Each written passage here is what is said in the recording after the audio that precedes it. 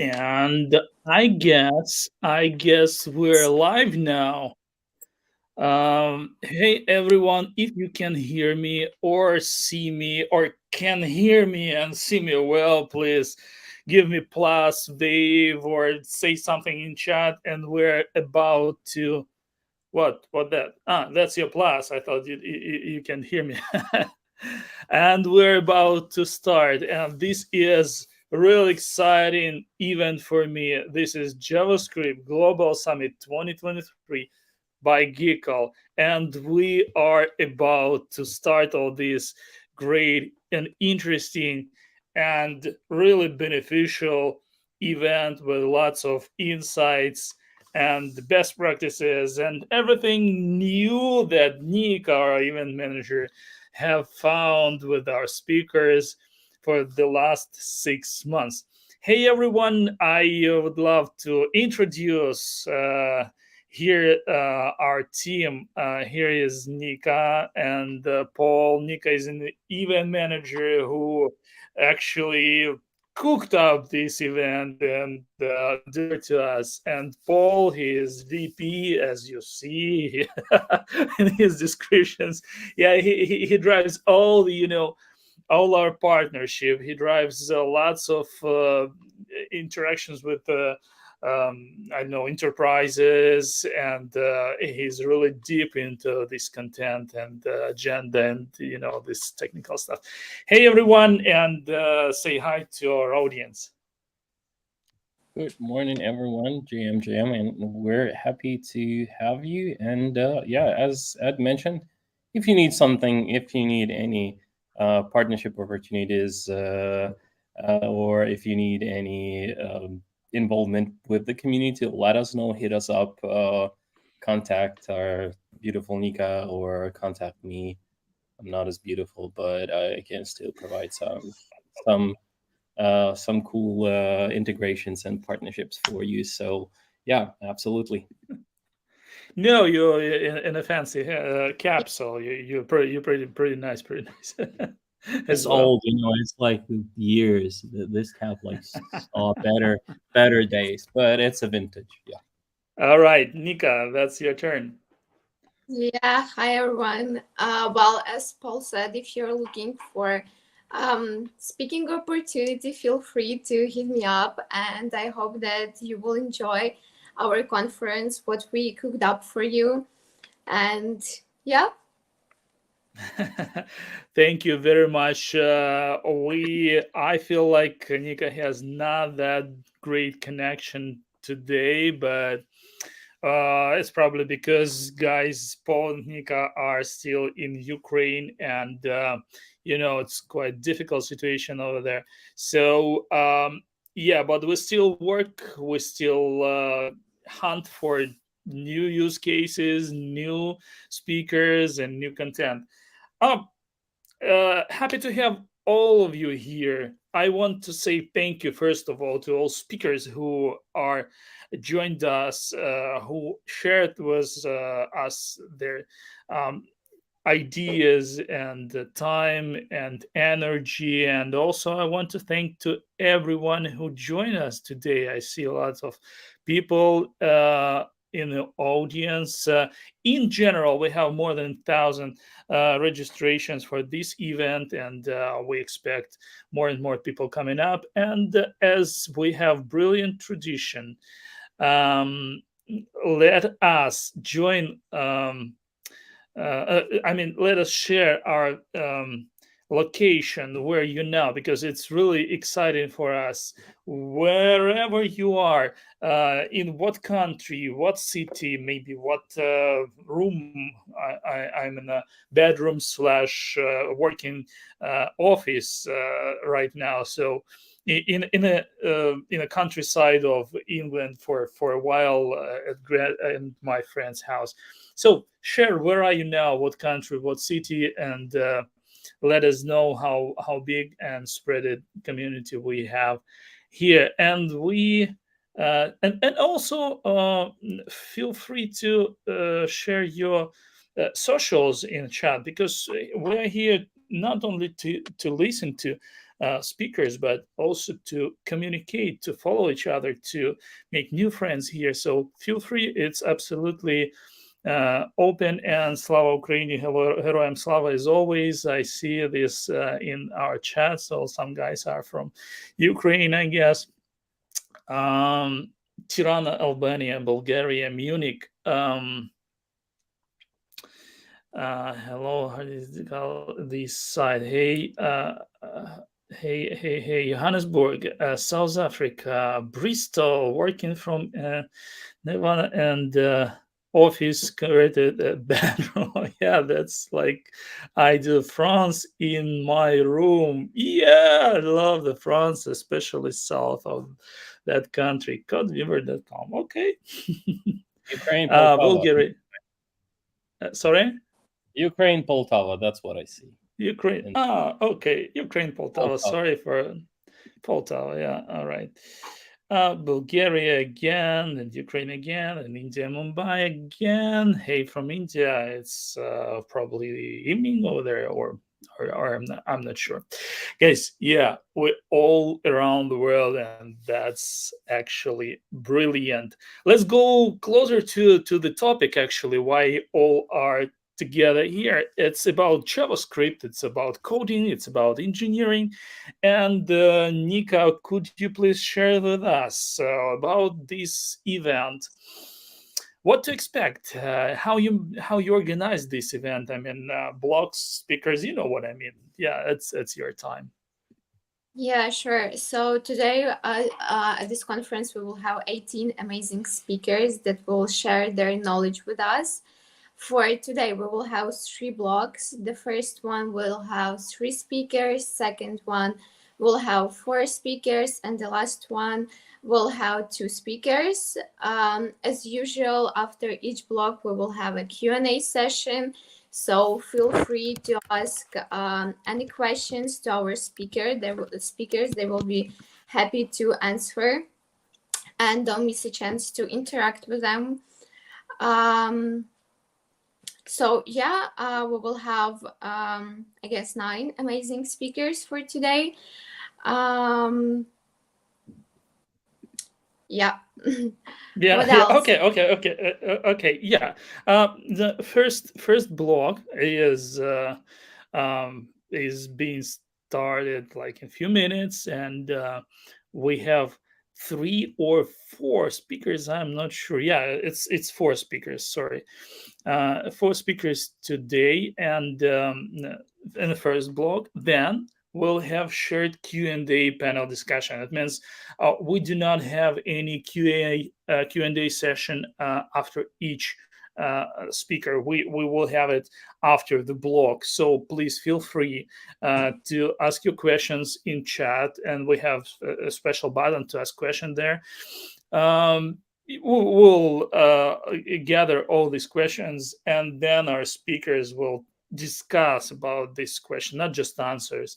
And sometimes we even feel that these panel Q&A sessions even more interesting or more insightful than talks themselves sometimes, not always.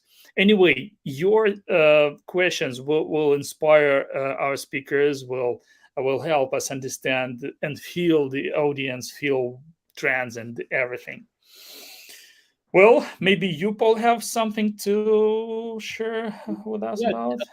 I just wanted to add a couple of things that you probably already mentioned. That Nick already mentioned, we're gonna have 2 days, and so the first day is usually on our bigger conferences. It's free of charge. So if you're June, or if you feel like you just wanna you just wanna have a look and kind of decide for yourself what to do, but we're gonna still have some special offers today. So if you need a ticket, just write in the chat on our website, and we have Tim over there, our sales support and our community care. So he will make sure to get you the best the best terms for you to join the second day tomorrow.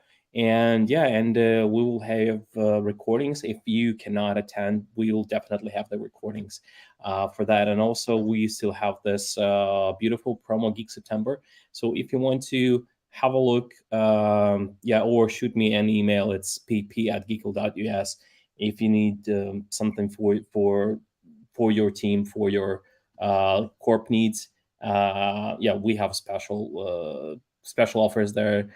And if you just want to get connected with Geekle, maybe you need to expand your network or anything like that, just let me know, and I'll be your mod for the second block. So Ed will start the first block now, and I'll be your mod for the second block. So don't be shy, ask in the chat if you want to share something, or you want to ask something, let us know. Yeah, thanks, Paul. Usually the last day of the conference are tickets for paid part, which is tomorrow, with the deep tech content. Costs like really costs, right? I don't know, 200 plus. Yeah, but right now we have this beautiful special promotion, Geek September, where we decided to give opportunity to everyone join, like for the lowest price ever. So if you want recordings of this event, if you want to join tomorrow, this more professional deep content, don't wait. Just go on this JavaScript Global Summit web page from your email or whatever, maybe from this link, yes, and grab this ticket. It's all yours. Okay, no more some selling information or anything else. We're here about technologies, and I'm happy to probably start our first block. If people remind me if I need to mention anything else right now. If not, I will go there, because I want some tech here in my live stream. Yeah, we'll start with our amazing friends from Accenture. Yep. Say hello to your HRs and tell them that they still need some tickets for the upcoming events. So Francesco, remind your HRs to contact us. All right, because Paul, it's his responsibility. Anyway, we have Ukraine, Kharkiv. We have Mumbai, India, and India, Bangalore. We have thing. Sorry, Germany. Let's say Germany. Yes, south of asks one another. I think they mean Kharkiv. Everyone, hi. I'm from India and Slovakia and Tel Aviv, Israel. So nice. Again, share your socials in chat, and we will dive into the into the content. And first block we'll have Francesco Leardini from Accenture, as Paul mentioned, and time to close the feature gap. Okay, and Paolo Insogna from Nir Form, and Nathaniel Okenwa with Twilio, and Adam Furmanek from Metis. And these brilliant people will start with our conference. Yes, so the floor is yours, and we're going to be leaving you. Yeah. Thank you. You can do it. All right. So many people out here. I love this vibe. I love this opportunity to be here. And Francesco Leardini, principal software engineer, I think he will share more in his presentation about himself. So more about PVA, more about APIs and everything. We'll hear from him just in seconds when we will give this floor to him. Okay, everyone, thank you for joining us. Thank you for being here, and let's start to dive there.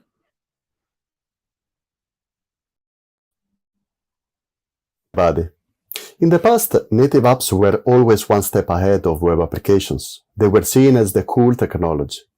For the richness of the UI elements, advanced user experience delivered, and the possibility of interacting with hardware components on a target device. However, thanks to progressive web apps, or in short PWAs, and other modern technologies, web apps were able to close this feature gap. In this session, we will see exactly this. How nowadays web applications have nothing to envy from native apps. My name is Francesco Leardini, and I work as a software engineer and Angular trainer at Accenture, focusing on web technologies like modern web APIs, Angular, but also using backend technology as well, like .NET, C#, and other cloud technologies.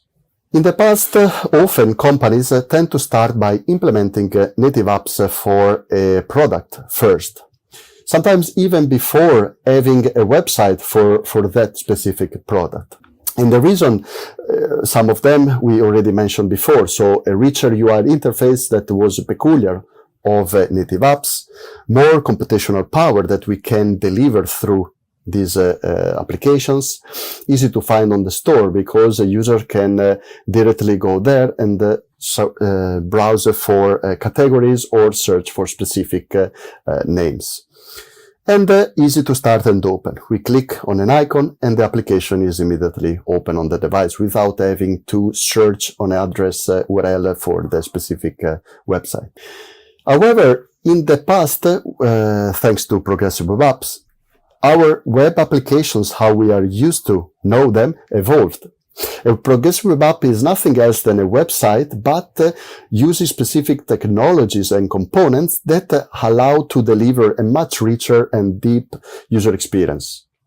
We can, for example, install a progressive web app on a mobile device or even a desktop machine. We can define strategies for caching so that our application will completely work fine, even when the user is totally offline. And the UX provided is very similar to native apps. These are some of the goals that progressive web app can provide.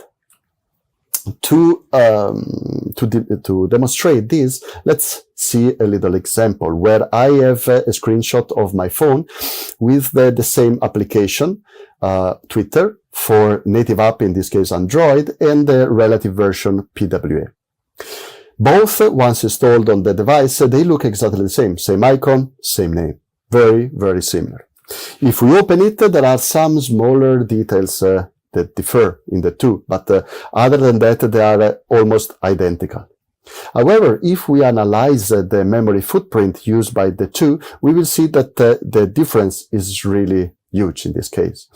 This is because native apps tend to download or need third-party libraries that make so that the final application is much bigger, while the memory footprint for a PWA is tendentially much smaller. And this is among one of the extra benefits that the progressive web app can deliver, aside of or from the other benefits that we just mentioned before. It's easier to maintain, for example. We have only one live version. We don't have to maintain two or more versions of our application. The development costs are typically lower because we don't need a dedicated team that learn or must have a know-how about Swift, for example. We can reuse the same web development team also to implement PWAs because the know-how is exactly the same. So memory footprint we just saw, and we don't need any approval from store. So when we want to deploy the newer version, we don't need to fulfill the requirements and then to receive the approval from the store, with the risk eventually that our newer version will be rejected, introducing delays. This also translates into faster live to market process because we deploy on the server, we don't have to wait anything, and we are immediately live. These are some of the benefits extra benefits that the PWAs can deliver. So far, we have seen the general concept. Let's see now, starting to look at some more technical concept, starting from the layout and how we can manage or how can define the layout of our progressive web app. We started defining a web manifest that is a JSON file that we can refer to into the index.html file, for example. And this JSON file contains a set of properties that will then instruct the browser about how the application should be displayed and rendered. We can define the name and the short name as a fallback in case the name is too long. This will be used as a text under the image once installed. Then we have a display property, in this case standalone, that allows to open our progressive web app as a separate independent application. So not as a part of a Chrome tab, but as it would be a really standalone independent application. The scope defines the navigation scope of our application. So all the URLs that fall within this scope will be open inside the progressive web apps. All the others will be opened by the normal Chrome browser, as we are used to do. Start URL defines which is the page that will be always open when we access or when we open our progressive web app. This again conceives more the idea of using a native app, because we don't want that the user opens the latest visited page, but always start from the home page or dashboard page, for instance. And finally, we can define a set of images that will be displayed on the user device once the application is installed. We can define multiple resolutions so that we can target the different users' device that we can plan to reach. If all these properties are correctly defined, and we have a service worker up and running, we will see later what a service worker is, then the browser will provide a so-called add to home screen banner to our users. By clicking on it, we are able to let the user install our progressive web app on the target device, but by clicking on it. Aside of these properties that define the layout, we can also add a shortcuts array to the manifest file. So aside of the other properties that we just saw, we can provide this shortcuts array that defines some sort of direct links to specific actions or parts of our progressive web app. This way, the user can access these functionalities with just one click. We can define a name, an icon, and of course the URL where the user will be redirected. Again, using the example of Twitter, we can see how we can jump straight to the new tweet page. So we can compose a new tweet or access the navigation section. And this is possible with just one click. We have to interact with a long press on the icon of our progressive web app. And if we define correctly the shortcuts array, the browser or the device will provide the user with this menu, and the user can then jump straight to that specific area or action. Once again, this is another aspect how we can increase the user engagement. So far, we saw how it is possible to define the layout of our progressive web apps and how to make it possible to make them installable and how they should indeed look like. Let's see now how through caching strategies and service worker, how we can also define and improve the performance of our web application. Service workers are similar to web workers. They both run on a separate thread compared to the one used from our web application. So if our service worker crashes, this will not affect our web application.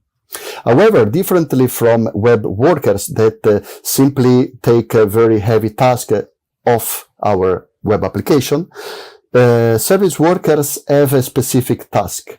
And the task is to act as a proxy between the application and our server application.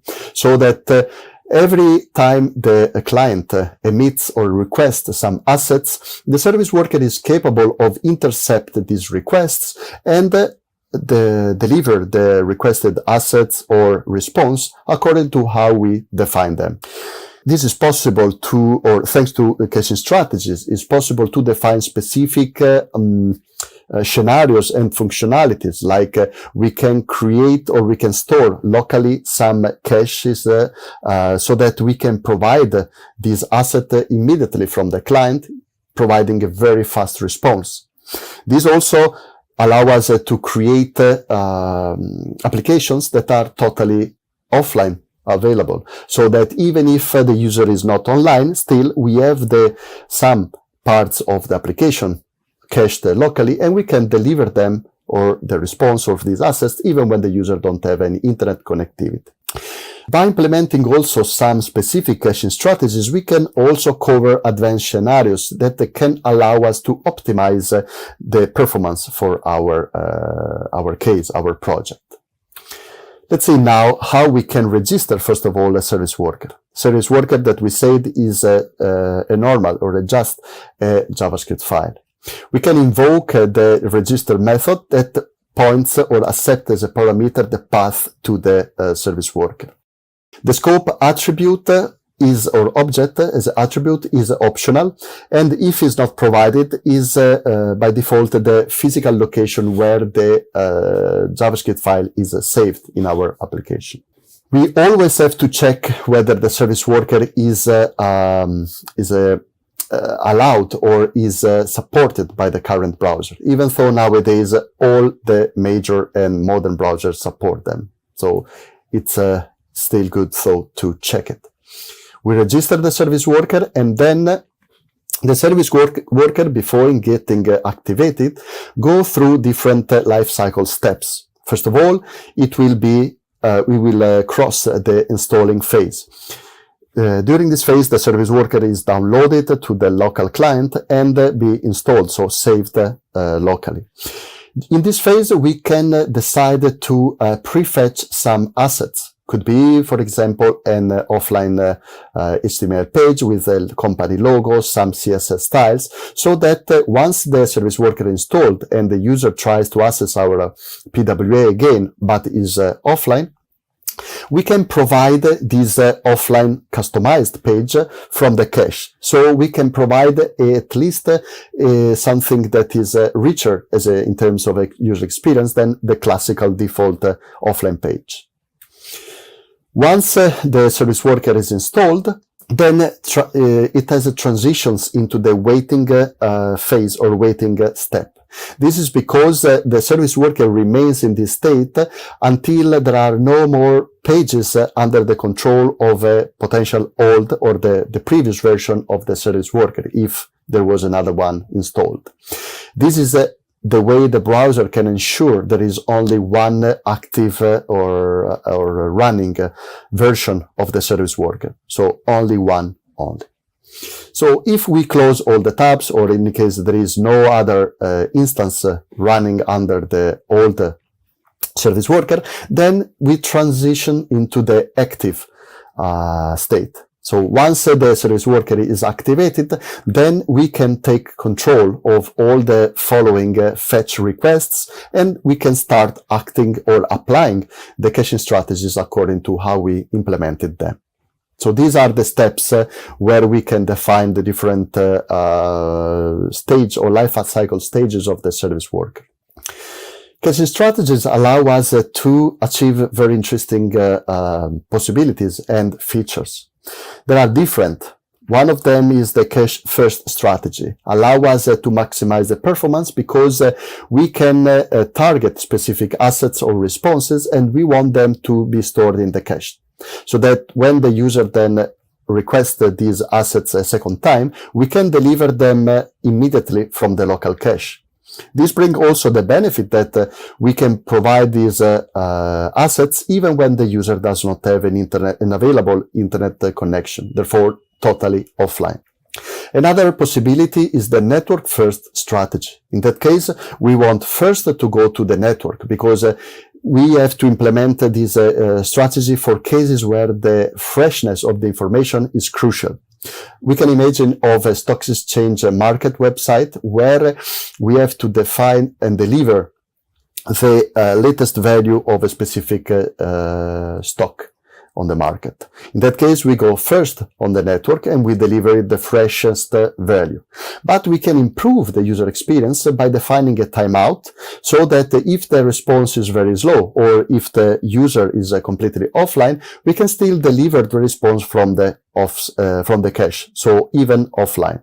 Of course, in these cases, we have to inform our user that he's or she's looking at the stale date, so it's not live data. But again, instead of having a completely blank offline page, we can still provide some values, even in offline case. Finally, stay while revalidate is another strategy that mix a little bit the previous two.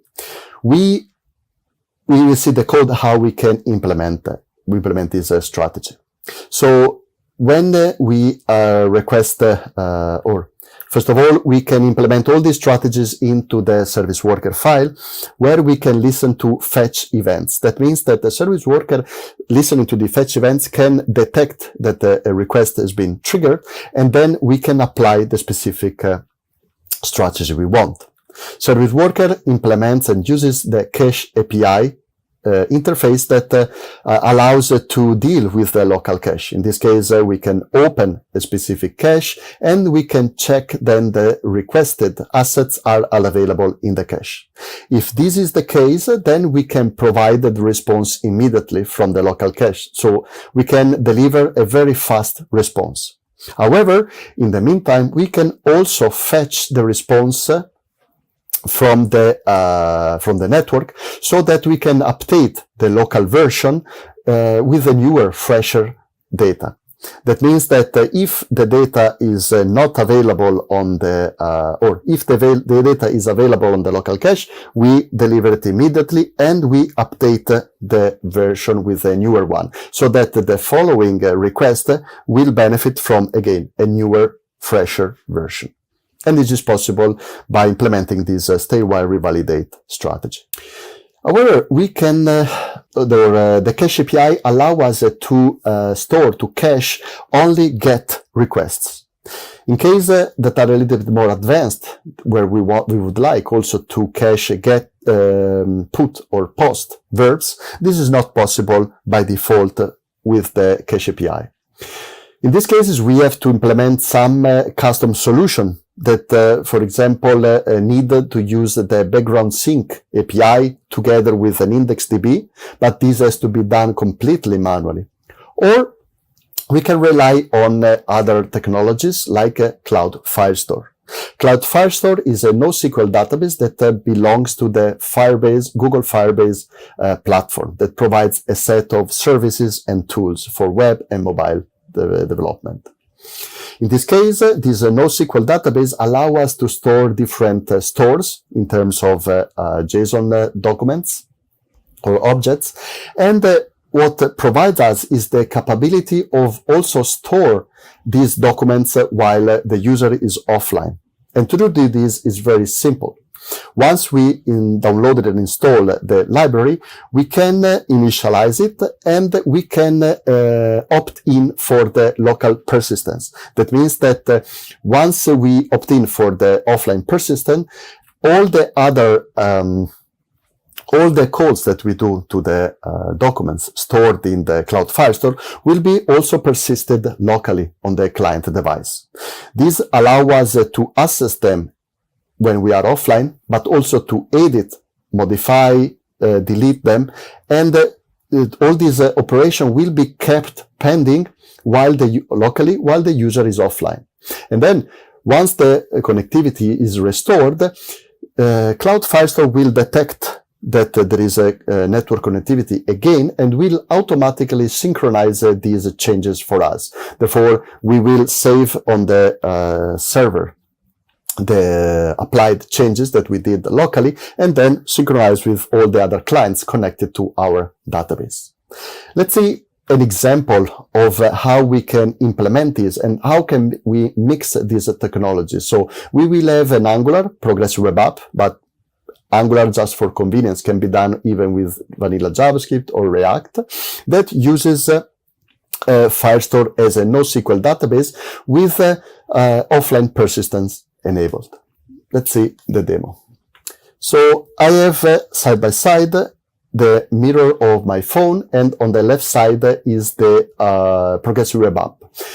It's the same application, but on the left side is installed on my phone, mobile phone, and on the left side is installed on the desktop, my laptop. As you can see, it looks like a desktop application, like an Electron, for example, an Electron application. We don't see anymore the address toolbar. Now, if I go on my mobile phone, if I go offline and I refresh it, not only we can see that even though I'm in airplane mode, so totally offline, we can see all the static assets and all the data. But if I access one element, in this case is the one entry, one document that was persisted in the Cloud Firestore, we can see that the title has been changed, but of course, since I'm offline, only on my mobile phone.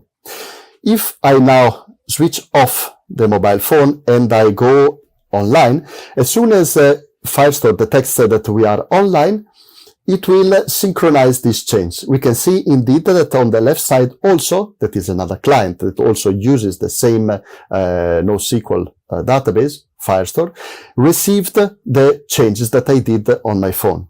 And this is a really cool example to see how mixing progressive web apps and Cloud Firestore with offline persistence, we can create a PWA that allow our user to interact with it no matter if they are online or offline. For them, the application will always work because even offline, they are capable to access the documents, edit them, and then automatically for them synchronize these changes that they did while offline to the server. They don't have to do absolutely anything. And this is totally seamless for the users, transparent for them.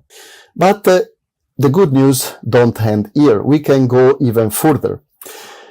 With the usage of web APIs, we can bring other capabilities to our PWAs or in general also our web applications, because we can use web APIs even outside of the PWA scope.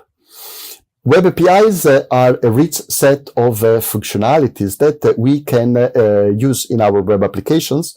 And here we can see in the website what web can do today, all the APIs that are available with the browser that you will use to access it. And indeed, there are really a lot of functionalities that nowadays we can use in our web applications.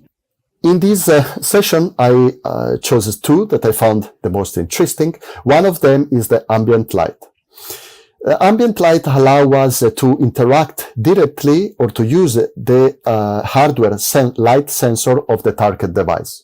Of course, it's working only on a device that has such a hardware sensor. For example, I cannot use on my laptop, but I can use it on my phone. First of all, we create a new instance of the ambient light sensor object. And then by invoking the start method, we can start reading the light amount or the light values that are around or that are detected by the hardware device. So using the onReading method, we can keep listening to variation or changes of the light as soon as they are detected by the hardware sensor light device. And then we can do whatever we want with this value. For the sake of the demo, I decided to switch my light or dark mode or the theme automatically according to the light amount on the room. We can see this as a practical scenario in case when we are implementing a block where we have different articles that we provide our users. And so our users read sometimes articles during the bright light in the day, but sometimes also at night. And instead of having them to switch between light and dark mode, that it would be not always ideal, we can do this automatically in a very smart way through this API, so that if the amount of light is lower than a specific threshold, we can set that we can automatically set the theme to dark. And then if the user finds himself or herself in a bright environment, then the application can turn automatically into a light theme. So this is possible thanks to this API. Let's see now the demo. We don't need this anymore, and I will use another application. So you will have then the URL, the link to this demo, where there are plenty of other APIs you can play with. In this case, we want to see the ambient light. We can see that as soon as I move closer to the window or the source of light, the light level increases. However, and we have the bright theme. However, if I cover it, so I simulate that I'm in a dark environment, then automatically the theme switches to dark mode, because we defined 50 as a threshold value, so that when the environment or the detected light is lower than a specific threshold, then we can take action. In this case, we switch to dark mode. Again, if I switch to a bright environment, we switch automatically in a very quick way into the light mode. This is a cool way to provide some smart and advanced functionalities to our web applications. So without having the user to be blinded maybe at night because he forgot to switch to the dark mode if he's reading the articles in the night. There is another API that is the wake lock API. This API allows us to keep the screen locked. And this is especially useful when the user has to, for example, read our website and take notes and prevent from the display of the device to get in standby mode. Or even more useful if we are providing some cooking class articles or recipes where the user needs to cook, so he or she might have the hands dirty. In that case, it would be very beneficial that the display remains locked and not go on the standby. And we can do this by requesting a so-called wake lock sentinel object.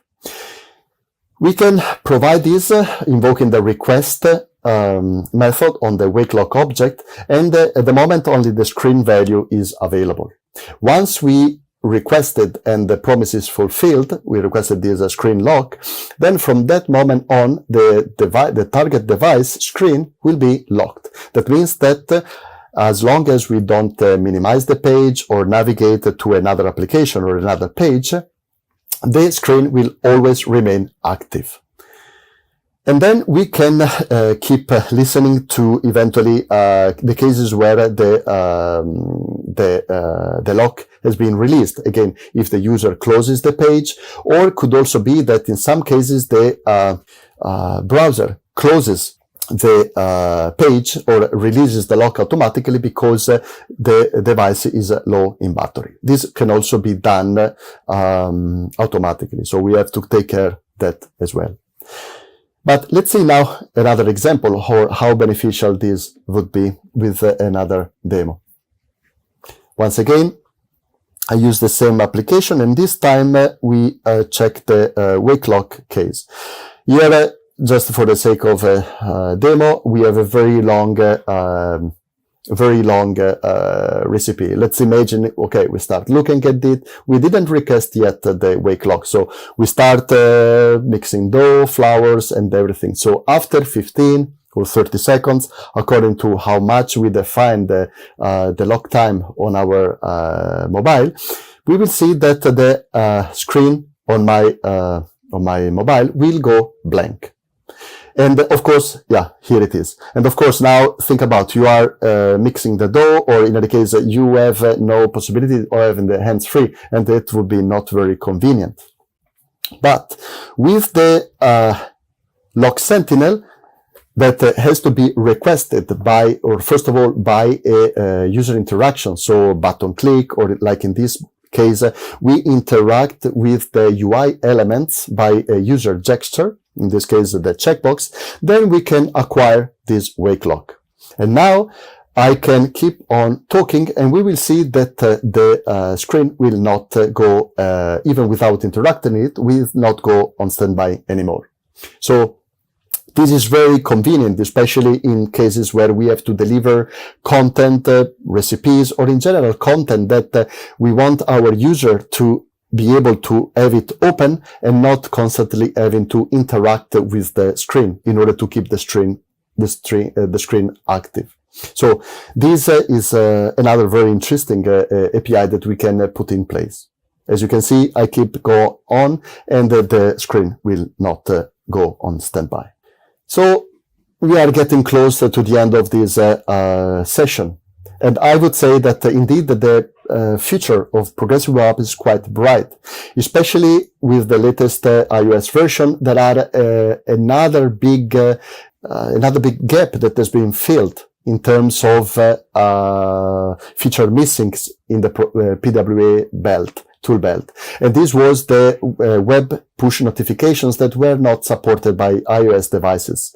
With the latest update of the iOS system, it's possible now also in these devices also to use web push notifications. So now there are really a lot of good use cases or good reasons why we want to use and keep using progressive web apps. That's it. I thank you for your attention, and I hope you enjoyed and learned something new from this session. Here is the link to the demo with all the web APIs you can look at, and feel free to play with them, and some of my social media where you can find articles, or in the case of an educative platform, even some courses about progressive web apps, web APIs, and others. That's it. Thank you very much for your attention, and I hope you enjoyed it. Have a great day. Oh, yeah. Actually, thank you very much, Francesco, for lighting up this stage with the PVA and everything. So it looks like the combat between native apps and PWA, coming up, and I know Francesco is on the PWA app side. Thank you very much. I want to remind you people that questions in the chat, your appreciation in the chat, and connection to this speaker, please. You know what I did while I was listening to this talk, I just connected all these LinkedIn profiles and followed some who shared in the chat, and I also connected speakers because that's my actual network. That's the people I want to follow. I offer you to do the same, and the next speaker is on my backstage. I see Paolo Insogna, and I invite Paolo right here. Hey, how are you? Can you hear us? Absolutely. Good morning, everybody. All good here. Oh yeah, good morning, or someone has a good afternoon or evening. Lots of people from all around the world are watching us, and that's awesome. Well, how are you? Where are you now? Thank you for joining us. Yeah. I mean, I'm supposed to be from Italy, but I'm currently in Bilbao, so I'm traveling. Yeah. Oh, you're traveling because I was hoping to see all those cats you mentioned in your LinkedIn profile. I know. I'm not at home today. I can send you tomorrow. I will be at home, and I will send you a picture in the senior truck. I will send you a picture of all of my cats for sure. That's cool because we have also the cat and a dog, and we love it. Love them. Yeah, and Paolo here is from the from the core of Node.js, from Nir Forum, which is the great company I follow, and people who are actually building the history of JavaScript and Node.js and all this part of web development. Thank you for joining us. I see your talk about math or magic. Like it sounds close to mathematic, right? Math or magic. Yeah. So end-to-end encryption explained like I'm 5. I'm waiting actually. I want to know more about encryption, and the stage is yours. Please show us your magic. Yep, I will. Thank you very much. So welcome everybody.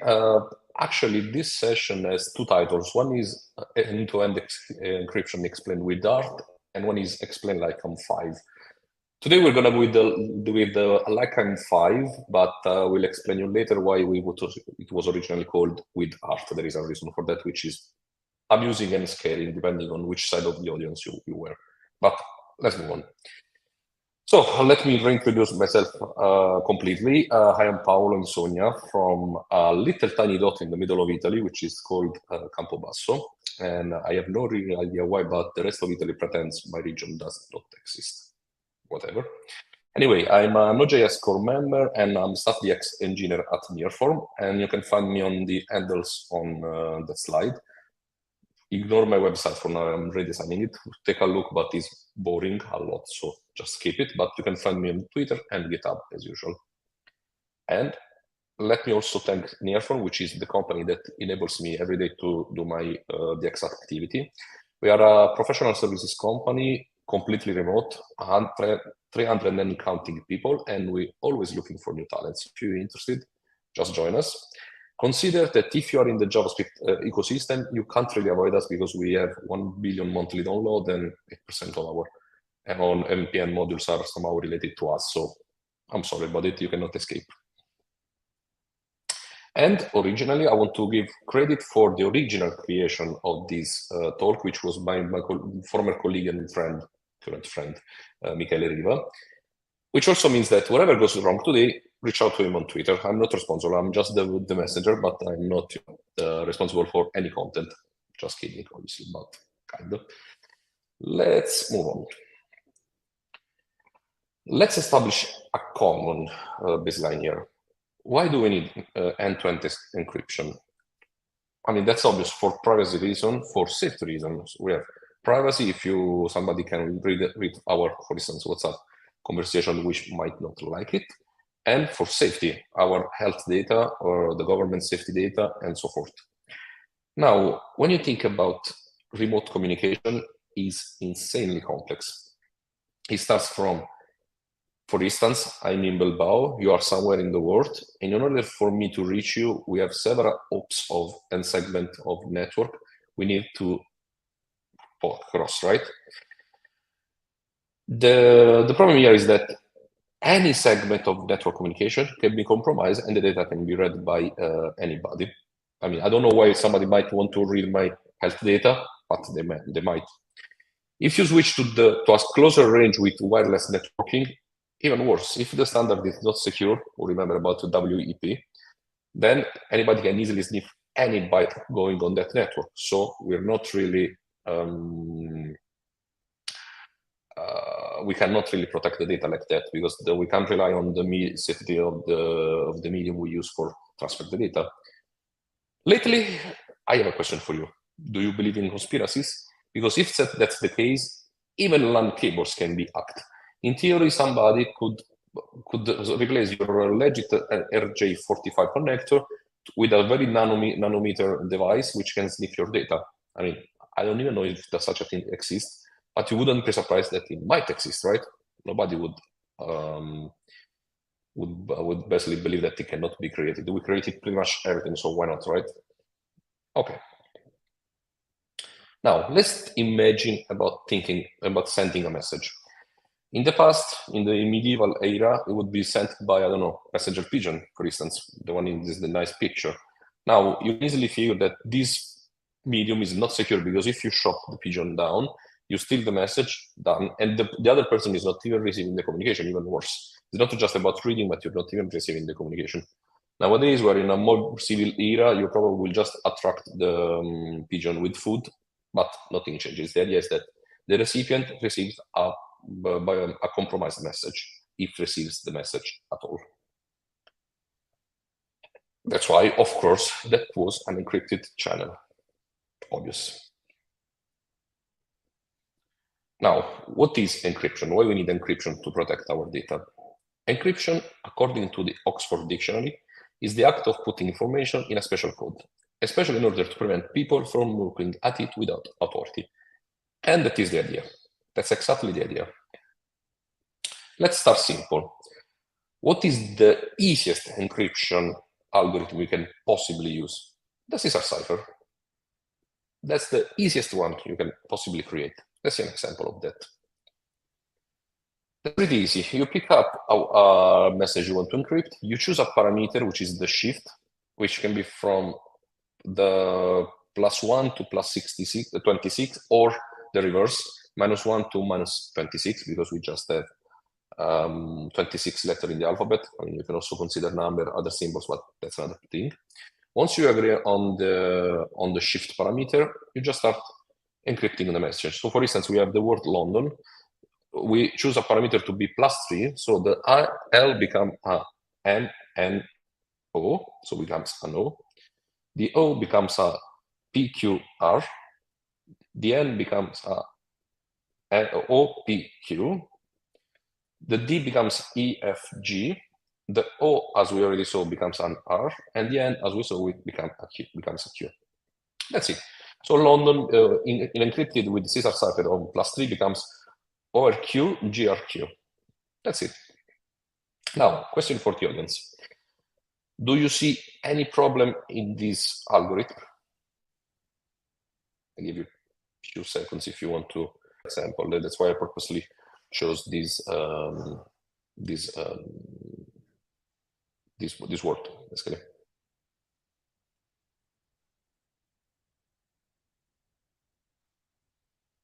Okay, whatever word is okay, probably there's some network delay, so I will move on. The problem is that, as you can see here, the letters are repeated. I mean, GPT, a nice one, but that might be, I guess, probably, yes, it's very easy to crack. Because with brute forcing, it takes really little time to get the word. But it's not even like that, and I will go back to that in a bit. But let's move on. Trivia question. Let's have some fun with the audience, right? Trivia question. Do you know? Yes, Vincent, that's what I said. Yeah, same input, same output letter. That's exactly the point. Basically, yes, let me go back to explain this. If you basically know that letter O becomes an R, you can all assume that all the times you get an R, it was originally O. And so that's why once you start getting some letters, you can easily crack the code. Now, trivia. Where this computer on the left comes from and why it's named like that? Do you know it? I mean, the name is there, but do you know where it comes from? Which movie?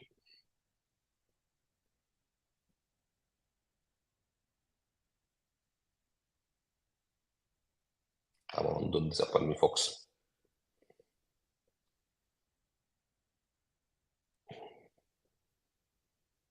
Yes. Come on, somebody names the movie. Come on, a few more seconds. And why is also named like that? Don't forget this thing.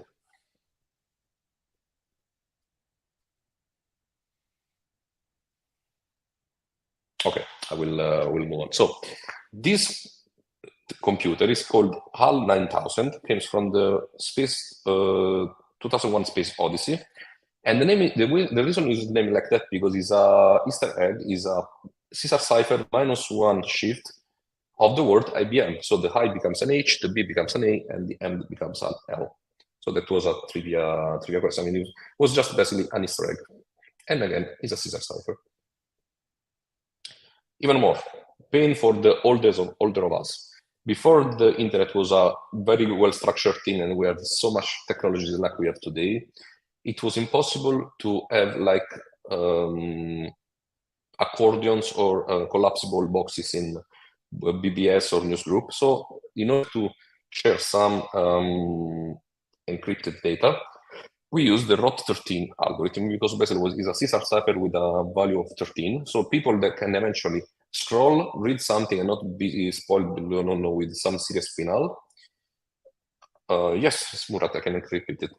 The ROT13 is a +13 Caesar cipher that we use in old internet newsgroup in order to encrypt a message. The idea was that if you were talking, for instance, again, about a serious final or a movie and you don't want to spoil some comment with other user that just want to scroll by without reading, you use the ROT13. It's not an encryption because anybody knew how the algorithm worked, so you could easily decrypt it, but it was a way to let them scroll without being spoiled serious final or anything like that. Again, it's not needed anymore because now, yes, yeah, you need 26 possibility to decrypt, but you don't want to decrypt. The idea is that you just pass by and you let it go. That's it. Anyway, let's move on. Murat, I'm not sure if we have some delay in the question, so I'm not actually getting what your question is about. It might be a transmission delay. So we will chat about this in the session question. In the question session, sorry. Let's move on. Now, why is Caesar cipher weak? First of all, few permutations are possible. So brute forcing is very easy.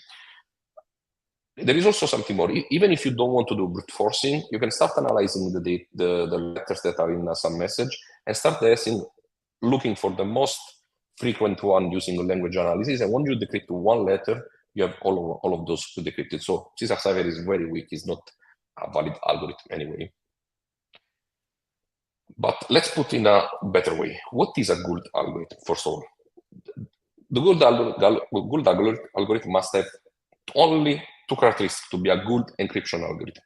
Public, and the security is only in the parameters. That's it.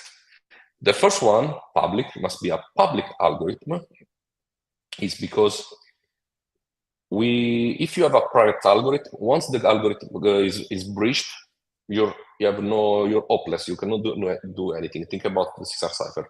It's a known algorithm, is not robust on the parameters. It can be brute forced pretty easily. Instead, if you have a public algorithm, people can continuously verify the mathematical basis and check whether it's strong or not.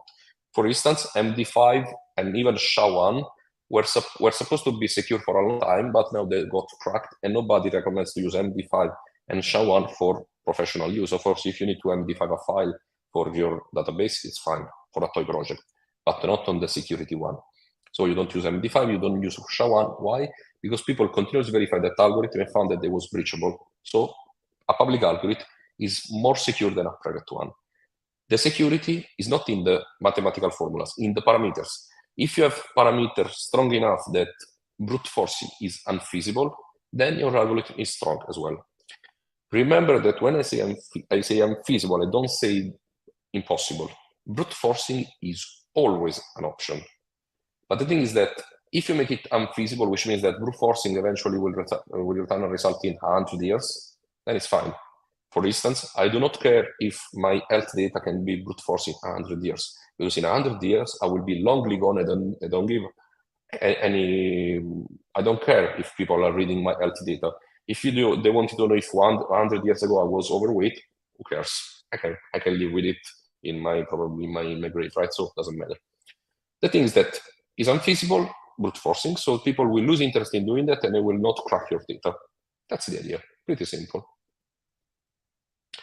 Now, let's introduce an algorithm that is currently used every day in our end-to-end communication, which is the AES, Advanced Encryption Standard, which is made by the National Institute and Standard and Technical, which is the NIST, which is from the US. The AES is a secure symmetric block algorithm, but that is just secure and impossible to crack so far. Also, one thing, everything I'm holding about brute forcing is true until we get to quantum computing fields, which those computers will be way faster, and they will be able to do brute forcing in a much quicker way that we can do today. That would be horrible times for us. For now, let's live in our happy place anyway. Now, the AES needs a shared key because it's a symmetric block algorithm, so the same key is used for sharing, for crypting and encrypting. Now, there is a problem. There is a big problem. The shared key, by definition, is shared. So the initial party and the receiving party must share the same key. They can either know the key in advance outside of the transmission. Somehow they agree in some way. For instance, I don't know, the recipient last name would be a good way for a good example. Or they can transmit this over the wire. The problem is that transmitting over the wire, by definition, cannot be encrypted because they don't know how to encrypt in the first place with. That's a problem. Because that part of the communication is inherently insecure and anybody could steal the key anytime. We have to make this harder. So we don't share the entire key, but we have to find a way to agree on a shared key without transmitting the entire key over the wire and without prior knowledge of the party.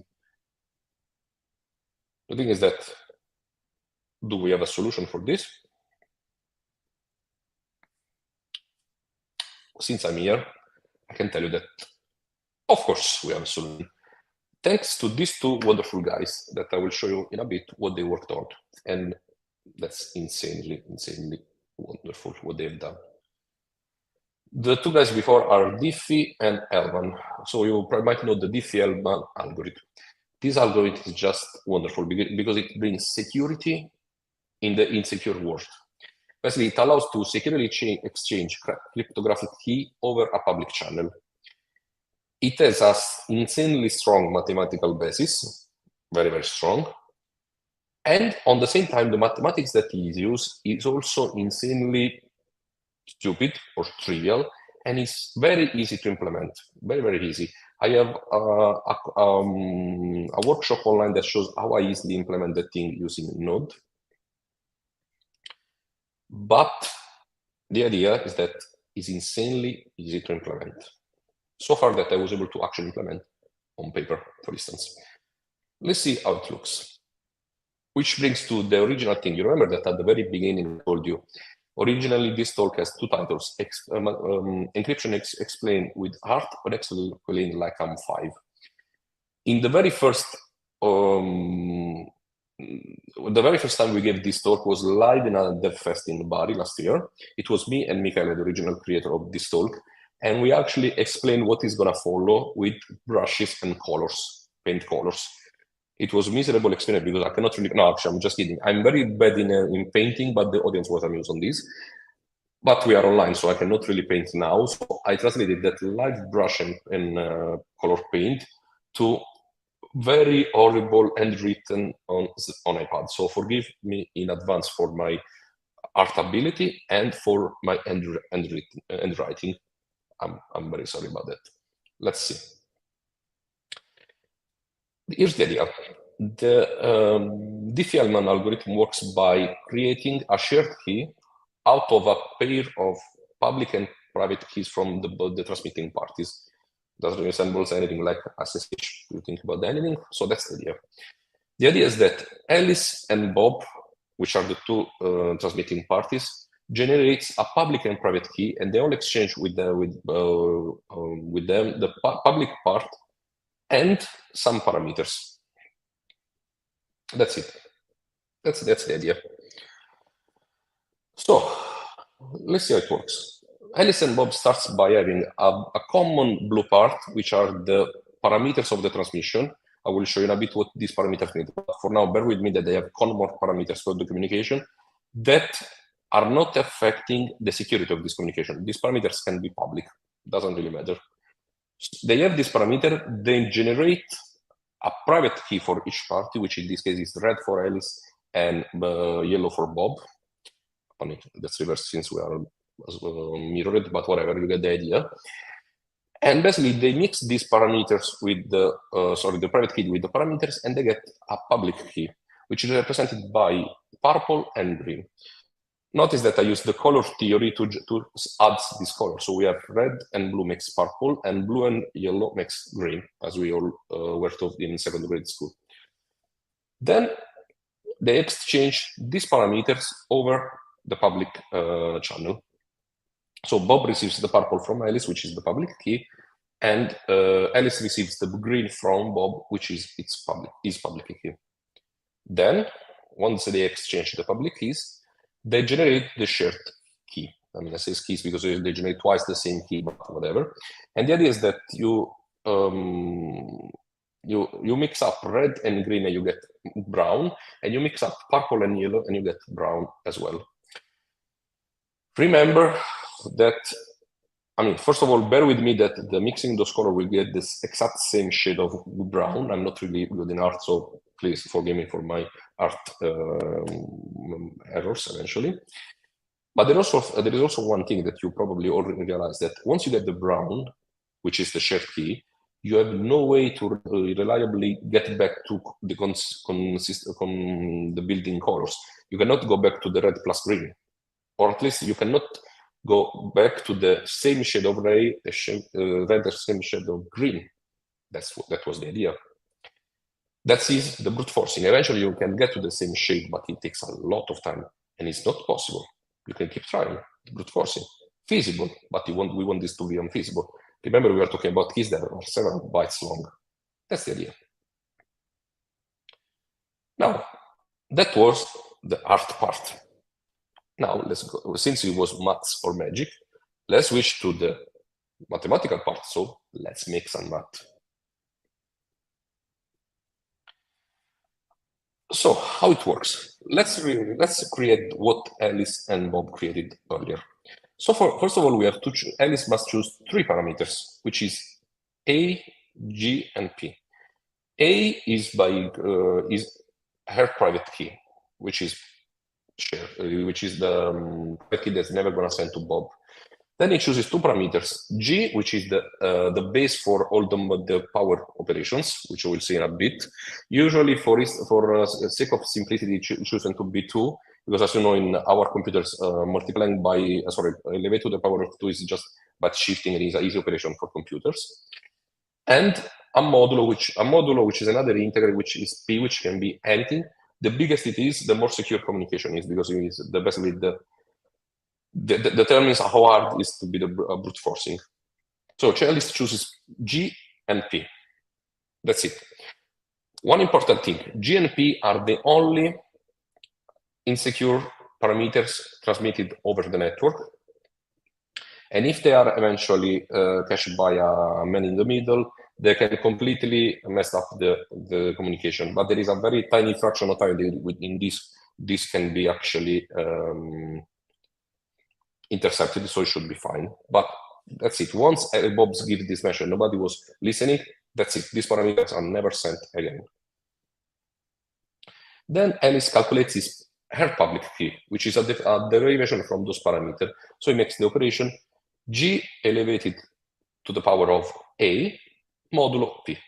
That's it. So it's only using two mathematical operations for now. Done. Then it transmits KA, which is the public key, G and P to Bob. Done. On the other side, Bob only chooses the private key, B, lowercase b, calculates KB, which is its public key, using by doing G elevated to the power of B modulo P, and only sends KB back. Notice that G and P are not sent back to Alice, so that's why nobody can listen to this communication anymore. Then Alice and Bob do the operation KB to the power of A in case of Alice modulo P, and Bob makes the calculation of KA to the power of B modulo P. Notice that I use the same letter K in both sides because Alice and Bob will get the same result, which is the shared key. K is the shared key. From this point on, they can use this key to encrypt and decrypt the data that is transferred between each party. And that's it. That's all I need. The communication is secure. Now, given that G and P can be eavesdrops, or somebody might listen to and try to do brute forcing in a very long-running communication, the suggestion, even if the Diffie-Hellman is very secure, is to rotate this key often. For instance, every 10 messages, Alice or Bob can generate a new parameter sent to the other party, and the other party can update to a new message, and so forth. That's the idea. Let's prove that this actually works on the mathematical side. So we can start from to compute K, which is the shared key, from the side of Bob. So we have KA elevated to lowercase b modulo P, which is expanded to J to the power of A modulo P to the power of B modulo P, so here, which can be, since modulo can be distributed over the power, is J to the power of A multiplied by B modulo P, which by the properties of multiplication can be reversed to G elevated to the power of B multiplied by A modulo P. Again, so we can redistribute the modulo operation to be G to the power of B modulo P to the power of A modulo P, which we can recognize the definition of KB to the power of A modulo P, which would be the starting point to Alice to make the same calculation of K. So we have shown that these operations are actually equivalent, so we get to the same result. If you don't believe me, let's switch to another one, which is, let's mathematically prove it. We made a very simple example. We choose A, we choose B, we choose G, we set to 2, as I said, because it's easy to make the calculation on computers. And we also, since I'm lazy, very, very lazy, I choose P to B10 in this case because it's just an example, so it doesn't matter. Choosing the P to B10 will allow me to just pick the last digit of every calculation to make my life a bit easier. So let's see. Let's compute KA. KA is GA modulo P, so 2 to the power of 5 modulo 10, 32 modulo 10, which makes 2. Then we have B. We have GB, G elevated to the power of B modulo P, which is 2 to the power of 6 modulo 10, which makes 64 modulo 10, which makes 4. That's it. So these are the two public key for Alice and Bob. Now, finally, let's compute K. K from the point of view of Bob is KA to the power of B modulo P, which makes 2 to the power of 4 modulo 10, which means 16 modulo 10 makes 6. On the other side, the Alice, we have KB to the power of A modulo P, I forgot the A here, sorry, modulo P, which makes 4 to the power of 6 modulo 10, which makes 4096 modulo 10, which makes 6. Once again, that's why I use green here. We get the same exact number. Diffie-Hellman works. From now on, you can use Diffie-Hellman, for instance, for your Caesar cipher. That's pretty easy. Lastly, I want to make, usually because my presentation, which was smart quote from somebody to inspire your talks eventually. The decision we make about communication security today will determine the kind of society we live in tomorrow. That's very important because how we treat security, encryption, privacy, whatever say GDPR or stuff like that, right? Is very important to determine how we can communicate with others and where we can store our data in a reliable way to make sure that our privacy and safety is intact, and we can live an easy way. We can focus on what matters on life rather than worrying on if anybody is reading our communication. We think about it, right? Fun fact here is that usually when I look up on these quotes online, I usually find writers, poetician, anybody. In this case, I found somebody called Diffie. And if you're guessing, yes, that's the Diffie guy who named the Diffie algorithm. So very nice here. Very, very wonderful ending for this talk. And that's all I have for today. Let me know if you have any question. Side note, unfortunately, I'm not able to join today's Q&A session, but I will join tomorrow's Q&A session. So if you have any question for me, let me know, and I will be more than happy to reply to them. Otherwise, if you can't join tomorrow, remember that you can always find me here on _Insogna on Twitter or Shogun Panda on GitHub, and you can contact me anytime for any question. Thank you very much. Wow. Thank you, Paolo. You lost me when you stepped from art to math, and I completely lost that. That was no, actually, I'm joking. No, I hope you could actually follow. Otherwise, I can explain again. We can have another session online, just me and you, and I can explain it all over again. No. I will capture, these captions. We'll load it to ChatGPT. It will explain me in easy words. Okay. Makes sense. Why not? Yeah. Do you use ChatGPT, by the way, in your development process or something? No, I never use that. I don't see the reason why using it, honestly. Okay. Right, because I always ask. Almost always. Thank you for this presentation. And tomorrow we'll give another talk. What's the talk about? Just share what it's about, why it's important. Tomorrow will be a talk about how to basically make sure you can extend GraphQL for some specific needs without breaking the specification, which is a very important thing for compliance and compatibility. All right, cool. So if you don't have any access to tomorrow's day, you can grab it by the super cheap price. Thank you again, Paolo. And I want to invite. Yeah, bye. Yeah, I want to invite the next speaker here, but first I see in our chat. Murat Ugur Kiraz. I'm sorry if I'm pronouncing wrong, but thank you for being so active, and you just won a free ticket for tomorrow's day. I see you are so involved, and I feel like you would love to join us tomorrow too. I'm not sure if you already have this ticket or not, but I'll ask someone to contact you with your email. I hope we have it, and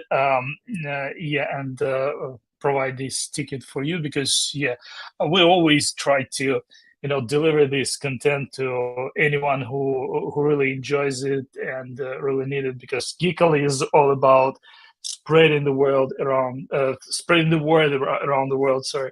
Yeah, and I see my next speaker on the backstage, and he's already here. Hey, Nathaniel Okenwa, how are you, man? I'm doing good.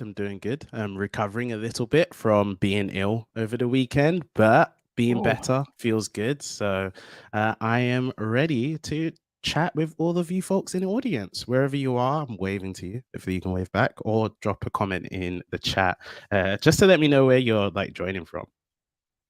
Oh yeah. I'm joining from UK. And where are you now? Where are you based now?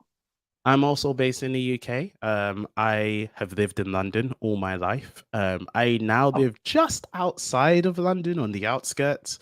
I live in Surrey, really close to Heathrow Airport, because I travel a lot with my job. So being able to get to the airport in 25 minutes is a dream come true. So. Yeah, absolutely. Yeah, you are on that side of London, because I am between London and Birmingham right now, visiting my friends, and I'm in their house. Yeah, and the weather today is, I believe, the real British weather here. Yeah, I mean, we had a couple of weeks, like last week and the week before, where it was deceiving. So a lot of people who visited were like, "Wait, this isn't the London weather I signed up for," and now it's back to normal. Yeah. Yeah, of course. Okay. Well, don't worry about timing. We're a little bit shifted, but you still have your time. You just share whatever you have. And what actually you have? This talk is all about actually how to not get old so fast, because actually you guys who make me stand up and go for my cell phone when I walk in somewhere, because it's two-factor authentication, and I do my exercises on that way and I'm coming back with my cell phone back. So yeah, it's all about authentication. I'm really interested in that. I hope it will be beneficial for all, I'm sure. Yeah, so stage is yours. Go light up. Thank you very, very much. Yes, you're absolutely right. My talk is about authentication. One thing you should know about me is I love movies, and most of the time, whenever I write a talk or give a talk, I relate it to some movie. So 2FA Too Furious was a naming opportunity that I could not give up. And what we're going to talk about is implementing 2FA, and I'm going to be showing some code examples later, and the code examples will be in JavaScript. So people who, that's why I've put implemented 2FA in Node.js. But if you don't write in Node.js, or maybe if you don't necessarily want to worry about the code, I'm still going to talk about like what's important about 2FA, why it's important, and some advice on how you should implement it before I jump into the code, so that this can hopefully still be useful for you. All right, let's jump into it. Allow me to reintroduce myself. My name is Nathaniel Okenwa. Like I said, I love movies. One time I got to actually be on a studio set, so it's one of my favorite photos to use. I am a developer evangelist at a company called Twilio. Hopefully you've heard about it, but if you haven't, I can quickly tell you what it is. Twilio is a telecommunication set of APIs. So you can use our APIs to send text messages, emails, make phone calls, WhatsApp, all of those things. If you want to do them with code, you can use Twilio's API. I could almost put money on the fact that you've probably used one of Twilio's APIs, but you didn't know, and you either received a 2FA text, or maybe a phone call from a delivery driver, or maybe you signed up for a popular messaging service and they needed to verify your phone number. We're used a lot around the world for things like that. And so that's why I'm going to talk about 2FA. We see a lot of people implementing 2FA using our SMS. And what we want to do is we've learned and seen a lot of things that are going well with that. Some things that are not going so well. We've seen a lot of new threats to 2FA. So what we're going to do is I'm going to just show you quickly how you can implement 2FA. And then I'm also going to tell you about some of the big dangers to 2FA that you would like to avoid. All right, let's get started. Remember I said I love movies, and one of my favorite classic movies is a movie called Blade Runner, and it was in 1982. And it's about this Blade Runner that must pursue and terminate 4 replicants who stole the ship in space and have returned to Earth to find their creator. Now, the main character, who's played by Harrison Ford, is called Rick Deckard, and their job is, as a Blade Runner, is to track down these bioengineered humanoids which look like humans, talk like humans, smell like humans, but they're not. They are replicants, and his job is to terminally retire. And he's informed that 4 replicants are on Earth illegally. Now, the reason why I bring this up is way back, even in 1982, humans foresaw a world where it would be hard to distinguish between humans and computer programs. And that's one of the ways that 2FA helps us. 2FA helps us distinguish between computer programs and real human beings. And not just computer programs and real human beings, computer programs and false human beings, or users that we don't want to have access to, whatever it is, and human beings that we do want to give access to. So let's talk about some of the ways that 2FA helps us. So first of all, it helps us to filter out untrustworthy users. This could include fake or spam users. These are the ones that maybe create spam or undesired content on your website, and they can cause distracting data points. And then you also have hackers or bots who try to find data, they crawl data on your website. They're looking mostly for security holes in your app. Maybe they're looking to steal customer data, or maybe do other harm by just decreasing the quality of whatever platform you are working on. Now, back to the movie. The machine in front of this character right now is called the Voight-Kampff test. And it was designed to distinguish between the replicants or the robots from the humans based on their emotional responses to questions. So he would sit down a alleged replicant in front of this machine and ask them questions to try and trigger an emotional response. And based on whether they reacted to certain things in a certain way, he would be able to tell whether they were a human or whether they were replicant. Once again, way back in 1982, humans foresaw a world where you need specific tests to be able to distinguish between humans and bad actors, or especially bots. Now, how do we have a Voight-Kampff test today? Well, some of you may have seen some things like this. You may have a CAPTCHA. I find CAPTCHAs hilarious because they're slowly getting more and more ridiculous, where we're almost at a point where only machines can actually solve them reliably. Excuse me. And then another one, which we're going to cover in more detail today, is also sending one-time passwords. Now, both of these are not perfect, and they also can be very hard and expensive to do at scale. I'm sure you've probably got one of these SMS codes before. Just back to the CAPTCHA thing, I also want to just showcase one of my favorite ones, which is like pick the spiral galaxy. And wow, yes, I know that the top right is the correct answer. As you can see, they're getting very, very hard to distinguish between them. Now, let's talk about when you might want to use two-factor authentication. You might use it at different, when I say customer, by the way, I mean your users. At the end of the day, whoever your user is, wherever they're paying or not, I'm just treating them as your customer, right? You might want to verify these users when they sign up to make sure that they are a real person. And oftentimes, in a lot of places, we say that a person who has a phone number that we can contact them by is probably a real person, whereas someone who only has an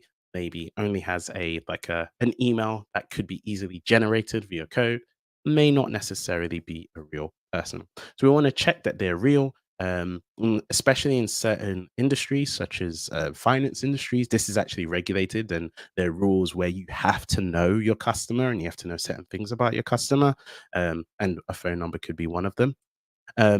There is also using them after they've registered to protect logins with 2FA, so that rather than just having a password, an email being leaked, meaning that accounts be compromised, it just adds an extra layer of friction.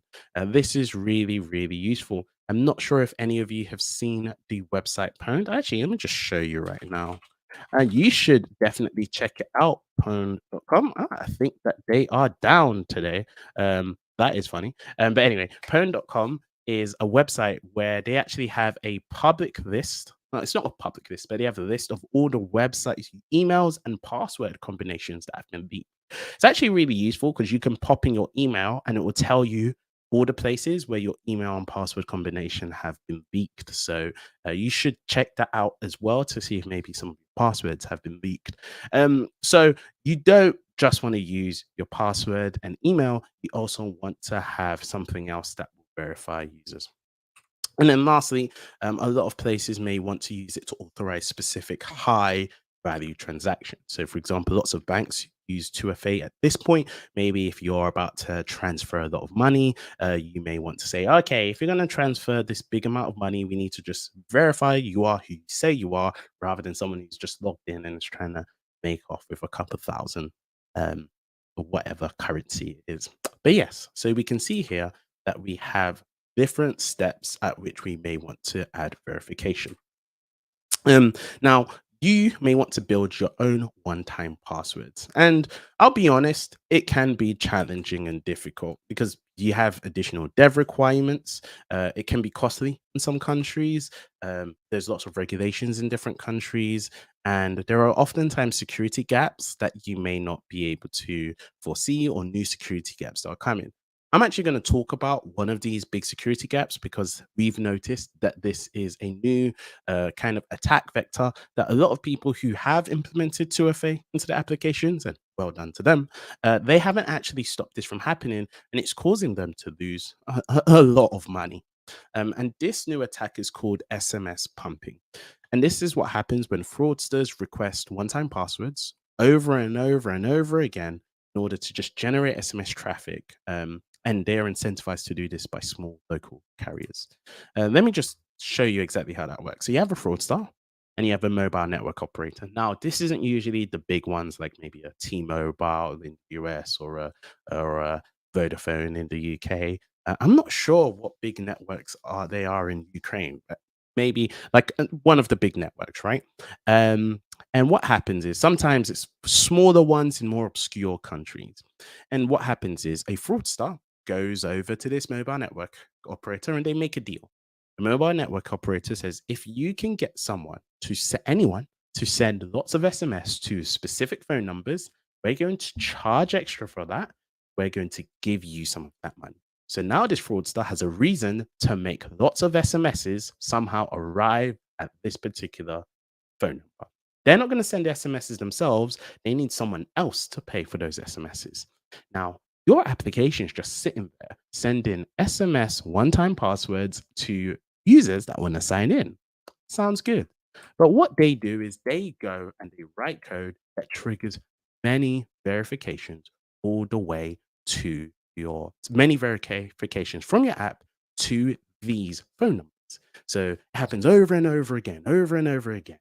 And they go to the mobile network operator. The mobile network operator is going to charge your application because you're sending these SMSs to premium phone numbers.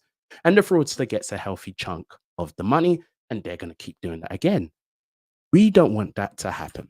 And it can cost a lot of money. You may have remembered when, it's not Twitter now, it's X, that this famous company, they turned off 2FA for free users because they were getting scammed $60 million a year by SMS pumping. And it's not just Twitter. The damage literally goes to billions in each year. Like in 2019, we saw like $3.1 billion worth of fraud on stuff like this across the industry. And honestly, so we did some projections and we're like, if we don't fix this, it could be up to $130 billion of fraud by 2023. So we're working on that. And I'll talk to you a little bit other ways Twilio and other operators are working on this. But this, I just want to like kind of warn you as well that there are ways that you can do it right. And if you do it wrong, it can cost you a lot of money. So before we just jump into building our 2FA application, let's think about what we can do, what we can build into this to make sure we do not fall subject to this fraud. So a couple of things is we want to watch conversion behavior. We want to see how many of these people are actually completing the one-time passwords. Because a lot of time what these fraudsters do is once the SMS message is on its way, they don't care anymore. They're like, we've accomplished our mission. We've triggered an SMS. So if you notice that you've got a lot of SMSs being sent, but none of them are really being converted, it's probably fraud. Also, you want to detect non-human behavior. I'm going to talk a little bit about how you can do that. And then also you want to watch for traffic spikes. Look for spikes in account activity, or maybe look for country-specific spikes. Often, like if you have an application, maybe it's tied to a company that is based in a certain country, and you notice all of a sudden you have like a few users in the other side of the world who obviously can't access your services, but suddenly are like logging in on a crazy amount. Be a bit suspicious. Also look out for number prefixes. A lot of these scammers, what they end up doing is they use maybe like a couple of numbers, but the numbers all start the same, and like maybe the digits at the end just go 1, 2, 3. So it'll be like 751, 752, 753. So you can kind of see a trend. So watch out for those. And then also unexpected destinations. Also, it can help to have a carrier ranking. So maybe go like, okay, T-Mobile is a big reputable source. We're gonna, if it's a T-Mobile number, we trust it. if it's obscure from a random country, maybe that we have heard has had a history of participating in SMS pumping, we're not going to do that. So you can do some things to kind of watch out for this fraud. But one of the best ways you can protect yourself is to just use alternative channels. So SMS pumping is very, very specific to SMS. There are some ways you can avoid this. Now, what some people do is they use email as a way to do 2FA. Now, while there are some things that are good about this, there are a few cons that I just want to talk about. So yes, SMS pumping doesn't work, and nearly everyone has email. So there's lots of strong user adoption. I'm not saying you should totally rule it out, but I just want to warn you that oftentimes there's a few things. Email doesn't actually have instant delivery. I'm sure you've been there where you've sent an email and you're waiting and waiting and waiting, and it can take like 5 minutes before it actually arrives somewhere. Also, what we've seen from like kind of lots of people doing this is there's actually a lower conversion rate over email than over SMS or things on the phone. And then also you have this kind of overlay of like this kind of doubling of security problems, because if someone's email has been compromised, now they are totally compromised on like 2FA. Whereas if it was an email compromise, but they don't have your phone, you're still kind of secure. So just want to let you know. One thing though that we've started seeing and we think is really popular and it's actually really cool is WhatsApp as a second factor, because it works very, very similarly to SMS. Also, it's actually cheaper. You don't actually get charged if a WhatsApp message doesn't get delivered, whereas an SMS, you get charged regardless. Excuse me. And SMS pumping just doesn't work because Meta have chosen not to let bad actors share in the profits of it, which is really, really good from Meta. And then also it can be really, really strongly used in certain countries. And like oftentimes if I'm giving this talk to an American audience, they maybe have not been familiar with WhatsApp in the way that lots of Europeans are, and lots of people from other countries like Brazil, India, Indonesia, Germany, Nigeria, where my parents are from. Even in the UK, WhatsApp is a lot more popular. So you can definitely look at that. But what is actually really cool is when you want to combine these. So you've got SMS, we've got email, we've got WhatsApp. I also want to call out, we've got OTP and TOTP. So these are one-time passwords and timed one-time passwords. There is a whole layer of security that I would love to be able to dive in. I just won't have enough time to actually explain how this works.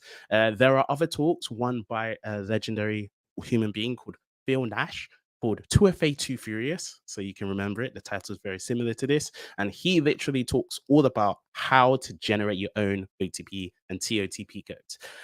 So you can definitely jump in that, and he also does it in JavaScript. So, and these are really useful because they work offline, they're private and secure, and you can bring your own app. So there's a couple of different apps that people can use. There are some new things as well coming. You may not have heard about it, but there's a new thing that, like, for example, we've been working on called Silent Network Auth. I'm not going to spend too much time about it, but I just want to let you know it exists and it might be coming to you soon. Now, you've got all of these different kind of forms of authentication. And people will be like, well, some are more secure than others. Why don't we just use authenticator apps? Because they are clearly the most secure. I'm going to explain why. So there's been some research. This is Google's research where they looked at different account takeovers and when they were being attacked by certain different ways. And so if you were trying to protect it, so your 2FA was an on-device prompt, it worked really well against automated bots, really well against bulk phishing attacks. A targeted attack, maybe where it was like one person was the target and you had like a team of people attacking one person, it was still pretty good, not 100%. SMS, still good against automated bots. Really good, but not perfect against bulk phishing attacks. Targeted attacks is where it kind of dropped a lot. And then security keys, and this includes one-time passwords as well, and timed one-time passwords were perfect. 100% record. Now, you may be looking at this and going, yes, we're only going to use security keys and timed and one-time passwords. It's not exactly like that. If you actually dive deeper into the paper, so this is the paper behind what they published, you can actually see they showed this thing, which is the skip rate and the abandon rate.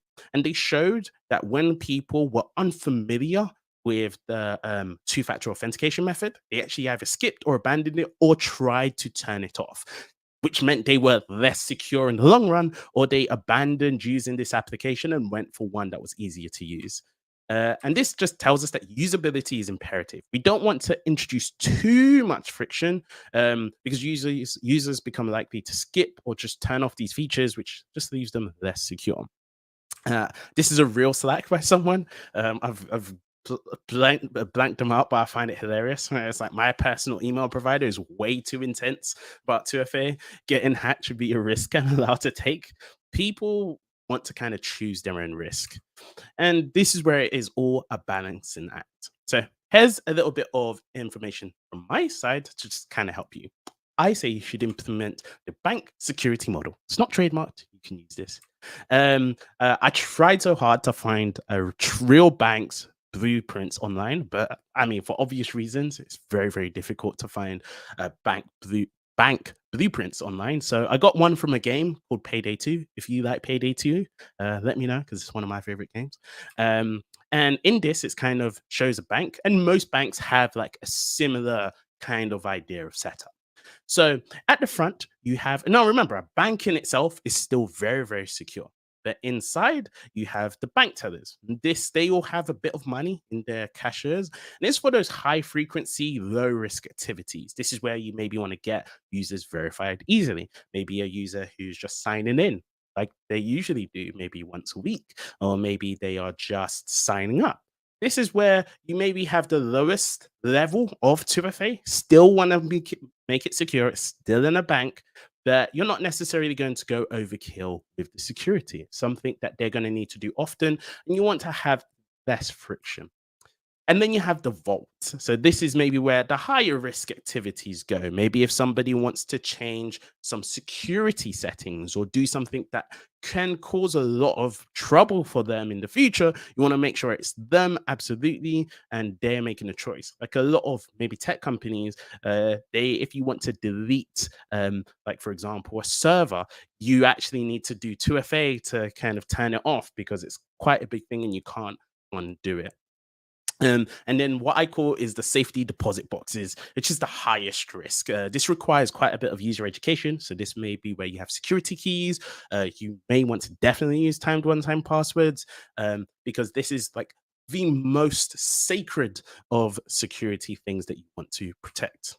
A good example of a website that does this is GitHub. If you log into your GitHub and go to your security settings, you'll see two-factor authentication. This is a picture of my one. You see you've got an authenticator app, SMS, you have security keys, you have GitHub Mobile, you even have recovery codes, and then you can choose your preferred method. I really, really like this. I think that this is a model that we should try and replicate. So now I'm going to talk a little bit about Twilio. Now, just want to put a disclaimer there. You can use many different providers. There are a couple of providers out there. I'm not going to talk about them, but you can just Google them and find them that provide 2FA solutions. I'm going to talk today about Twilio's 2FA solution, which is called Twilio Verify. So Twilio Verify, you have a verification request that goes to your backend app. And what you can do is you can basically do a couple of if statements to figure out some information about the user and then decide what channel you want to use. Using one API call, you can make it out to all of them. All right, I've done a lot of talking. I'm going to jump into a demo. I know I'm nearly out of time, but let's quickly jump in. All right, hopefully, I didn't mean to time that out. Let's reload my environment. Give me a moment. Okay, all right, so this should open. And voila. And the thing I'm going to need to do is, there we go. Let's open this in the browser. So this is my website. Let me make sure I'm on the correct branch as well. There we go. All right. So this is my website, Party Cookies. It's not a real website. I just use this because I really like cookies. And here I can log in. I've got a username. I've got a password. Hopefully my password's correct. And I can log in. This is really insecure. Well, it's not really insecure. It's got a username and password. That's great. But if someone were to compromise that, it's gone. What we want to start by doing is we want to quickly add some two-factor authentication. So the way we would do this, and this, just for those of you who may be wondering, you can actually go and find this is a public repo at github.com/Okenwa, which is my name, and it's Twilio Verify Workshop. I'll drop the link in the chat later. But if you go, you're going to see a Next.js application. If you aren't familiar with Next.js, don't worry. Just think of it as like React with the ability to write your API inside. Because it's server-side, you can actually write your kind of server-side code in there. And this is a server-side bit of code for logging in and verifying people are logged in. So whenever, let me log out. Whenever I hit the login button and I put in my password, this creates a request to this route. All right. So what is happening in this route? I first retrieve my user from my fake database. Yes, it's a fake database. Don't worry. And then when I do, I compare passwords. So I get their password and I guess I compare the password and the guess. Now, quick thing, you should never save your passwords in your database as plain text. You should always encrypt them. Letting you know now. This is a demo, so I'm not encrypting that password. And if the password and the guess is right, I'm going to say, yay, give this user a token and give it to the user, and they are logged in. So now they have a cookie or a token, a cookie with a token on the client side that says this person is logged in for X amount of time. Sounds all good. But now what we want to do is right here, instead of just doing that, we want to first trigger two-factor authentication. So I'm going to get rid of this. Let's get rid of that. So if the password matches the guess, what we're going to do is we are going to try to do something. So before I do that, I'm going to quickly jump into the Twilio console. This is the Twilio console. And this is where you're going to set things up. Now, you might use a different provider, like I said. I'm just going to show you Twilio real quick. And there, you're going to create a Twilio Verify service. I have a service set up called Workshop. Now, quickly load it up so you can see. And so here we can see a couple of different things. It shows me what I want the code to look like. I can change this from Workshop to Geekle. Change it to Geekle. So now it's going to show me what that's like. This is general. I can choose how long I want the code to be. Let's make it 7 digits instead of 6. And I can add some notes. You are awesome. Add a few notes or everything. Not all of these will always appear. It depends on the platform that you're using. All right, so we can see what it looks like. I'll come back to Fraud Guard in a second. See, I've got WhatsApp enabled. You could enable email. I'm not. You can do voice. You can also do push and timed one-time passwords as well. All of that in one. All right, let's go back to my code. So here, I'm going to quickly bring in Twilio. I'm going to just quickly copy and paste some code that I have written, so I don't need to write it all out. Here, all I'm doing is bringing in the Twilio helper library. I've got my environment variables, my API key, my API secret, and I'm creating a verify service. And this verify service, this code right here is in my environment, and it is this service here. All right, so I have now got it. And so now what I can say is now when a person's password matches, what we're going to do instead is we are going to quickly, I'm going to use a wait because it's asynchronous. And I'm going to say that verify service, let us create a verification. This verification is going to go to the user's telephone number, and it's going to go over the channel SMS. And then I'm going to return, I'm going to also, I need a catch errors. Just quickly copy my code from my notes, just so I can do this quicker. What I'm going to do is I'm going to verify the service. I'm going to create it. So now it's going to be SMS. Now, there's a few other things I need to do. I need to change my front end so that rather when I log in, it actually brings up a different component, which just takes in a verification code. what I'm going to do is, instead of building that all out, I'm going to quickly switch to my SMS branch where this is all done. I'm going to force checkout this card. All right, so now I've actually got it working. So here you can see that I've got my verification service that I created. And what I'm going to do is I'm going to log in. And voila, it's going to ask me for 2FA. I actually just got this 2FA code. Let me quickly show you where it is.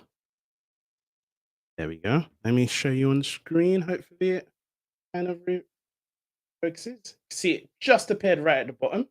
And let me quickly type it in. 079921. Validate. Voila, it works. So I've got SMS. Yay. Now this will be great, but we need to make sure that this isn't like susceptible to SMS pumping. Right now, it can be really, really susceptible to SMS pumping. So the first thing you want to do is you want to implement some retry logic so that even if a person's able to trigger like an SMS, they can't do it over and over and over again. The way you would do this is, because I'm out of time, I'm just going to quickly jump into it. Is I'm still going to do everything the same, but what I'm going to do is on the front end, now when I log in, as you can see, we've got this retry button and we can see it is blanked out. I can't retry until I wait for X amount of seconds. So it's going to wait and it's going to wait. Now, quick warning, you mustn't just do this in your front end. You must also do this in your back end. And the reason why is, while for just a normal good user, they go, oh, I need to wait 8 seconds. Great. A bad user goes, oh, how can I work around this? And oftentimes what they do is they look in the code and see what API calls you're sending. So they see, oh, this person calls this particular call to their API whenever an SMS message is triggered. And they can just try and trigger that API call over and over again. So you still need to protect yourself in your backend. The way you would often do this is right here when you're about to create a verification service. You may want to check how many times, and you can with different services, you do it slightly differently, or you can just keep a counter for yourself. How many times has this person sent an SMS verification in the last X amount of time? And this will protect you. And you want to do it for exponential retries. Now, this sounds like a lot of work. This is a lot of things you now need to be building. And this is where I highly recommend using some providers like Twilio that can actually help you do some of this extra hard things for you. Remember I said there were so many different things. Telco fraud, you've got to watch out. Look at different networks. Look at like random country spikes. Well, Twilio actually has a way to protect you on all of this on SMS. So if we go over to our thing, we can see that there's this thing called Fraud Guard. Now, Fraud Guard, we can turn it off, we can turn it on. What it does is it automatically, using the information we have of the people around the world using R2FA, we watch them and we kind of see, is there any fraud happening and where is it happening? And you can automatically, and we have AI tools as well, that can just look at the likelihood of something being SMS fraud. And if you just put this on, we automatically block it and we automatically let you know. So rather than you having to build all of that infrastructure, looking at IP addresses, looking at what like countries it's from, like historical kind of historical information you have about those phone numbers, you don't need to build all of that yourself. It's all built into Fraud Guard. Again, you may want to build it yourself. That's totally up to you if you want the challenge. I really respect that. But when you're working at scale, working for a bigger company, oftentimes that can just take up so much time and resources when you can just automatically turn that on. All right. Last but not least, let me quickly show you one more thing. The last thing I want to talk about is preferred multi-factor authentication. Now, remember here, I wrote that, I'll pop it here. So where we created the verification service, rather than just creating a number, we had the SMS channel. Well, instead of SMS, I'm going to put the user's preferred multi-factor authentication. I'm going to quickly jump into my fake database. And you can see this is my user, it's Nathaniel. The password is password, email. And you can see my preferred MFA is WhatsApp. And so now automatically, I can now make sure that this happens over WhatsApp. Let's refresh and log in. And I should now get my 2FA message over WhatsApp. Can I get focus? Can you see it's over WhatsApp? There we go. It says your workshop verification code is 326329.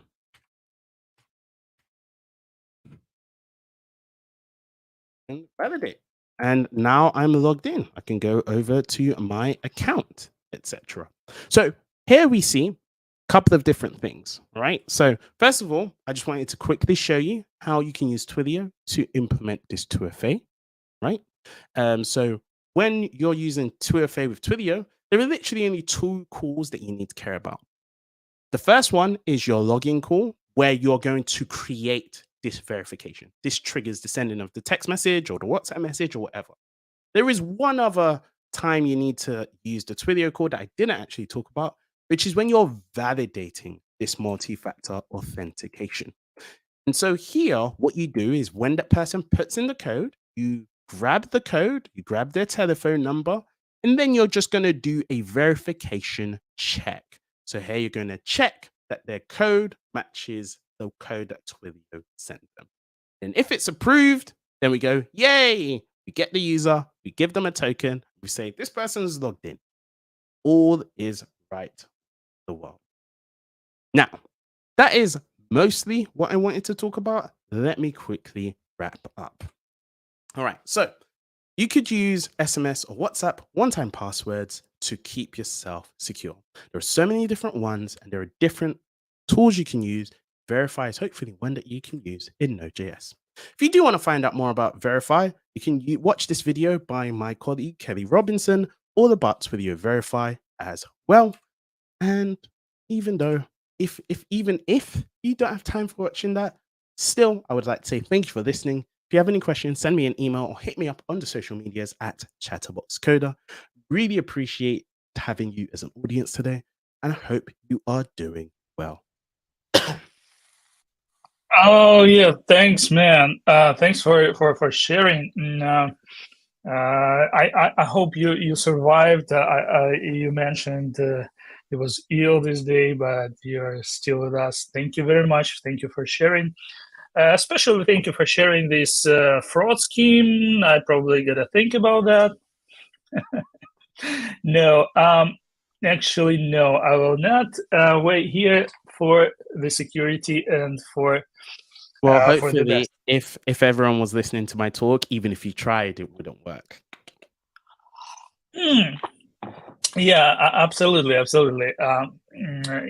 have to be kind of the telecom company and invest in that, right? Anyway, thank you very much for this beneficial talk. Lots of code, lots of real stuff. Thank you. Get well, because like the weather is getting colder and colder. I have more clothes on me today. Thank you very much again, and goodbye. Have a nice day. And we see here in our chat more people. Thank you for awesome presentation. So what's your recommendation? Yeah, we have questions here to Nathaniel and other speakers. So please share your questions, share your thoughts in the chat. It really inspires us as a community. It really inspires us. It inspires speakers too. And now I see the next speaker in my backstage now. Also, I would like to mention that we still have this Geek September offer. So if you don't have any tickets for tomorrow, you can easily grab for lowest price ever. And now we're going to hear and see Adam. Adam, your mic is muted, by the way. Yeah, you know how to deal with that. Yeah, we can hear you. Yeah, hey, nice to see you today. Where are you based? Traditional questions. Where are you now? It's currently Krakow in Poland, so Europe. Yeah, so quite not far from me as well. And yeah, what you gonna be sharing with us today? It's the missing chapter in your CI playbook. So more about CI/CD, something new, something fresh, I believe, because we have had lots of talks on CI/CD from different speakers and companies, and it evaluates and evaluates and evaluates. Yeah. I'll actually shed a light on an aspect that is often missing in CI pipelines. We'll see what problems go unnoticed, that CI/CD is not a silver bullet, that things still go wrong, and how to improve that across the industry and the world which we are living in. So it won't be necessarily about the CI/CD per se, it will be about the things that we will need to add beyond the CI/CD to get our things working smoothly. Cool. Then we can't wait. The stage is yours. Just do it. Cool. Thank you. So my name is Adam Furmanek, and thank you everyone for tuning in for this presentation, which is titled Missing Chapter in Your CI Playbook, Database Guardrails. What we are going to do over next 30 minutes is we are going to see how things can break in our CI/CD pipelines. And despite that, they tell us, hey, CI/CD is the solution for testing applications, making sure things do not go wrong, and those things still get unnoticed. And somehow they slip through the cracks and get deployed to production, resulting in our applications going wrong, having an outage, or whatever else. So this is what we are going to see over the next 30 minutes. And more importantly, we are going to see how to fix that problems and how to make sure that we do not deliver faulty code to production. Or maybe before actually moving on, a couple words about myself. I'm Adam Furmanek, software engineer with nearly 15 years of experience now, and doing quite a lot of stuff, front and back end databases, now working with Metis. And if you would like to ask me any questions, feel free, drop me a line over obviously the chat of this conference, join the Q&A session, drop me a line over email, Twitter, and obviously take a look at our webpage and join the community. Cool, let's jump straight to it. So the very first thing I want to emphasize in this talk is that the world has changed significantly over the last years. Now we have tons of microservices, hundreds of deployments, and generally the scale we never seen before and we never anticipated that we will be dealing with. And the problem with that is when we do the things as they tell us in the industry, deploy often, go fast, deploy on Friday evening, we just can't accept the risk of deploying the faulty software. We need to prevent the bad code from reaching production, and we need to that is our priority, no matter whether we are a small company like a startup or whether we are big Fortune 500 enterprise. The thing is, with our current solutions, with our CI/CD pipelines, with the testing pyramid, with all the test suites we have, we typically do not have a way to capture some of the issues, and I'll go through them a little bit later on. However, the important part is we need to have those checks to prevent those issues from happening, and we need to have these checks as early in the pipeline as possible. This is called the push to the left. We need to push all these checks to the left as early as possible to avoid wasting the time and to avoid taking the database and the production environment down as we proceed through the pipeline. And the second important thing is, in order to understand how to prevent the bad code from reaching production, we need to understand what's going on in our applications. We can't just have monitoring. We need to have the observability of everything around. We'll get later to what observability is and how it can solve our issues. So this is what we would like to achieve. But the very first thing you might ask is, how do we actually know whether the code will work in production, right? How can we make sure that the application is going to work well once we deploy it to the production environment? And what they typically tell us is, let's go with CI/CD, but let's see which things can actually break before going with CI/CD. First, the actual deployment may go wrong. Even though we have CI/CD and tests, the deployment procedure may fail in a way that we can't capture that. For instance, there are differences between operating systems, like line endings between Windows and Linux, permissions, especially in the cloud. We may have all the permissions for the cloud infrastructure when we are going to, I don't know, pre-production environment, but then when deploying to prod, we forget to copy so IAM role from AWS, and bang, we can't access the S3 buckets, right? We may forget to change the connection strings, to change the encryption scheme, certifications, certificates, and other stuff. Those things, despite our application works in the essence, those things will break the deployment, will break the production, and we do not have an easy way of capturing those. The other thing that may go wrong is once we deploy to production, things are actually running in a completely different environment than we tested them with. How many times do you actually test your applications after deployment to production? This is not a common thingy. We typically test our apps before going to production, and we test them with some synthetic data, with some data for unit tests, right? However, once we deploy to production, things may break. We may have different locale, different traffic, different data access patterns. We may have people coming from different countries accessing different data in our applications that effectively exposes like different edge cases, corner cases, and our application just breaks. And we obviously heard that many times. It works on my machine, but once we deploy it to prod, it's not our machine anymore, and things may go wrong.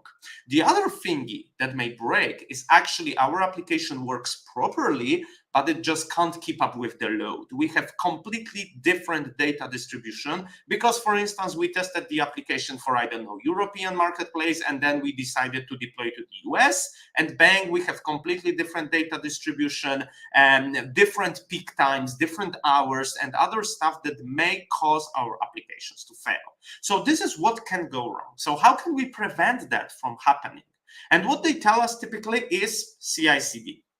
If we know CI/CD, then we have all under our control, all goes well, but doesn't. And this is actually what we are going to see, that CI/CD is not a silver bullet, and we need to have something better. So CI/CD, just to set things straight, CI stands for continuous integration. This is when we compile the application and run all the unit tests to make sure that the deployment package is correct. Continuous delivery, like CD, may stand for continuous delivery or continuous deployment. Continuous delivery is when we deploy the package to all the environments but the production one. So we deploy it to everywhere outside of the production. We can make sure whether it works, all the environments are now up to date.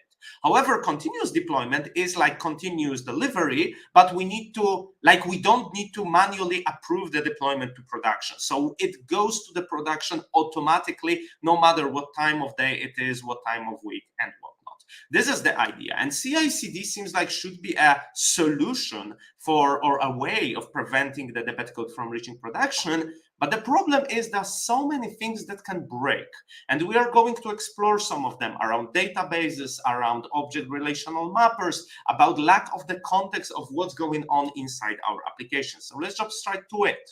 When it comes to databases, things can generally go wrong in like 3 different areas. First area is, well, we do have a code change, right? So we deployed some code that is now different. It works differently, extracts different columns, different tables, whatnot. And this may lead to bugs, right? These things we can generally capture with unit tests or integration tests, right? So this is straightforward. The other thing we may have is schema changes. So we deploy a change to our database that results in, let's say, adding new column, changing the column type, changing the table name or whatever else. And those things are much harder to capture whether they are correct or not. Why?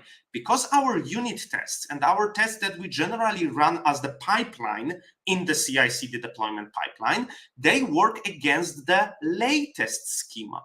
So no matter what change was in the schema migration, it wasn't verified whether it's fast enough or whether it's even correct, just because we tested the end states. And believe it or not, schema migration may take minutes, hours, or even over a month. And this is actual case of schema migration from one of the production systems that, hey, it took over a month to migrate the table. How do you verify whether the schema migration is fast enough when your local database has, I don't know, 10 rows in it?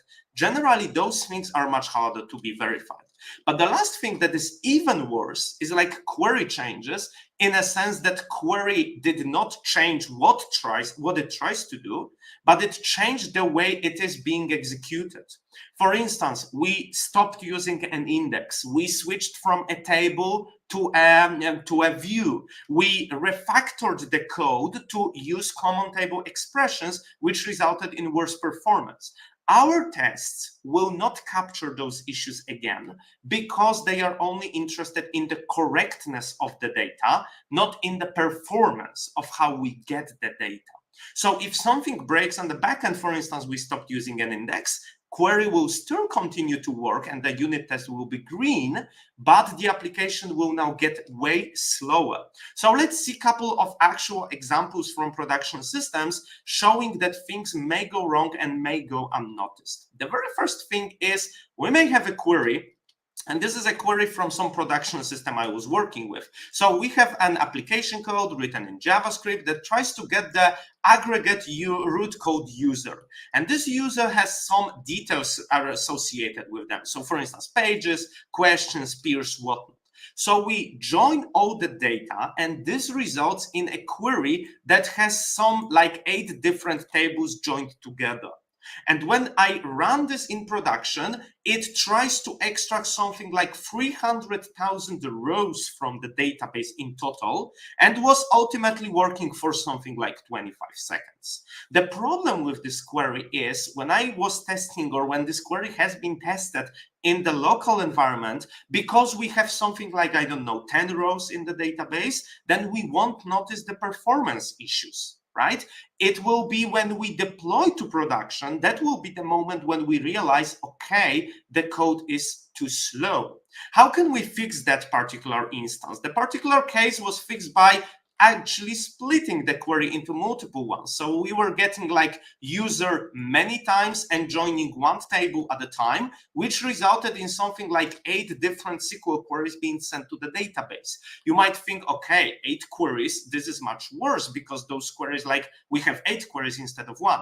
But actually it was way faster because each query was running in like microsecond, and then we were just joining all the things in the application code, which was way faster than the previous solution. The problem with that is when you try to test this code, like with your unit test, integration tests, whatever, you won't notice the performance issue because you focus on the correctness part of this code, right? The other thing that we may observe is, let's say that we would like to improve the readability of the code with CTE, common table expressions. So we have a table that is called boarding passes. It has something like 8 million rows in total. And what we want to do is we want to get all the boarding passes. We want to get the ticket number for each boarding pass and calculate the checksum of this ticket number twice and call it as double hash. And we can use CTE to store the result as like a conceptually named temporary table, which exists only during the execution of this query.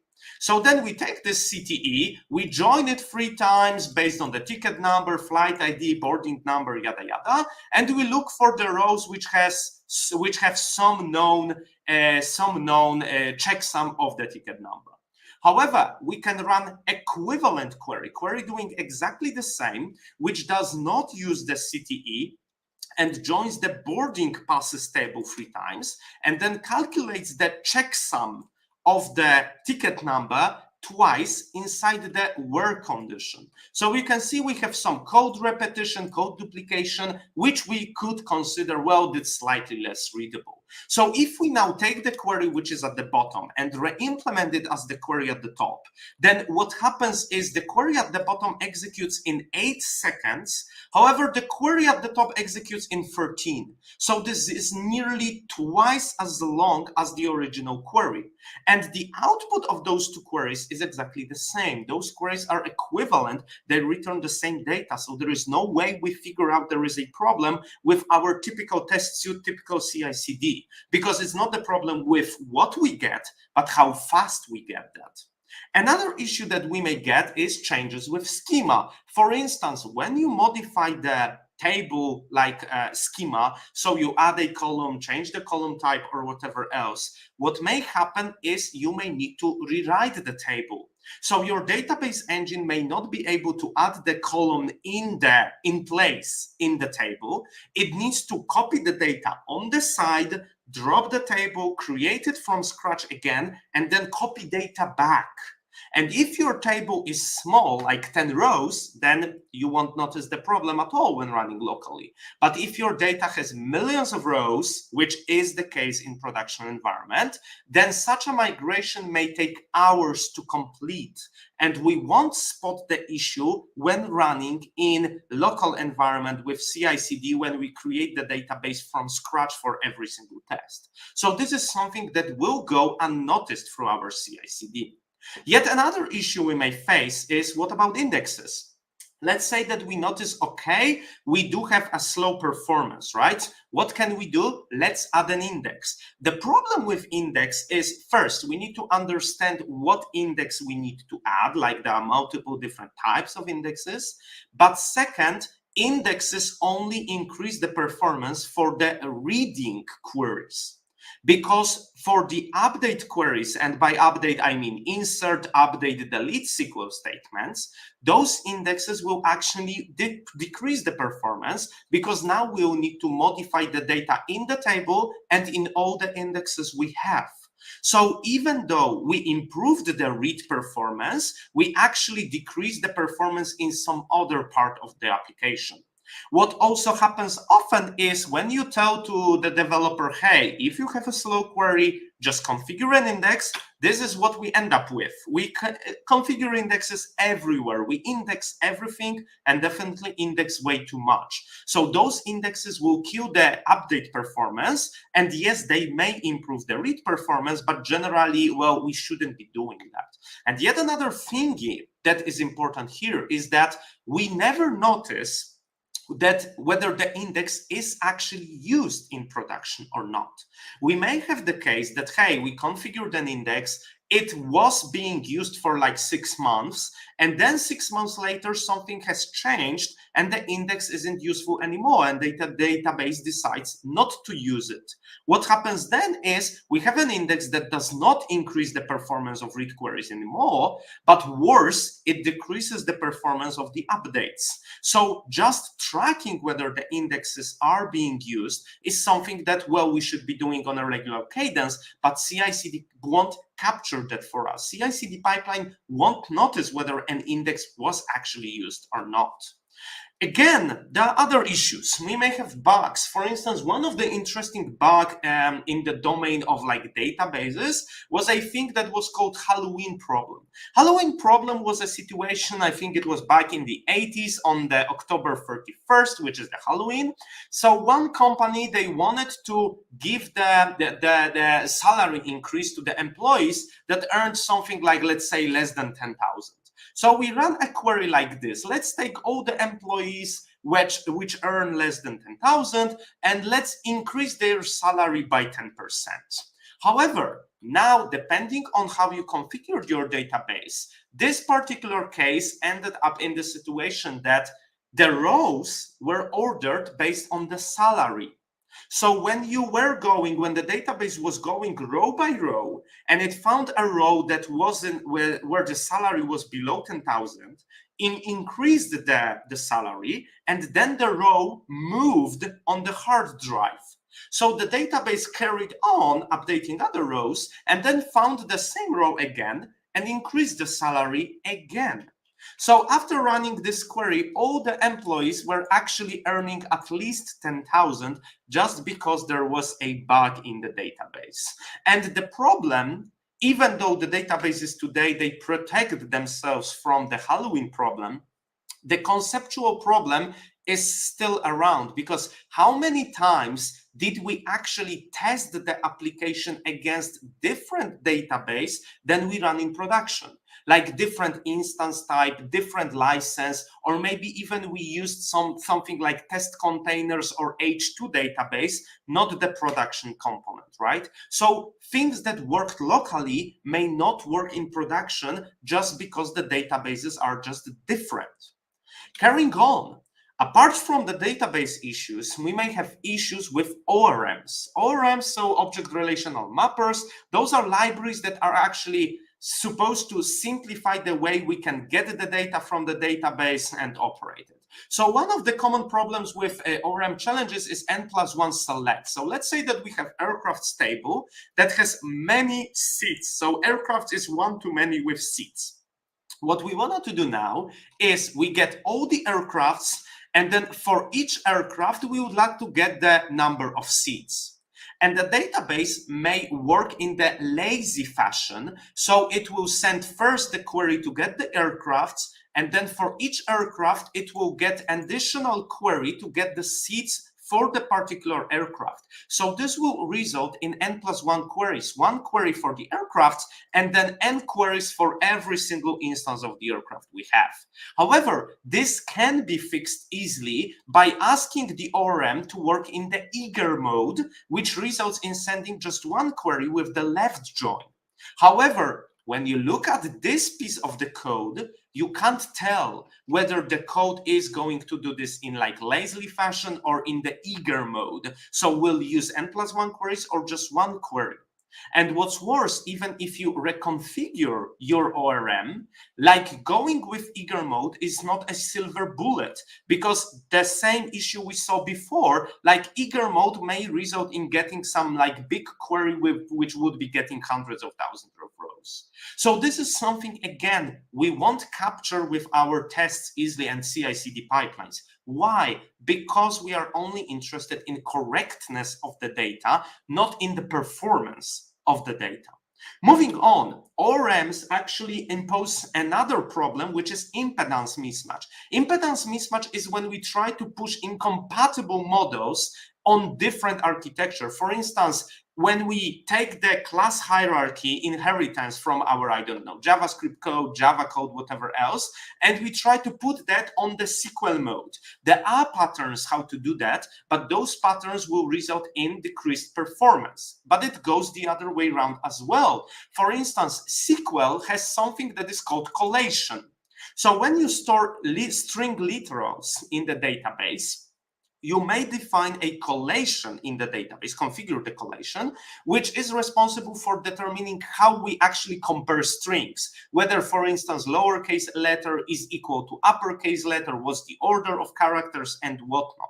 This is something we can change in the database itself, but we can't change that in the string type in our programming language, because you can't change how strings are compared in your JavaScript code, right? So those things may result in issues when we have different collation in local environment and different one in production.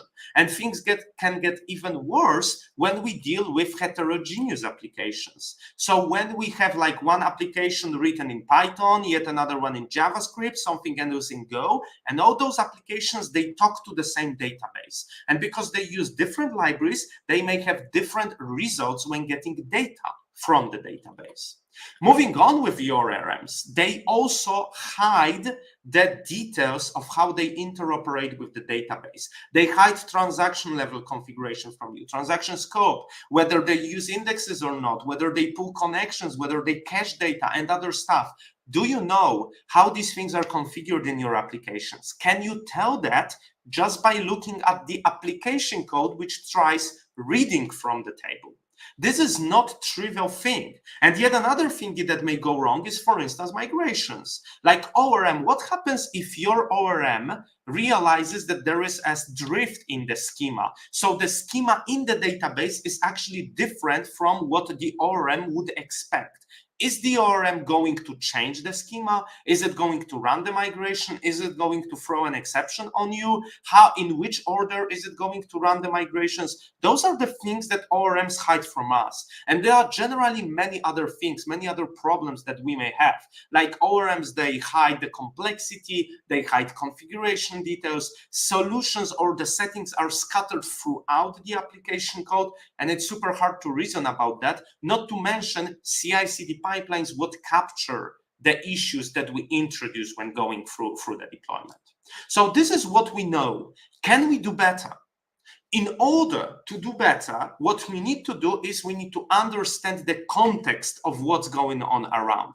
We need to understand what's going on in production and what will happen in production in order to react and prevent the bad code from being deployed to production.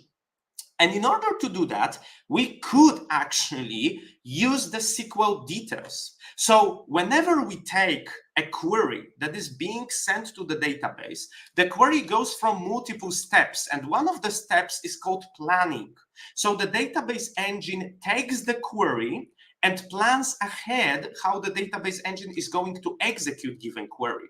So the way it works is we can take the query like the one we had before, and we can prepend the query with the keyword explain, and this gives us the execution plan.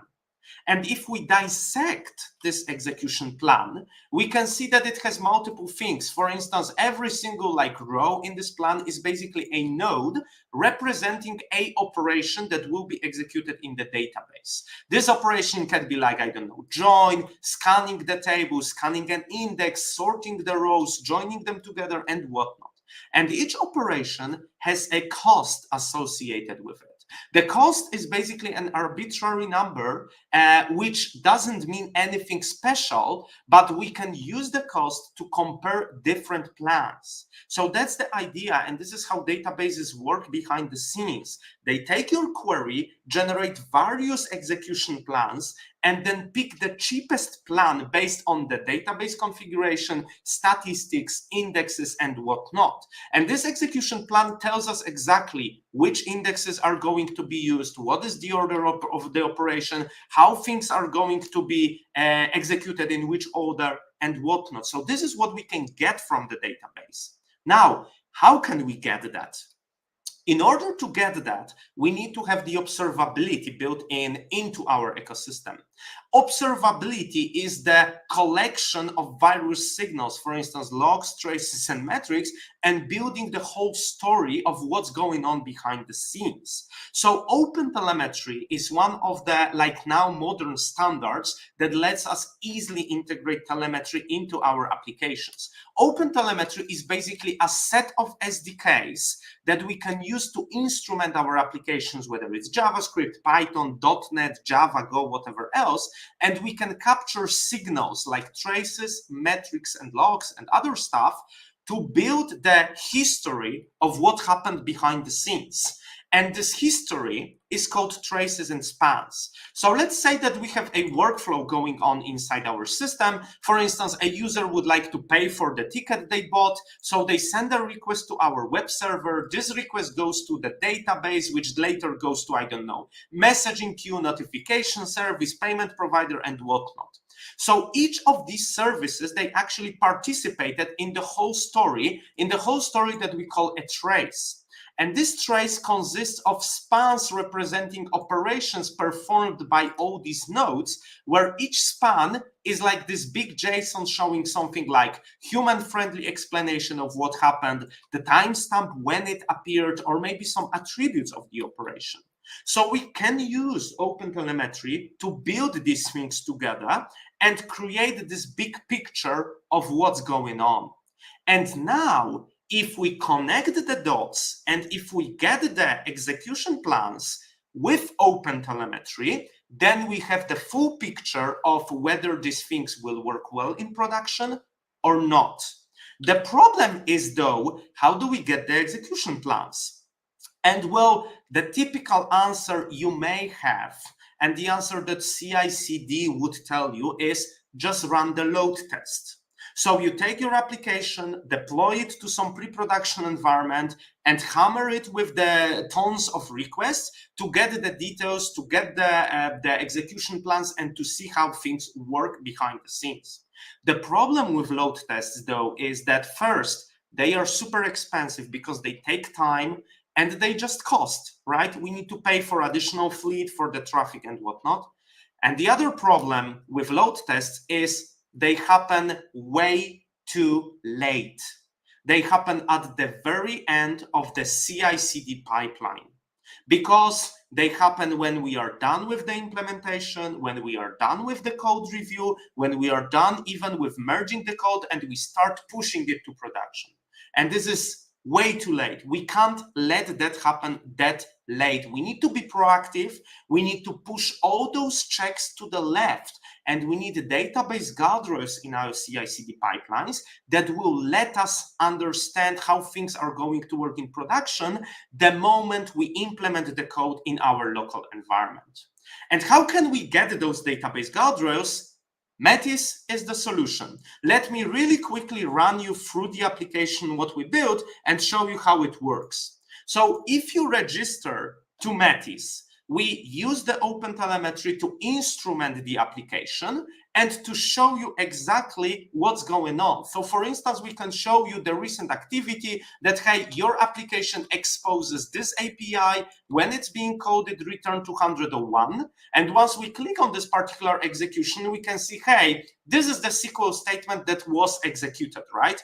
If you want to get some details of what happened behind the scenes, sure, this is the visualization of the execution plan. This is the statistics, but ultimately we can give you the analysis. Hey, this thingy uses table scan, and this is way too slow, and this won't work in production. This read something like 17 million rows. So what you need to do in order to fix this critical issue, you can create an index like this, right? So we give you an automated troubleshooting and the actual analysis of what is going on and how to make things faster. Also, we integrate, for instance, with your CI/CD pipeline. So we can integrate with your pull requests and, for instance, can provide you the performance insights for all the tests, all the pull requests that were executed, like behind the scenes. But we can also analyze the schema. So if you have schema migrations, we can show you, hey, those are the migrations you wanted to run. And if you, for instance, take this migration, it has like these particular issues, right? It has some syntax errors, it may not work properly, and whatnot. So generally, we can analyze these things and see how they would work in production environment, even without going to production. So you can get the insights directly when you implement stuff locally or when you start like running your code through the CI/CD pipeline. But deployment to prod is not the end of the story. Once we deploy to prod, we also need to understand what happened and how things work. So this goes down to understanding, for instance, metrics about the infrastructure, like the connections, CPU, and whatnot. But even more, we can focus on the metrics and the details of the databases when we talk about the particular things, how they work behind the scenes. So for instance, transactions, number of rows, cache hit ratio, and other stuff. For instance, we can analyze the indexes and tell you, hey, you have these indexes configured in your database, but some of those indexes haven't been used for like last 2 weeks. Maybe consider dropping them. Or maybe you would like to understand what queries were executed in your database, and you would like to see, hey, the actual execution history of each query and the performance of the query over time and the insights, how things work, whether they are configured properly or whatnot. So this is what we would like to get in order to have proper database guardrails. We would like to have the way of preventing the code from reaching production if the code is wrong. We would like to have observability and monitoring of everything that happens in the database. And ultimately, we would like to have automated troubleshooting telling us, hey, this query does not use an index. You need to change that in order to increase the performance. So Metis covers all of that. It integrates with your source code, whatever language, whatever platform you have, integrates with your application. It integrates with your CI/CD pipelines, and it gives you those nice observability dashboards that you can use to reason about the databases and about the process. And this is what we need in our CI/CD pipelines. No matter whether we are tiny startup or a big Fortune 500 enterprise, we need to have those database guardrails, because database may break. They may break for whatever reason. Your application may break for whatever reason, as we saw, and your CI/CD won't capture that easily. And we need to be proactive. We need to find these issues before they go to production and before we run load tests, because load tests are way too late. And ultimately, we need to have a focus, proper monitoring on observability that understands the details of the databases. And this is exactly what Metis does. So that would be it. I'm happy to take questions if there are any. If not, then feel free to attend the Q&A session and I will answer the questions you may have over there. And being all of that said, I'd like to thank you for attending this session. Hope you enjoyed it. Drop me a line, see our webpage on our community, and build the database guardrails today. Thank you. All right. Thank you very much. I've joined you already. Thank you for giving this slide automation for our CI/CDs, and thank you for being with us today and sharing about Metis. Right now we have our panel Q&A session, and I hope more speakers will join us because we have some questions right now. So I invite here Francesco, I invite here Nathaniel. I'm not sure if he is here. Yeah, Francesco is here. Hey again. Hi all. Hey. That's you are for the first time here in live, right? And yeah, I can see Nathaniel because Paolo said he's not able to join us with this Q&A session today, but Nathaniel probably he feels not that good, so let's wait for a few minutes more. But or we'll even start. We have questions here. Most of questions actually, Francesco, to you. And yeah, because this progressive web application is something is discussed, and probably it needs to be discovered more. So probably we'll start from the first one. Can you, Francesco, see the question on the screen or not? Yep. It's good. So the source property in the array for the shortcuts. Yeah, that's a good question. Yeah. Actually, and there is a second part of a question. All right. No. Okay. So when we use shortcuts, the idea of shortcuts is to try to increase the user engagement. And as the name suggests, the shortcuts, they point to a specific page within our application. So this slash means that we are using or we want to use a relative path. Let's say our website, the dashboard or the homepage of our website is something like myincredible.website.com and then /home. And then we have some shortcuts that they can point to create a message, or they can point to history page, for example. In that case, the URL in the shortcut would be /history or /compose, for instance. And in that case, the final URL will be our root path, like, for example, myincrediblewebsite.com /compose or /history. So these will be added to our base URL. In that sense, in terms of shortcut, because the target is a page within the scope within our application or our website. So it does not refer to a file system per se in that sense. All right, thank you for answering. And the next question, unfortunately Nathaniel is not here. That's an interesting question about how the 6-digit authentication codes generated and verified. I would like to listen about that, but no. Then we go to Adam. So can you see this question, Adam? Yep, I can. How can SQL query review be automated within a CI/CD pipeline to guarantee smooth database scalability? That is a very good question. So as you could see, we can have the execution plans extracted as part of the interaction with the application. So what you can do now is when you run something through CI/CD pipeline, you obviously have some unit tests talking to the database, right? So what we now can do is we can extract these queries and verify how they would work with production database on or whatnot, and provide some insights showing you that, hey, this query would not scale and yada, yada.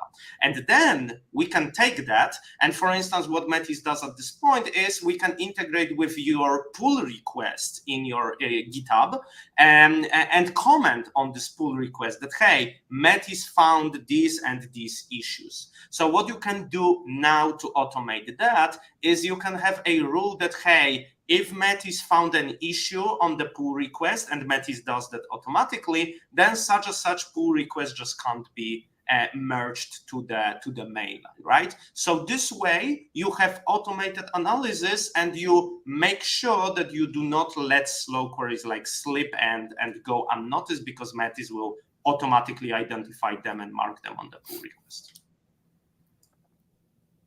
Cool. Thank you very much. The next is to Francesco, of course. The next question to you. That's an interesting one. Oh, a colleague of mine. All right. Not currently in a client project. I'm using Firebase, but for example, for the application of the PWA, this is a pet project of mine where I store all the nice restaurants that are online and I share it with wife, friends, and other people. In that case, yes, I use Firebase.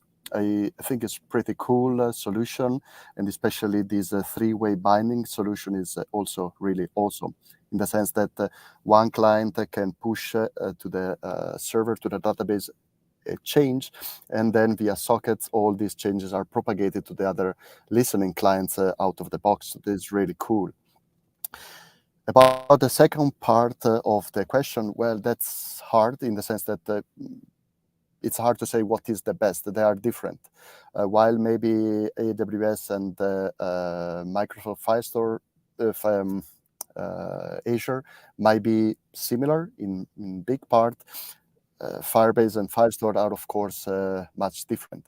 And then it depends, I would say. It's impossible to say, no, the best is this or that. It depends on your requirements, maybe budget in case you need more or less, or it depends. Even though for some maybe basic functionalities, they are very similar each other. Oh yeah. And Adam, maybe you have some thoughts on this because it's a tricky question.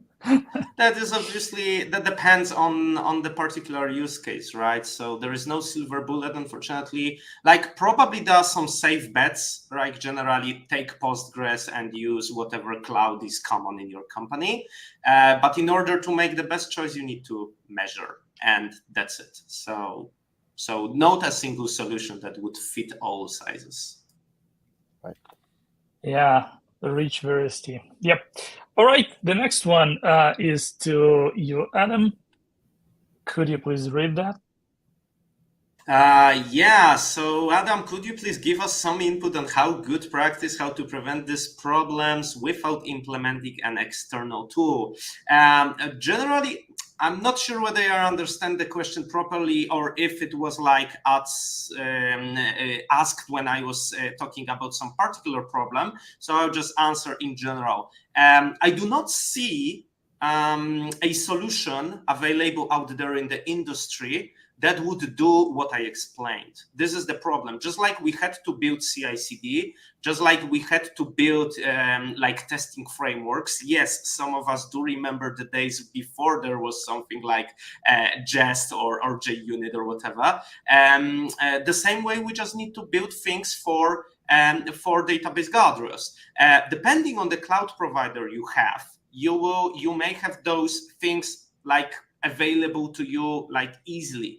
For instance, with Stackgrass, we are actually working on having Metis integrated with Stackgrass. So if you use that, it will be just like one click and you're good. For AWS, another click and you are done.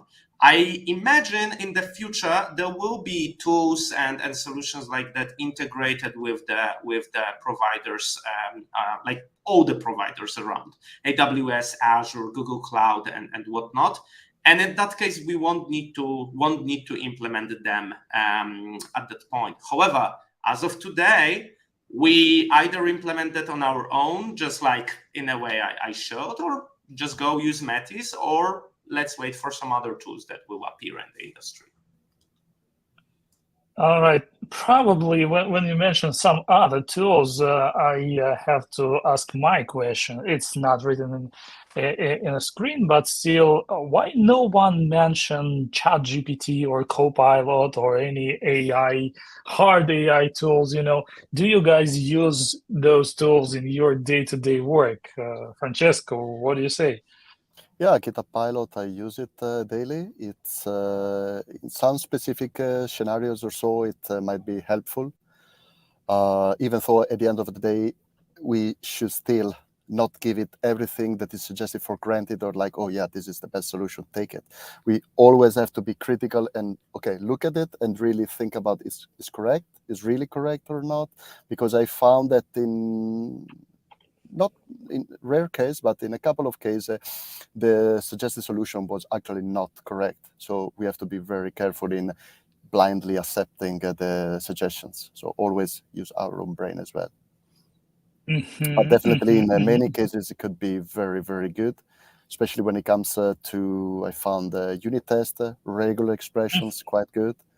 And writing documents or comments, that's very nice. Yep. Awesome. Adam, what do you think about that? Well, I can only subscribe to what Francesco said. And I will actually speak from the perspective of my topic, which was databases. I even wrote a blog post when I tried, in which I tried to took some queries from the database and asked ChatGPT to optimize those. And like in nearly all the cases, like ChatGPT could not provide like good optimization. Was suggesting something. Sometimes it was more successful, sometimes it wasn't as successful as we would expect. So generally, I still think that we can do better. And as Francesco said, use your brain. However, it can be always a good start. I mean, I do use ChatGPT in many cases, but I consider it more like, kind of like a clever search engine connected to some knowledge resource, so it can point me to right direction, sometimes give me the simple solution that works, but ultimately I'll just need to take it, tune it, and use my brain to do it better. But anyway, as I mentioned, you can try it out. I tried ChatGPT for databases, wasn't very satisfied with that, but feel free to try on your own. Of course, and thanks God, our brain is still in demand, right? Yep. All right. Yeah, and to Francesco, the question has two parts, so please read it. It's quite a long one. So, yeah, I think these are offline demonstrations. So we are talking now the PWA, Progressive Web App, and the example with the Cloud Firestore. Would it be necessary for the PWA to remain open on the device? Is this something that be configured depending on the app being put to sleep? And the second part? So that the user can update some documents, close the app, know that the live version will update as soon as their connectivity is restored, regardless of the PWA being open or active. I would say yes and no, or it could be done, but has it come out of the box? Not really, in the sense that you shut down, you close your application, and then behind the scene automatically gets synchronized. What's really cool is that you can have it indeed running, and especially if you instruct your service worker to do this or to use it, for example, background sync API. In that case, since this API talks and works with the service worker, in that case, you don't have to have your application open. The nice thing of using offline persistence with Cloud Firestore is that your user, while assessing the documents, traveling, and interacting with your application, he or she doesn't have to have knowledge about being offline or online. It just works the application, because while crossing a tunnel, for example, we don't have any at all connectivity, but still all these data have been persisted through Cloud Firestore in a local IndexedDB that is created out of the box for us, so we don't have to do anything. Therefore, all these documents are available also offline, not only for read actions, but also for changing. So we can modify these documents. And if we are online, these documents changes are updated immediately. If we are offline, they are kept there in the Cloud Firestore context, let's call it like this. And then as soon as there is online again, the application, then we can synchronize automatically. But the user doesn't have to make a refresh or anything. This is done automatically. Or I like to say is done automagically, in a sense. You can also set it up. This is a bit outside of the question, but it completes it. Is that by default, or at least in the past, there was a threshold for the Firestore cache, but you can even set it up like reducing, or even say, okay, unlimited. That means that it stores locally as much as the browser can, because each browser has its own limits.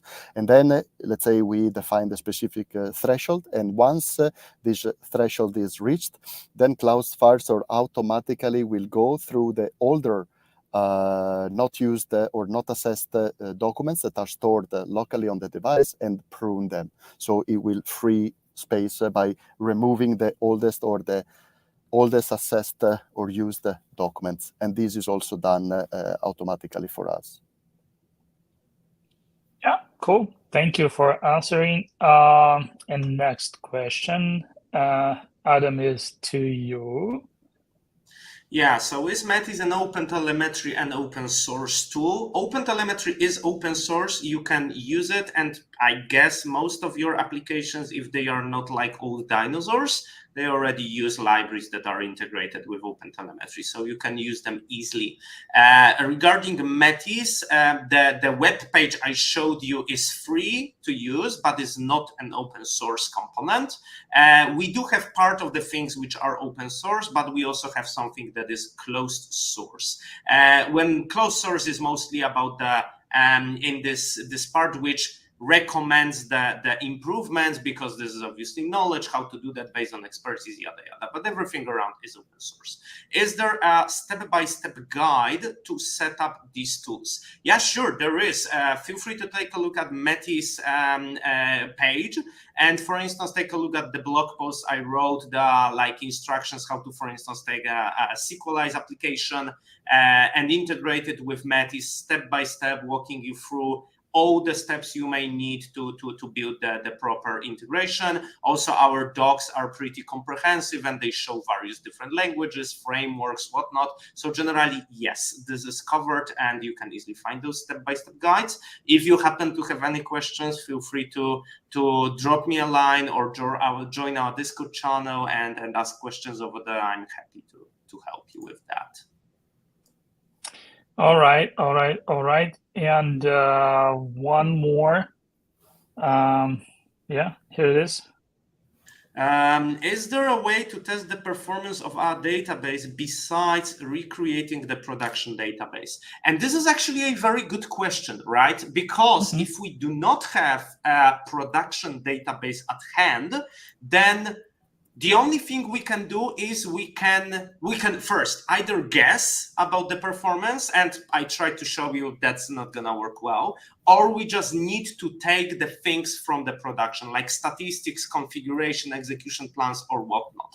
Yes, if you try doing that against like a non-production database, your estimates may be accurate, but still some problems will slip through the crack. However, if you take solutions like Metis that do not need to recreate the production database on your local environment, but still can compare things with your database and with the production one, then effectively you do not need to recreate the database locally or outside of production to be sure that things won't break the production and will work well.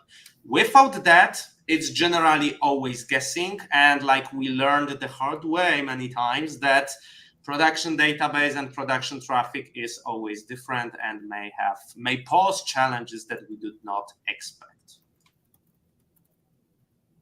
And I can see another question. Metis can work only with SQL or with MongoDB too. We have SQL at this point. We will be working on NoSQL databases. I guess Mongo will be first, probably soon. I mean, our timelines suggest that should start end of this year. So fingers crossed and stay tuned. However, at this point, we only deal with SQL. We do not have NoSQL support. Cool.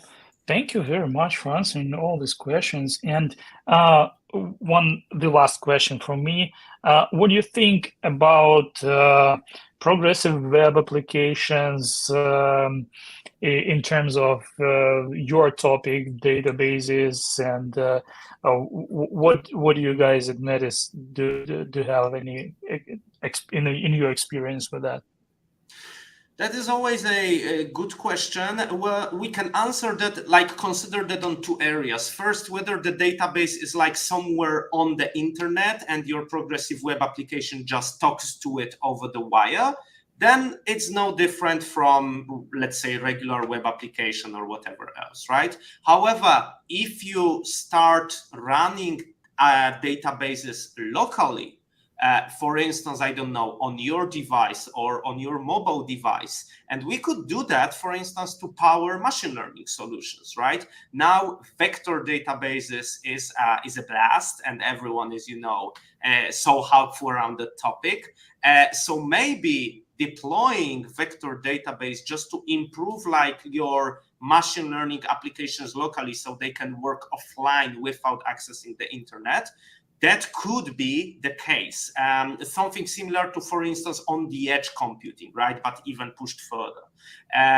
Would that change the world? Definitely. That would be a great opportunity for our applications. And one day, I believe we'll have that. And in that case, because when we talk about machine learning and databases, when we run that on the like local environment or the user environment, then we can't use the full power of GPUs or cloud or whatever, right? So in that case, the performance considerations, they will be even more important because when things get slow, we just can't take, users, smartwatch and replace it with bigger EC2 instance, right? That won't work. So we need to be able to analyze the performance before deploying the stuff, because once we deploy to smartwatch, it's kind of way too late, right? Right. Yeah. All right, Francesco, any final thoughts on that?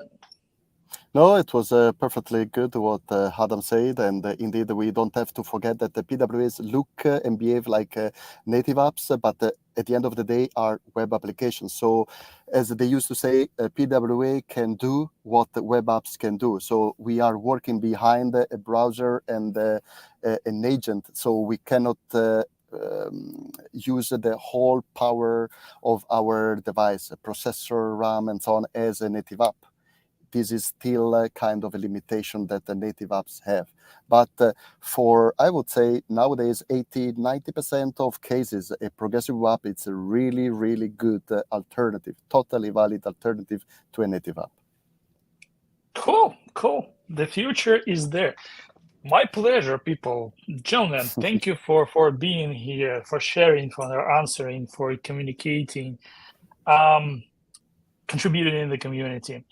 Thank you. Have a nice day. I hope to see you at this stage more and more times, sharing something new. And I invite here my dear friend Paul, because he is the next moderator. Paul, how are you? I hope you are Doing ready good. because I'm ready. I'm tired a bit. I want to have my Yeah. lunch and I'll go there. You are ready already. Guys, thank you. Goodbye and have a nice day. Thank you. Bye. Thank you, Francesco. bye. Thank you, Adam. Yeah, and I hope everyone had a great time during this session. And I think we already have Nick over here with us. I'm saying Yep. Nick. Yeah, so I guess I need Nick is cool. Yeah, I need to get my ABC straight. So yeah, that's I like the name Nick. That's fine. It's actually it's Nir Kaufman. You can make it short and call me Nick. That's cool. No, okay. So no, I mean, Toda. We call you Nick for today. All right, I'm gonna be Nick for today. Okay. So it's nice to have you with us. It's nice to hear about something like innovative, about meta frameworks, because as you said in the name of your topic, so it looks like the era of meta frameworks has just begun. I just wanted to say, please don't be mad at us, to everyone who hoped for a break and who didn't have time like me. Grab yourself a cup of coffee or a cup of tea. So you have another like 30 seconds while I introduce Nir and we chit chat a little bit. So grab yourself a glass of water, grab yourself a glass of tea, and and let's get to the second block. And so besides your topic, we're going to have some PWA performance optimization talks and Fastify and OpenAI, and he was eager OpenAPI. So so I thought we're going to have something about OpenAI to get Ad's passion about OpenAI and ChatGPT satisfied, but no, it's OpenAPI. So I guess no luck for the OpenAI today. So yeah, just a quick intro about yourself, if you don't mind. Just tell us what you do as a front end tech lead. Oh yeah, well, basically building front ends for clients. Currently, my role, I'm working at a company called Tikal in Israel. Mm-hmm. We work with clients. We are a group of very, very experienced web developers across the full stack. We've got our DevOps team and backend, and obviously front end, or maybe full stack. Should I say front end is less popular today? It's like they killed the title front end. So we work with clients, we work with companies and startups, and basically join the team and help them, bring our experience to build a better web, hopefully. And kind of maybe lead them a little bit somewhere as a tech lead. Yeah. As a tech lead, obviously, I've got my own opinions from my own experience. So as a tech lead, as an old developer, I've got a very, very strict opinions about things that I learned. Yeah, probably have that the way. Excuse me for that. Go ahead. This is who is this? Okay, quit. Cancel. It's my colleague. Cancel. Yeah, my colleague for some reason decided to call me. Yeah, so okay, I guess enough chit chat, and I'm not gonna populate the space anymore. And let me just share my screen. We will learn something good today. Hopefully. Yeah, thank you. Thank you. Just let me know if you can see my screen, if everything is okay. I will add it to the stage. Yeah, And perfect. so can I start? Yeah. All right. Oh, So, hello everyone. It's nice to be here again. Not my first time, but excited as always. Happy to be part of this community, and hopefully, I'm here today to share some of my thoughts and a little bit of maybe a live demo to get a good sense of what's going on. So that's the title for my talk today. The era of Meta Framework has begun. And before I start, a quick introduction about myself to get some context. So I've been building web applications, a focus on the client side for, I believe, something like 15 years now, starting from Java and JSP through Flash and Flex, and going through the entire JavaScript renaissance up until today. And today is very, very exciting times because the way I see it, from time to time, speaking about the last 10 years, something going on the front and something new coming up. Like we take everything we learn up until now and we come up with new ideas how we can make things better. So that's going to be the topic of my session, which is kind of you can treat it as like a fresh perspective of what's going on today. So, if we're going to talk about what's going on today, we have to have a quick look at history because we learned a lot from history, hopefully, not for sure. So, if we go back to 1996, two very important things happen. First is this famous movie, if you haven't seen up until now, go ahead and do it. Will Smith, Independent Day, amazing movie. I think one of the first disaster movies that I really, really like, but also Hotmail. If you are old as I am, so that was probably your first email service because that was the free web-based email application that was released, which was kind of like the maybe I would say very very carefully the first production grade high traffic web application back then. As you can see, you can judge by this design. And in this time, there wasn't a title called front end. There wasn't front end developers or back end developers. We were just developers, just application developers, software developers. I started my career as a Java developer that from time to time I used to build stuff that aim for the browser. So there wasn't any titles like backend or front end. We were just developers that build for the web from time to time. And in that times, server-side rendering was basically the only way we knew in order to build complex app. So everything is going on the backend, and we send static HTML, and everyone is happy. But that wasn't enough because the more demand for dynamically generated web pages started to come up. So technologies like PHP that goes back to 1995. It's a very interesting fact, not everyone aware of it. And JSP in 1999 and ASP, and these days we are with JSX, which is kind of a slight reminder. But we started to work with these languages because static HTML coming up from the server wasn't good enough for two reasons. First, application wasn't responsive enough, wasn't dynamic enough, and second, the user experience wasn't so good. I mean, the internet was slow basically. Um, Now, these days, you could say, well, the internet is very, very fast, so we don't have any problems anymore, which I'm not so agree with it because, yeah, internet is much faster, but because it's much faster, we started to push more and more and more JavaScript to the browser. So then Flash, the happy day of Flash. I don't know how many of you guys are familiar with Flash. It depends. There is a new generation of front-end developers that is not very familiar with this technology. Also, it's not that old. Yeah, it officially died in 2017.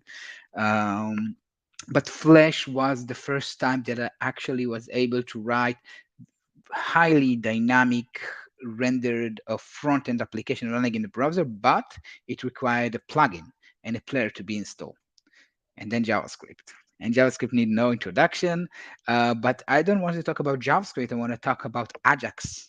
And Ajax stands for asynchronous JavaScript and XML, and it was a technique that introduced around 2005 that enable us for the first time as web developers to create a web application that doesn't need to re-render or reload the entire page every time something has changed, every time the states change.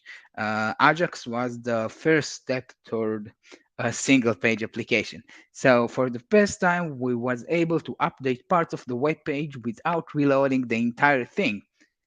And then the SPA madness start going on.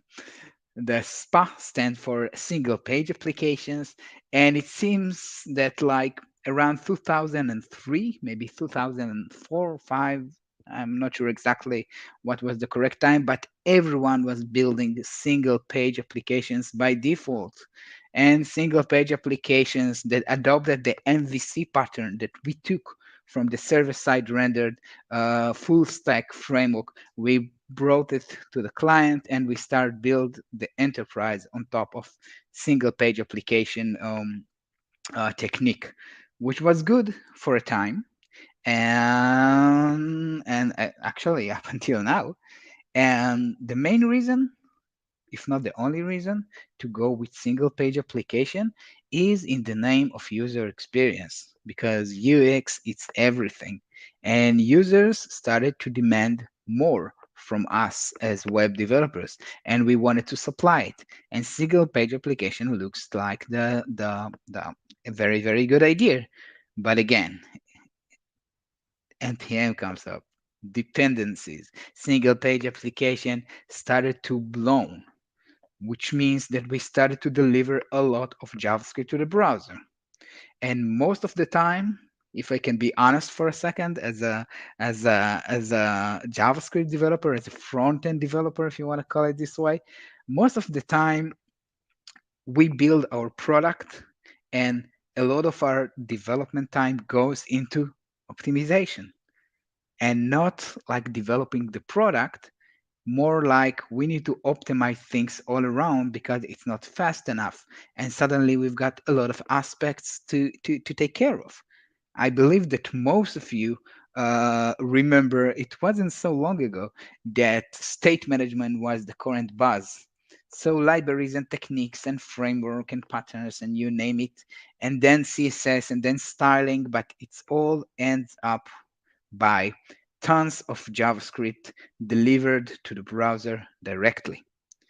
So if we talk about the elephant in the room, we created a new problem. We moved from fully static server-side rendering, a true server-side rendering. We're going to talk about it in a second, like from generating pages on the server and sending static HTML to send a lot of JavaScript to the browser. And the best thing about it is that everything, especially if you work with a framework or you've got a lot of dependencies, but everything need to be downloaded to the browser before you can actually get your app up and running. So SPA promised us to be more responsive and interactive, but that's the catch. Everything need to be downloaded. And yeah, I know fast enough regarding to these lazy loading techniques, but it wasn't really a solution because even before you start lazy loading the rest of your source code, you started with, I need to download the framework. I need to download the runtime dependencies. I need to download megas of like, I don't know, 20 mega of JavaScript just to get started. Bang, performance. And we talk a lot about performance. I mean, there's a lot of talks in this conference alone that touch performance in very specific places. Now, if you recognize this donkey or mule, it means that we probably born at the same year. This is Emule. That was a very popular torrent software, peer-to-peer, that enable us to share very large files across the internet. And obviously, what we did with it is to consume video and audio. Now, video and audio, that's interesting because they are large, heavy files. Media files weighs a ton. If you want to watch a movie, even if before the HD era, before the high resolution wave files that we've got today, and like the new formats, even if it's MP3 and a very, very small video, it can wait, I don't know, it can get like giga, maybe more. And we're talking about, yeah, fast internet, but not that fast. But that's not the main problem. Something very, very interesting happened here. And I see a very, very strong connection, and I'm not the only one. We have a problem. This is a very, very bad experience if I need to wait until everything is downloaded before I can use or hear music or see my video. Now we live in the age of Netflix and Spotify.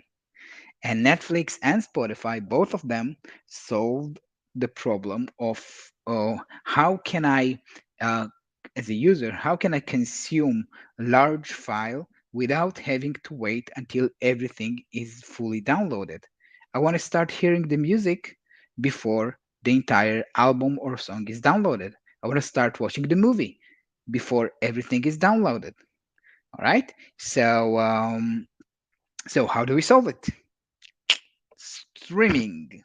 Streaming is the solution. Let's stream the data into the client, into the user, and it can instantly start to consume it, even if not everything was downloaded.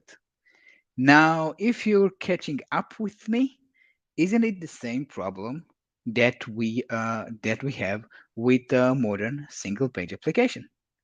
I mean, large file, a lot of code need to be downloaded and executed before we can start using the app. So we come into a point that we ask ourselves, what is the best way to build today a front-end web application? Should we keep up the single-page applications because of user experience? So we're going to wait a little bit, but it might be more than a little bit.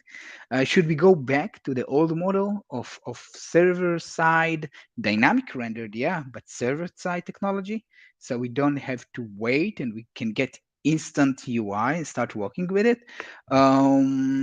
What we call multi-page. Every time you go from a page to page, you reload the entire website. Maybe we should go back to the static content where everything is generated during build time and you don't even have any execution during runtime to generate your code. And it's a valid question. And in the past 2 years, we asked this question a lot. And I assume that most of you already know that in I believe, the past 2 years, 3 years, server-side rendering become a thing, especially because of React, but we're going to get into it. But the truth is that we want it all. We don't want to compromise. We want the minimum amount of JavaScript. We want to adopt this concept of streaming. If it solves the problem of large video and audio files, it can solve us the problem of large JavaScript files. We want to enjoy both worlds. We want server-side rendering because it's fast, because it generates static HTML, because we can cache it. So we get our UI very, very, very fast.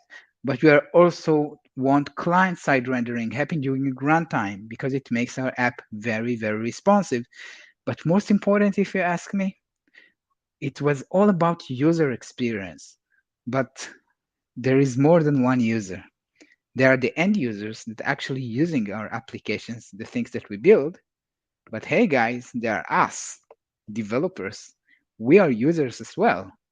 And recently, DX or developer experience became a thing. So I want to be treated as a user. Which lead us right to this session, which I named the Enter the Era of the New Front-End Development. Because right now, in this point of time, after like, 15 years, 20 years of building stuff for the browser, we got into a point that we understand the benefits, the pros and cons of each techniques. We kind of came into understanding that developer experience is important. Well, we understand that performance is very, very, very important. And like I said before, we want it all. We don't want to go back to static website or technologies like JSP. Not that this is a bad thing, but we also don't want to continue build single page application, these monsters of JavaScript. So if you're getting into front-end development right now, like in the last year, you're entering, you will be introduced into a new set of very, very interesting frameworks. And I want to touch 3 of them because each one solves the same problems, but with a little bit differently. The first one is Svelte. Svelte is a framework that focused around building UI components, and Svelte took the problem of minimize the amount of JavaScript by saying you're going to write the code like you see right here. We're going to compile everything we can and delegate it into native browser API. So we're going to minimize the amount of code that actually need to be run during runtime. So build whatever you want. We're going to take care of it under the hood. And we're going to make all of the runtime dependencies disappear. Now, Quick considered to be a compiler, like a compile. It attacked the JavaScript problem from another perspective, because once your Svelte app is done compiling, Svelte disappear. You won't see any runtime dependencies called Svelte in your project. So this is Svelte, and we're gonna talk about Svelte a little bit in a second. Now the other one is, I believe, even more interesting. Again, attacking the same problem, but coming straight from the developer who came up with Angular.js and then Angular and changed the way we build for the front end. I'm talking about Mishko, the developer who actually built Angular, and he introduced a new idea. This idea is delivers to us as the Quick framework. Now, the Quick framework attacked the same issue, but again, from a very, very, very different perspective. It's Quick said, let's render everything on the server as a starter. Let's serialize the state of our app to the HTML and deliver it to the browser. And then a new concept called resumability appears, which means that our application gonna download tiny bits of JavaScript only when needed and render only small pieces of the page when needed. In other words, it's going to resume the state of our app that was previously rendered on the server. It's going to resume where it stopped on the client where needed. So we are taking the same problem, but from with another technique, another perspective. So streaming of JavaScript. And we can't talk about this whole thing without mention React. React is a very, very, very important library. React is basically, I believe, well, it sounds like maybe, a very, very, I don't know, bold statement, but I wouldn't say it changed completely the way we build front end, but it was a wake up call. Hey, let's think about components. Let's get a quick refresher that we can build front end using functions, using function composition. We can do a very, very, we can think about our complicated UI away from this template-based huge framework. Now, these days, React, the way I see it, is kind of a spec. They still push some new ideas into the front-end world. And one of the very, very exciting features is React Server Components. Now, React Server Component is not the standard server-side rendering, the classic server-side rendering as we know it, and we're going to talk about it in a second. So we've got Quick, and we've got Svelte, and we've got React, and each one of them attack this problem of delivering a lot of JavaScript, or like creating a hybrid, if you want to call it a hybrid app, that use server-side technologies together with client-side technologies in order to deliver us what we expect. But that's not enough, because another thing that we learn through the years of front-end development is that once we've got a core library, a core framework that aim for building components like React, like Quick, like Svelte, well, it's good enough for building UI, the building blocks of any front-end facing application, but that's not enough for building a full stack application, because there are some other aspects that we need to take care of. So through the years, and React is a very, very, very good example for this, we started to build on top of it. We started to bring more and more libraries to complete the missing pieces, like routing, like data fetching, like styling libraries, like CSS in JS, and so and so and so. So we learned the lesson, and that's the reason, my friends, that today we see like a new thing, a meta framework. A meta framework is here to say, all right, you're going to get this core library focused on building UI components. But we also going to introduce you a framework on top of it. And the framework on top of it going to focus on the rest of the API that you need in order to build a full stack app. Well, to be more precise, routing is the most basic thing, the way I see it, in data fetching, of course. And the interesting part of this whole thing is that these frameworks, and now I'm talking about Next.js, the meta framework on top of React, and Quick City, the meta framework on top of Quick, and SvelteKit, the meta framework on top of Svelte. It seems like that all of them kind of agreed on the same conventions.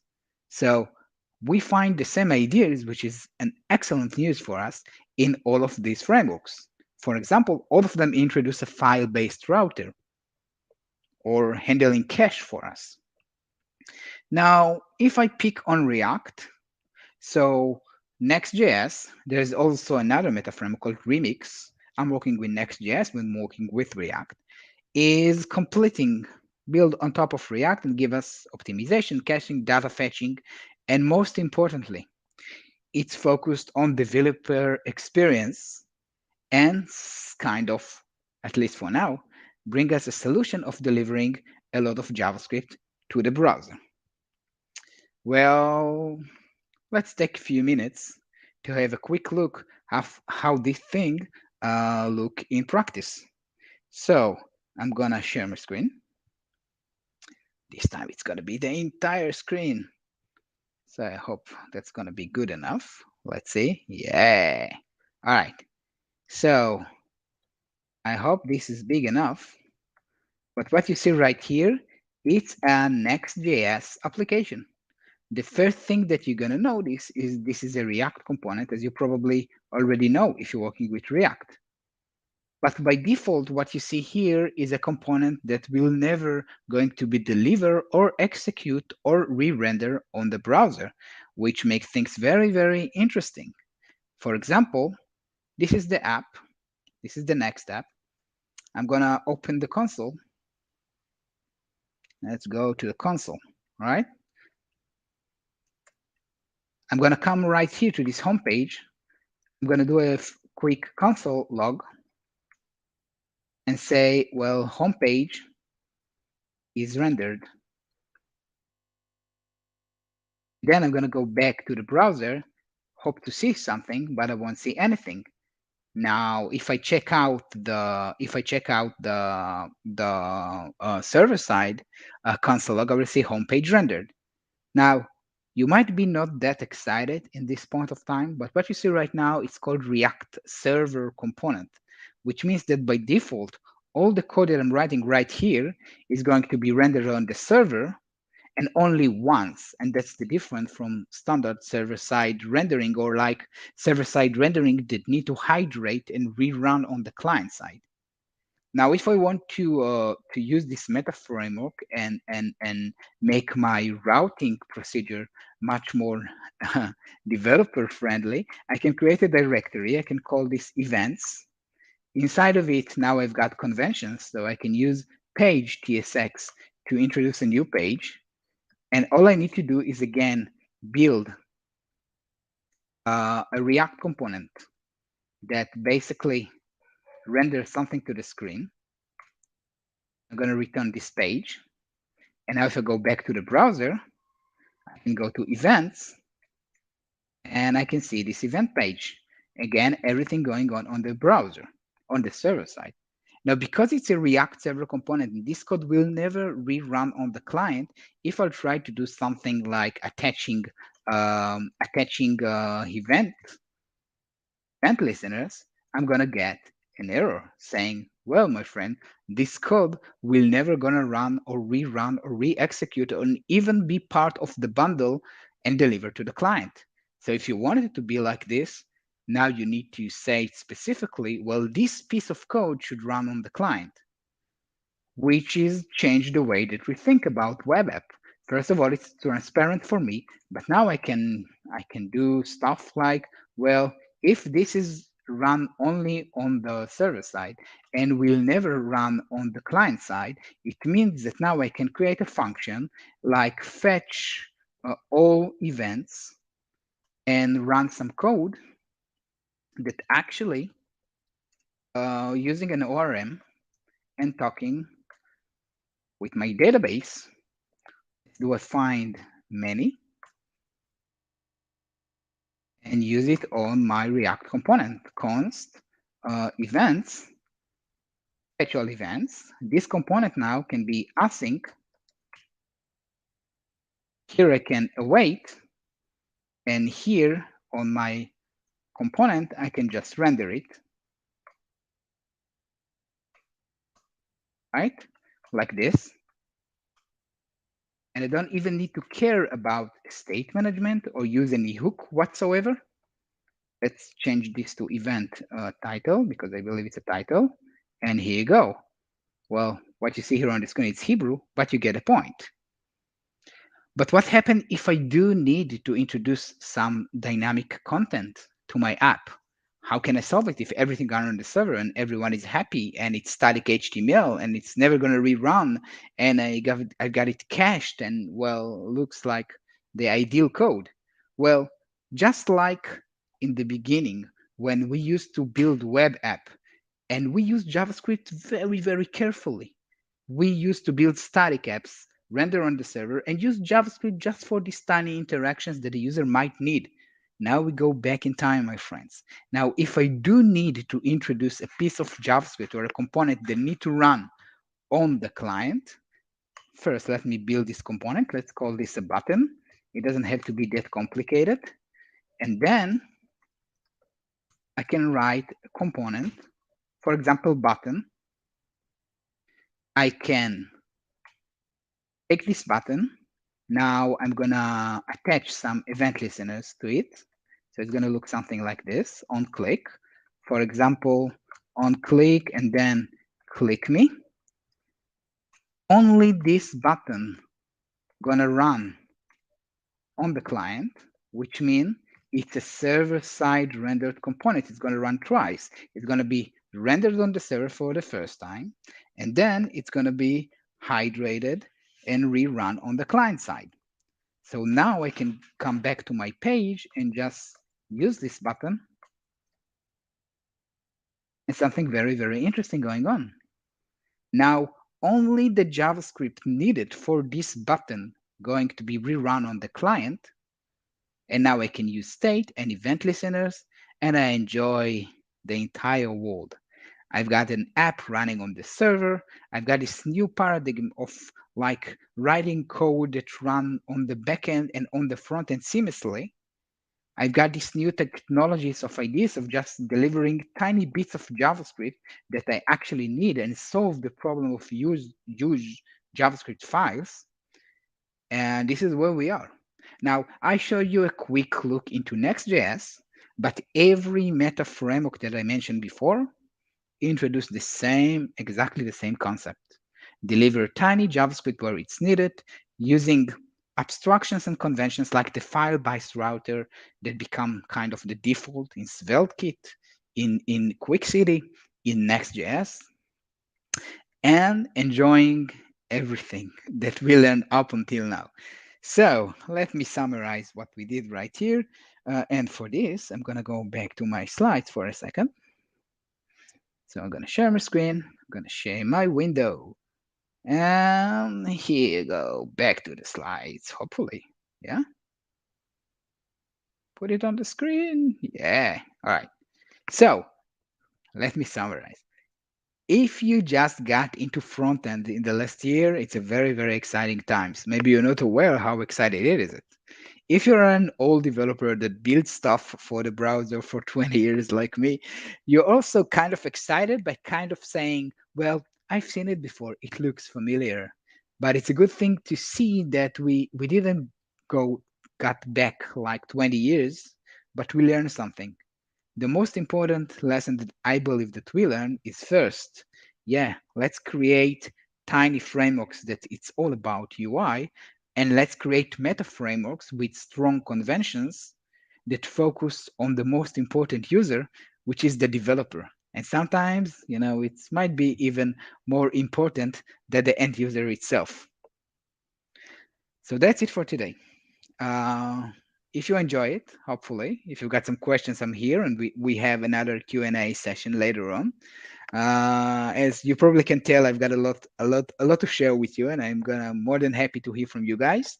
And if you want to, yeah, thank you. And if you want to stay in touch, just look for Nir Kaufman. I have like zero privacy across the internet, so you can get connected very, very easily. Completely doxed. Completely. You can find my address and my license card. And if you don't mind, Nir, we have some questions for you. If you don't mind, of course. Another 10-15 minutes. Bring it on.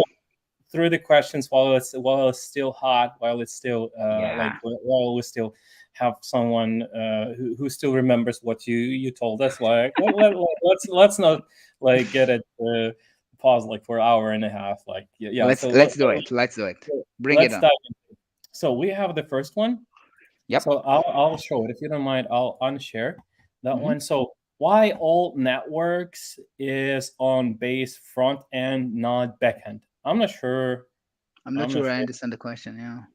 Me neither. So please, someone who wrote this question, please. Try to rephrase. Okay. So we have another one. How do you make the button reload the list if rendered? Yeah, that's an amazing question, because another very important things happened. That remember all the buzz that I mentioned about state management? Now, what is state management in these new hybrid apps? And you've got like most of your app running on the server, and you fetch data on the server, and then you've got this button to need to reload. So Next.js, as well as the other frameworks that I mentioned, you need to dive into revalidation. If I want to make the list re-rendered after I press the button, I'm going to revalidate the cache, and next under the hood, I'm going to refetch the data and update the UI where needed. So the code, the server-side component, in this case, is going to be rerun. But just let me say this: if you're new to Next.js, what I just mentioned probably it's not going to be the best way to attack it.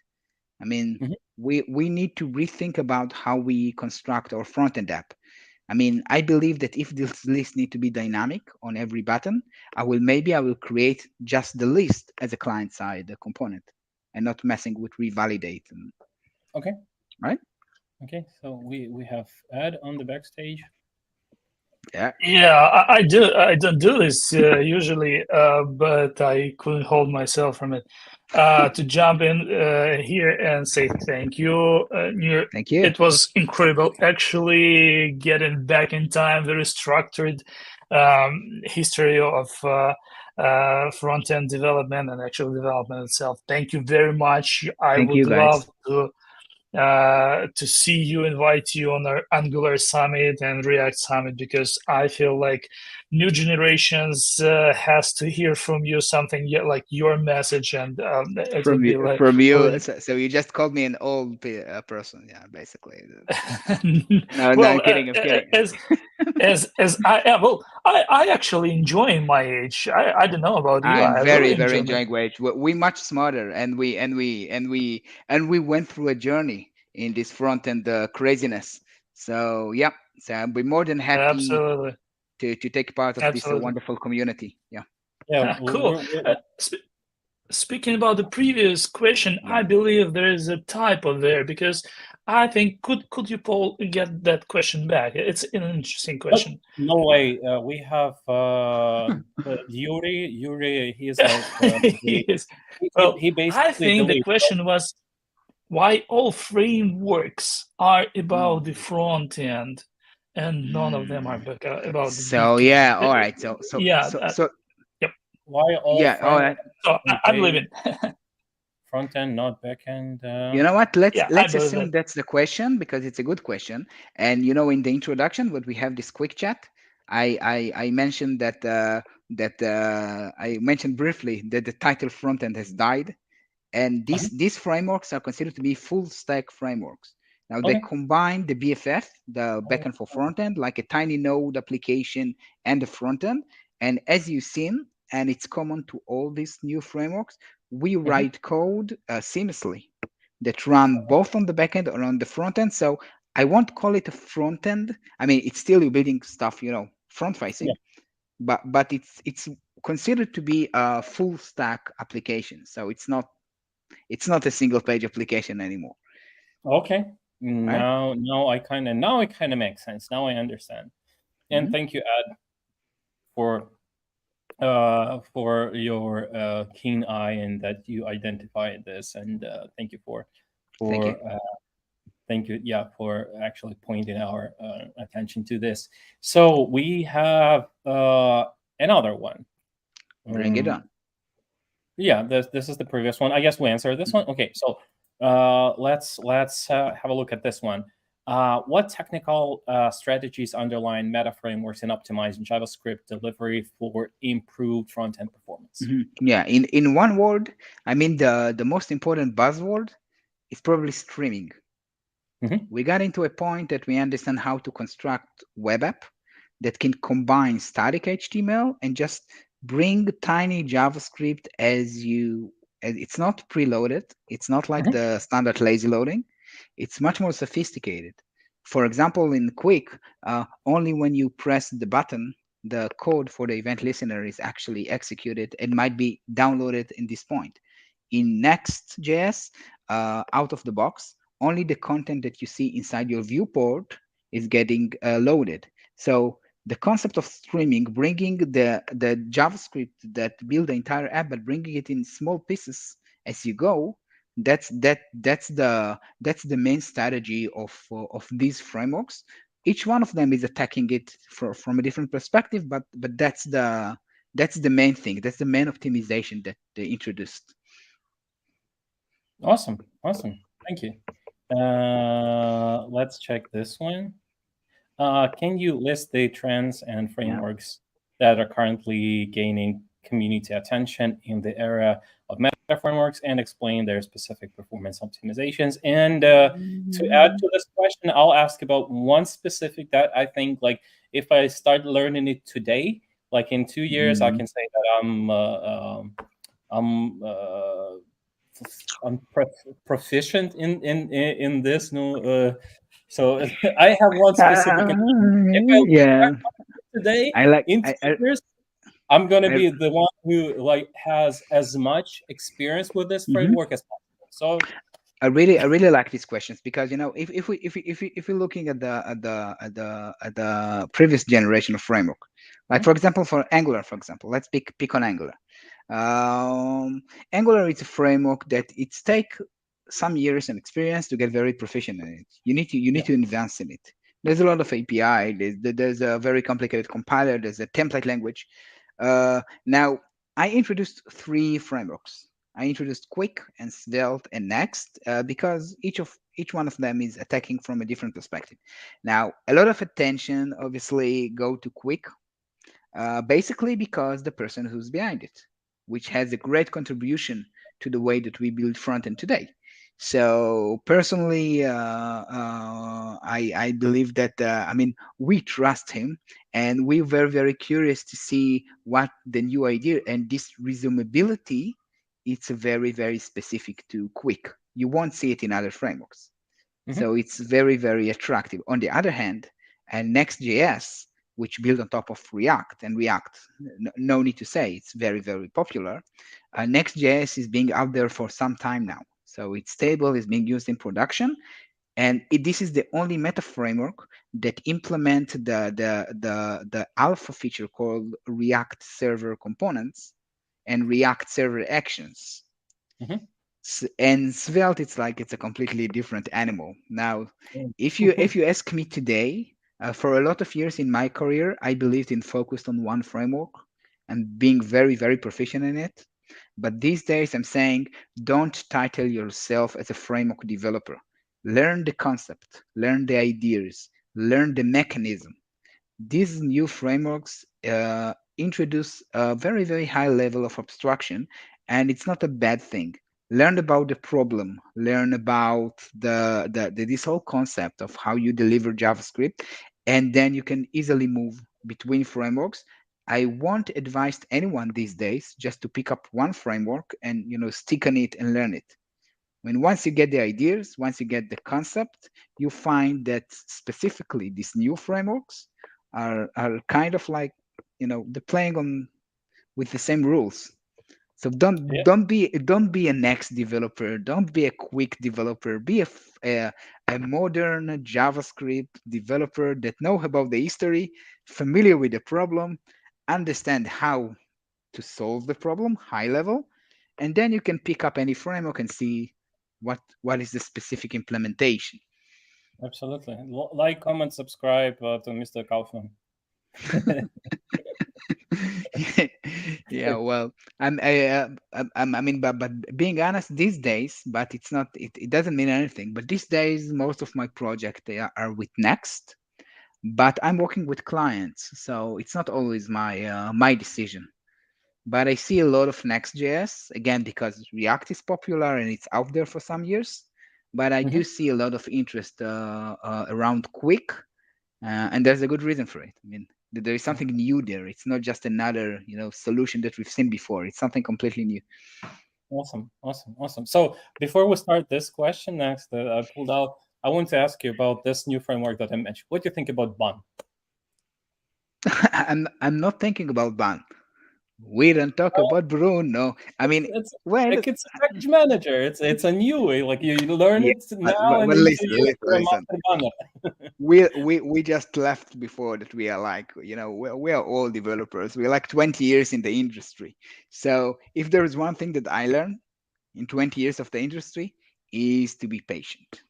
Well, it just got stabled. Now all the buzz and the whistles and the blog posts and yeah, the new runtime. I can tell you a true story. Yesterday at the office, one of my colleague called me, "Hey Nir, I've got a problem. I'm trying to work with Prisma or RAM in a Next.js problem with Bun, and something is not working." And when we dived in, and then we discovered there's an open issue that's saying, well, Bun is not working with Prisma, and in this point of time, he can't use his familiar stack. So I learned one thing. This is the new guy. Now that's the buzz. It might be a great solution, but we've seen it before. That's not the first time. If you start learning it now in 2 years, you're a master Bun developer. But again, I don't want to be a Bun developer. Just watch, all of you guys, everyone that listen. How many build tools we've been introduced just on the last year? From TurboPack to Vite to now Bun is an entire. Actually, we've seen it before. I believe it was called Rome Dino. or something. Or Dino. Dino. Yeah. So what do I think? I don't think. I let the buzz comes down. They even call it. They even call Dino like Node.js, like Node TypeScript. So they call Dino like Node.js. Okay, I'm just gonna wait a little bit before I jump into the party, and we've got real products to build. Meanwhile, we can't jump on any. What are the technical trade-offs and advantages when adopting meta frameworks, and how do they technically differ from conventional approaches in reducing JavaScript payload to browser? Most, if not all, of the framework that we know today for building single-page applications are around basically two techniques. One of them is lazy loading, and lazy loading and preloading, it doesn't solve the problem. I mean, it's kind of, let's be honest, it's kind of, but it's not the best solution that we can come up with. The other one is server-side rendering that hydrate on the client. So your app need to be rendered twice. So it solves the problem of like getting like an initial UI, but still a lot of JavaScript need to be downloaded until you can actually use the app completely. So the technical trade-off and advantage is basically, well, let's pick up on routing. It seems that all the meta frameworks adopt the file-based routing, all of them, QuickCity and SvelteKit and Next.js. The technical trade-offs, well, one would say, well, you don't really know what's going on under the hood, but that's true on every framework. That's the reason I encourage developers that want to understand what's going on, not to learn the framework, learn about the history API, learn about how navigation work on the client side, learn the concept. So the technical trade-off would be, well, heavy abstraction. Yeah, that's for sure. And with any heavy abstraction, if you don't have the focus to learn the underneath technology, in some point of time, framework's gonna change, trends gonna change. You might find yourself like knowledgeless.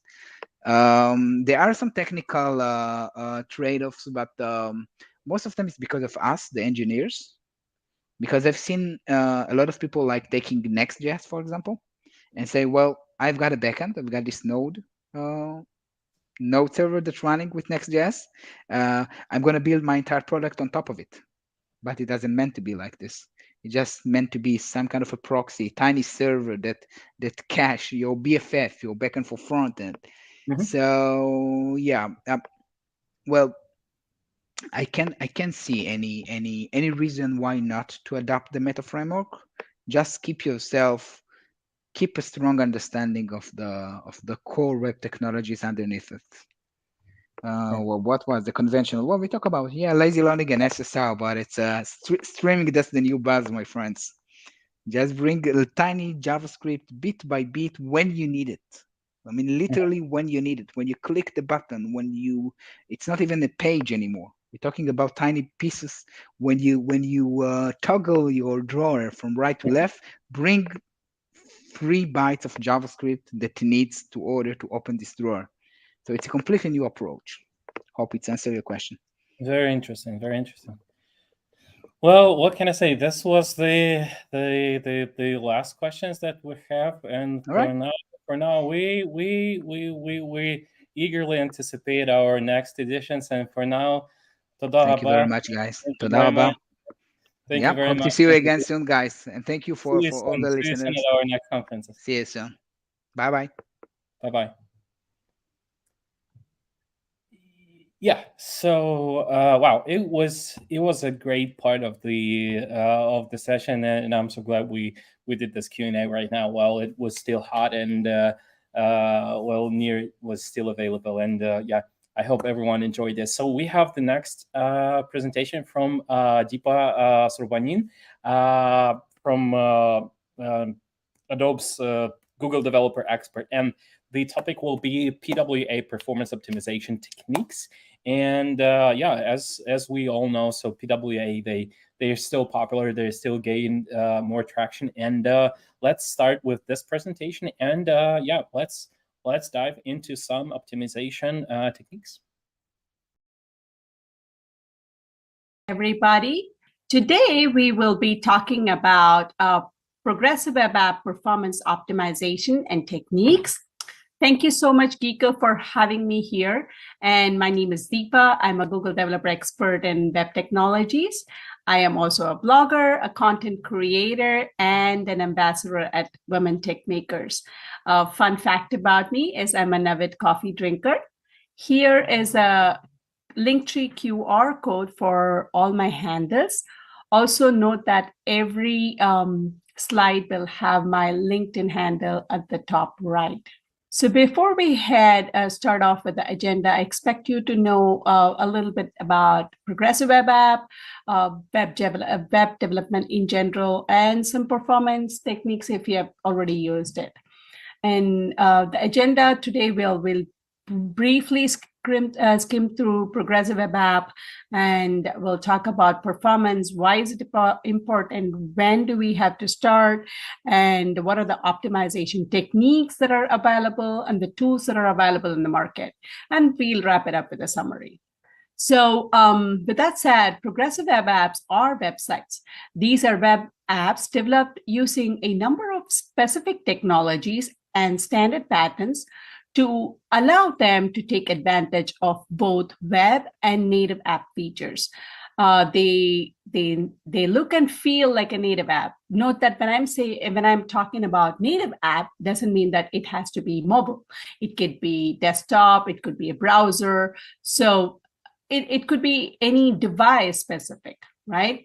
Device or OS specific too. Here's a progressive web app architecture. If you see in this architecture, you have a couple of things added to it.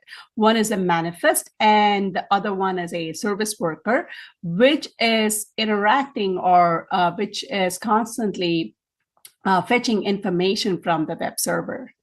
So progressive web apps are a slew of new APIs, which consists of service workers, background sync, push notification, caching, file handling, file system handling, and they can also do background fetch and sync, etc. Right? So these applications are made using these new modern APIs. So service worker API, what does it do? It basically listens to fetch API requests, and it loads content offline, and it can do background sync, and it enables push notification too. So we saw in the architecture, we talked about manifest.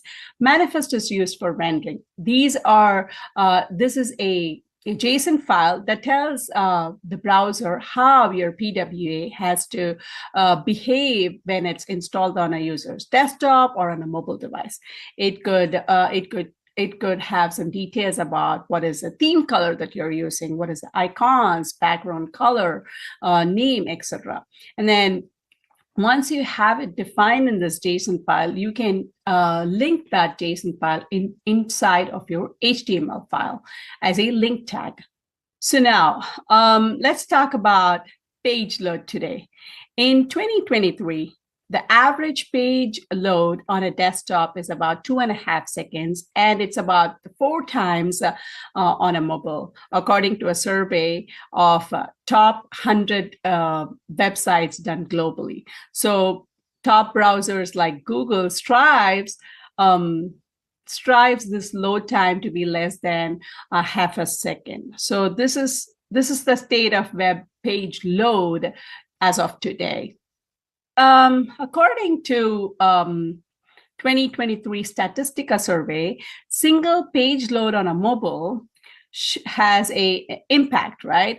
It shows, as you can see from this chart, it shows that the longer the wait time, the more a user is willing to leave the website quickly unchecked. So in fact, it significantly increases around the 5-second mark. About 1/3 of them are leaving your application on a mobile browser without even checking it out. So having that said, Firefox stats show that if you can reduce your page load time by 2 seconds, it could lead to more than 15, it could result in 15% more of downloads. So that becomes very important to reduce your page load somehow. And we'll talk about those techniques. And according to Bing stats, any 2-second delay would result, if your page is 2 seconds delayed in loading stuff, it takes about what happens is that you could lose your revenue for about 4% per user. Imagine millions of users are visiting your page and your page is not loading up. And as a result, you are going to lose about 4% of your revenue per user. And this would add up to a lot of money, right? So that's why performance is directly related to money, and your speed and speed of your application matters a lot here. So having said this, what does it, why is it why now we know performance leads to speed, your speed leads to money, right? It increases retention, it increases conversion. So that becomes a top priority, so that you can have conversion rates, and your users you can achieve that only by offering your users an excellent and consistent experience. So that becomes more and more important. So basically, I know at the end, web performance triumphs over a designer or a developer happiness, and it's more important than using a latest framework, or it has to do with the conversion rates too, right? So it's important. So what influences performance, right? So for example, if you have a request and response and your information gets parsed, it gets executed, right? So when you are developing a application, for example, you're using a new library, right? Which it could lead to a bigger bundle size, and bigger bundle size means bigger download. Bigger download would lead to longer parsing time and longer execution time. So these are some of the things that influences your performance. So having said that, where do we start performance, right? We need to start performance at the foundation level. So when you're even planning out, you think about hosting. Where do I host it? How is there a way that I could deliver the content through network? And if you are an existing web application, if you already have an existing web application, if you are planning to convert it to PWA, think of progressive enhancement, right? And also think at the design level. What content you want to have and how it can be laid out. What are the images, audio, media formats that you're going to use, and how do you compress them, or how do you have them on your page? And other libraries like fonts, material UI icons, icon libraries, third parties such as maps and social. All those things, if you think ahead of time or while developing during these things, have these things at the back of your mind too, right? When you're developing, you can think about how do we cache these stuff, right? Can I do image markup? Can I do lazy load of images? Can I add, how about think about scripts and styling, whether you can minify the JavaScript file, what kind of CSS framework you're going to use. All those things matters when you are thinking about performance of your application. How do we measure performance? There are metrics to measure your performance of your application. Some of them are like I listed here, time to first byte, which is nothing but a time that takes between a click of a link and the first bit of the content showing up on your web page, right? And the first contentful paint is something that when the user requested a content and when it becomes available, right? That's one thing. And there's something called as interaction to next paint, which assesses whether a page is responding consistently fast to user inputs. Imagine you're trying to fill in a form and it responds to it consistently fast, right? And total blocking time, it calculates the amount of time the main thread was blocked during a page load. So if you have a main thread, when you have a main thread that goes on, and then if it is blocked during page load, what happens, right? How long does it take to recover from it? And there's also something called as largest contentful paint, first input delay, and there's something called as time to interact. How long does the user take? User takes time to interact with that page. So all those things are measure of metrics of your performance, and these are measured in milliseconds. So we talked about the measures. How do we measure it? But are there tools that are available to measure the performance? Yes, we do have it. There are tools like Website Grader, Lighthouse, Chrome DevTools, etc. Right? Let's talk about Website Grader. Here's an example of Pinterest website performance using Website Grader. Apart from performance, SEO, search engine optimization, mobile, and security, Website Grader also gives you information about page size, speed, and image size too, right? And the next tool is Lighthouse Audit. It is a Chrome extension where you can run audit on your pages based on these categories such as performance, accessibility, best practices, search engine optimization, and progressive web app. So note that you can analyze here for both mobile and desktop too. And this is the same Pinterest website that I picked up and then ran a performance score on that. So the performance does vary on the time of the day that you analyze these pages, and of course the bandwidth, the network bandwidth that you had at that point of time. So it could vary from tool to tool.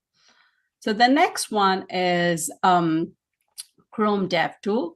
If you go to Chrome DevTool Performance tab, it'll give you may see a detailed information of the same. This is again from Pinterest website, and it gives you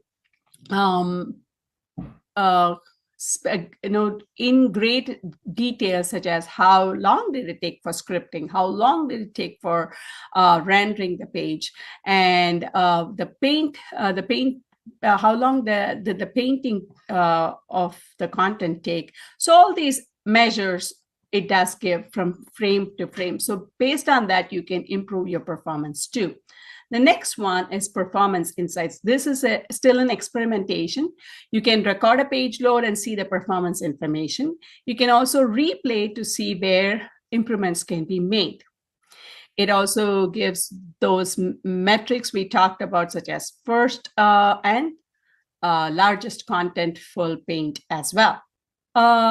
Now, let's switch gears and talk about optimization technique.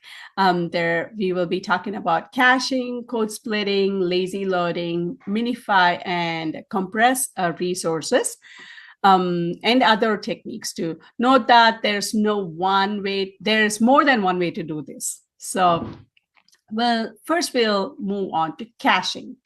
So caching has, you can use caching at different ways, in progressive web app. You can cache first with refresh, network first, indexed DB, which is a low-level API. And you can also use server-side rendering. So for cache first, if you see here in this code snippet, if you see the variable which contains pre-cache resources, and here it takes an array, I can put in what are the files that needs to be cached when the page is reloaded, or when the user visits the page, right? And it also, the service worker, note that all these functions go inside the service worker file, and it listens to any user event, and then it loads based on what is there in the pre-cache.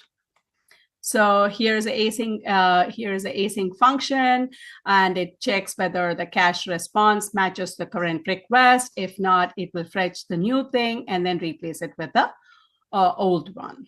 So the next one is cache first with refresh. Note that here we are not using JSON files. So when the user visits the same page and they're just refreshing it, you don't need to cache the entire JSON file, right? So we don't want to do that. We just want to see what's the request that came in, and then what's the response. If the response is going to be the same, we just pull it up from the cache. Fetch it up from the cache. This is what this code snippet means. And the next one is network first response. Again, it looks for the network request that the user has requested. And if there's any new information, it fetches it. Otherwise, it'll get it from the previous cache itself. The next option that we have here is caching using indexed DB. For more complex data caching and storage needs, PWAs can use indexed DB, which is a low-level API for storing structured data, including large amounts of structured text, images, or binary data too. So this is a method of storing data on client side. However, this API is not available or may not be available on new browsers or very old browsers. Although it says in this, I picked this from caniuse.com. It supports most of the browsers. If you can see, most of them are green, but it's good idea. It is a good idea to check on your code whether your browser supports this API first. So when you add a function, make sure that this is something that's available. If not, you can handle the error handling too. Next comes server-side caching. Cache the pre-rendered HTML on the server side to serve quickly to subsequent requests using either Redis or Memcache. These are popular tools that are available, and frameworks such as Next.js and Nuxt.js, because Next.js is a side. It's a framework for React on the server side rendering, and Vue is, again, if you have an application already in Vue and you're trying to make it as a progressive web app and you want a server side caching framework, then you could use Nuxt in that case. And the next technique we are going to be talking about is code splitting. Code splitting is nothing but you're splitting up your JavaScript files into smaller bundles. And you can, by doing this, you're making it into a manageable piece of chunks. So it is available on demand whenever there is a need for the page to show those content. So the popular tool that is used here is Webpack. As you can see, it can bundle your assets, your images, and other resources too. So that's one way. And code splitting can be done in two ways. One is module level. Here is a example of React.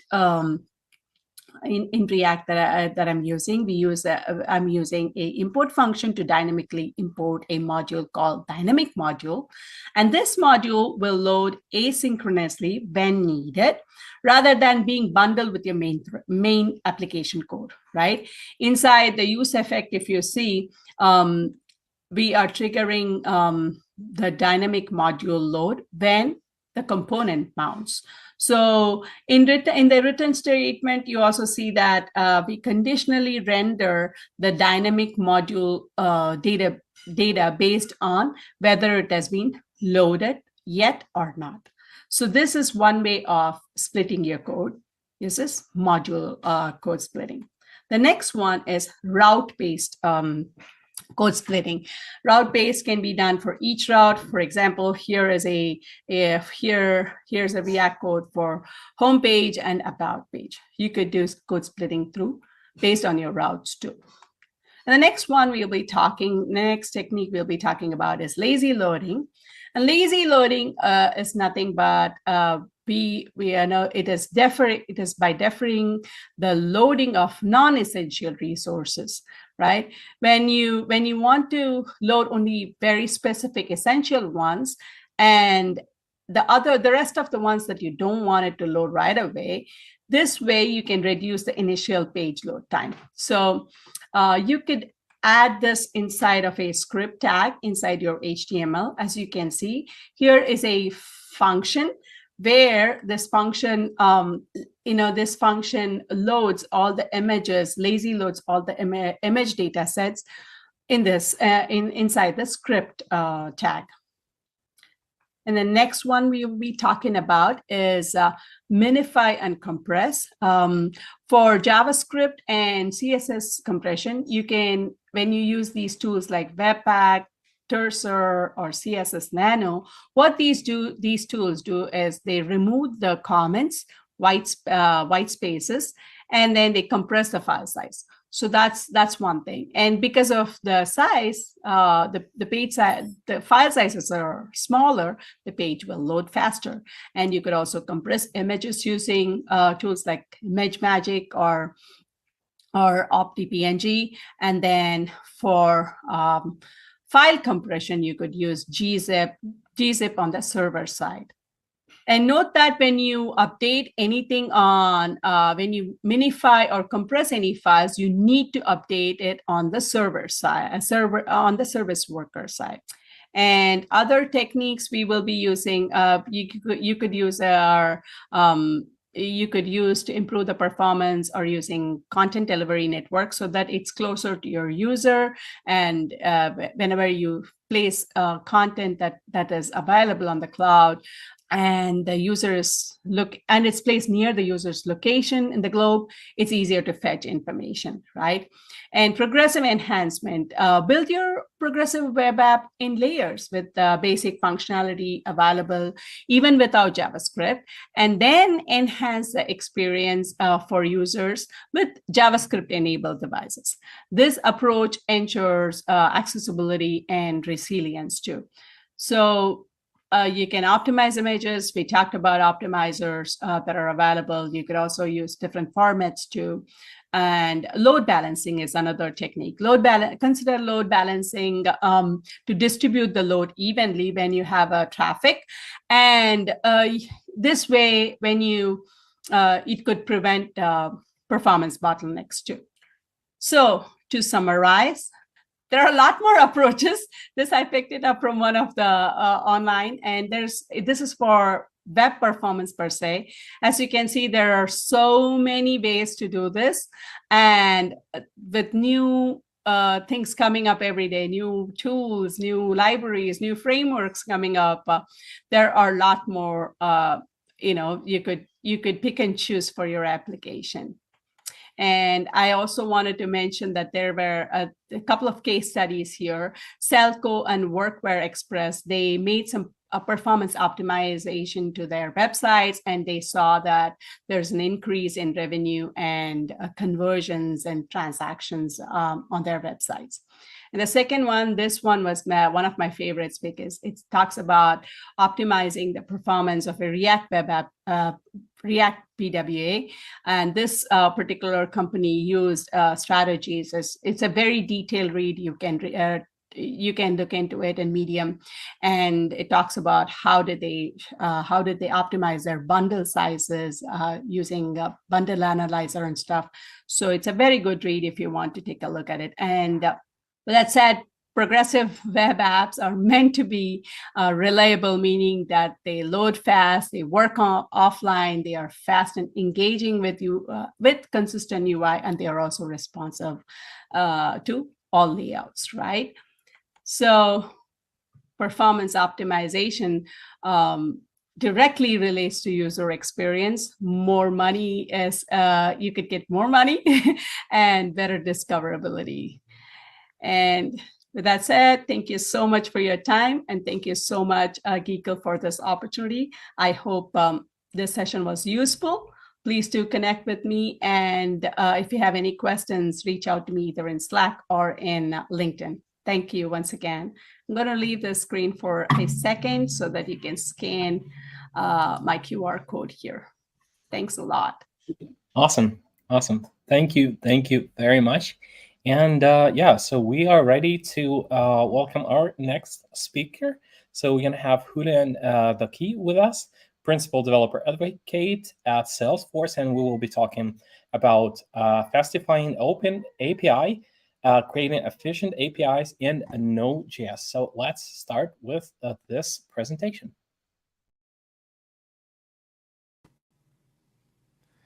Hello! Today we are going to learn how to implement efficient APIs in Node.js using Fastify and the OpenAPI specification.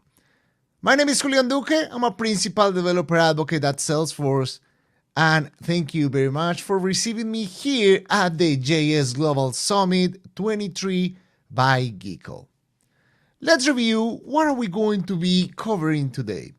First, we will see what is the OpenAPI specification. Then, let's take a look at what is Fastify. Then, we will see a demo how to create a Fastify application. Then, we will see how can we add the OpenAPI Swagger support to this Fastify application. And last, we will see how to integrate the OpenAPI application with an existing system. What is the OpenAPI? Well, the OpenAPI specification is a specification language for designing and building HTTP APIs. This specification is defined either in YAML or JSON. Basically, you are describing the API, its objects, and the different resources that this API provides. It is governed by the OpenAPI initiative, which is composed by many companies that supports it, and it's under the Linux governance system. And the current version of the OpenAPI specification is the 3.1.0. What's the basic structure of an OpenAPI specification? This specification is organized into the following key sections. The first one defines the root document, and it combines the resource listing and API declaration. This resource, the OpenAPI, it is required. Info provides the metadata information about the API, such as the title, description, terms of service, contact information, and some other documentation links. This property is also required. There are also properties that you can define on this specification. Servers, for example, specifies one or more base URLs for your API, such as production or staging. Security defines the security scheme that can be used by the API operations. For example, if it uses a basic authorization, a token, OAuth webflow, etc. Paths describe the available paths and operations for the API. Each path has an HTTP method with the details of the operation. Tags adds metadata to a single tag that is used by the operation object and is also very useful for documentation purposes. External docs provides description and URL to external documentation for your API. And components defines a set of reusable objects for different aspects of the API. This can include schemas, responses, parameters, examples, request bodies, headers, security schemas, etc. It's going to be one of the most important sections of our API. And now, what is Fastify? Well, Fastify is a fast and low overhead framework for Node.js. It is one of the fastest web frameworks that exists right now for Node. It is fully extensible. You can create plugins, decorators, hooks, and one of the great things about Fastify is its ecosystem. It has a lot of different plugins, both maintained by the core team and also by the community. We will be using some of those plugins for our application today. It is schema-based. It supports JSON schema to validate routes and serialize output. And this is going to be one of the most important features that we will rely on to implement our API using the OpenAPI specification. It also has a built-in logger. Pino, the logger that comes with Fastify, it is performant and it can output JSON logs that are going to be easily consumed by other external systems. Fastify is developer friendly. It is expressive without sacrificing performance or security. And also, it is TypeScript ready. For our demo today, we are going to be using plain JavaScript. Now, let's start building a Fastify application, and then we will add OpenAPI support. What are we going to build is the API for a bookstore. We will be implementing a couple of routes in our API, and then we will document these routes using the tools that Fastify provides me, specifically the schema support. Let's take a look. First, make sure we have the latest version of Node.js installed, Node.js. Then, install the Fastify CLI so we can generate a project. With the Fastify command, we are going to generate a Books API project, and we will pass the ESM flag to add ECMAScript module support. Let's take a look at the folder.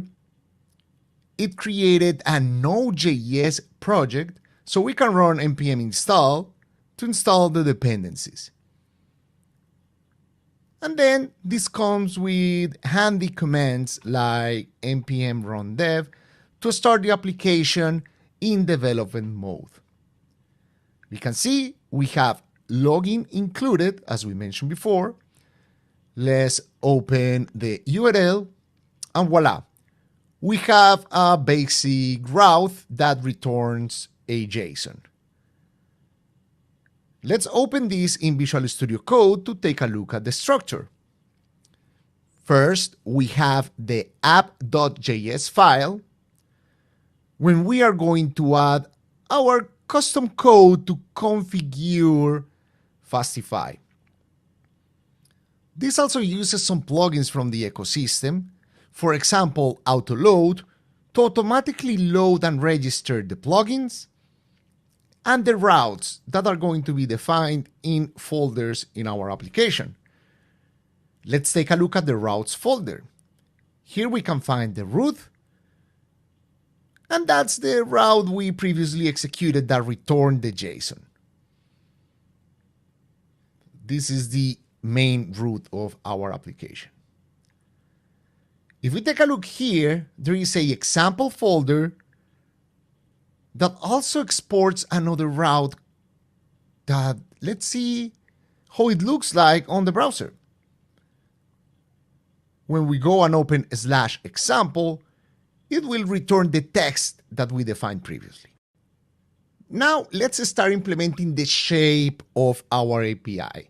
We will be defining all of the different methods that our API will have, but with no implementation logic yet.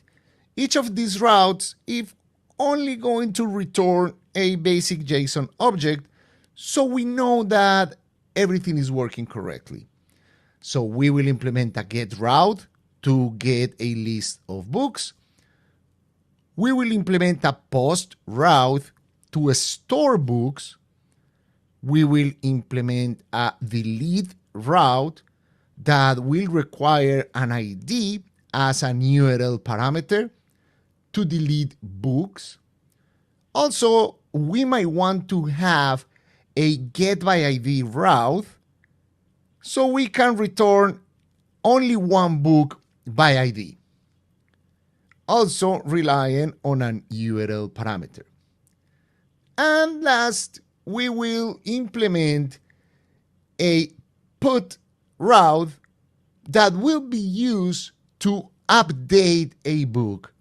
Also, we require to have an ID as an input parameter. Let's test that this route is working. Let's take a look to see if the get route works on the browser. If it works, we should get the JSON object that we defined here. So let's go /books, and that's it. We are getting the object. Now it is time to start adding validation to our routes using the schema support in Fastify. Let's add some basic implementation to the post route. First, we need to get the body of the request that will contain the book information. And let's log in this information using the fastify.log logger tools. Let's go ahead, open Postman.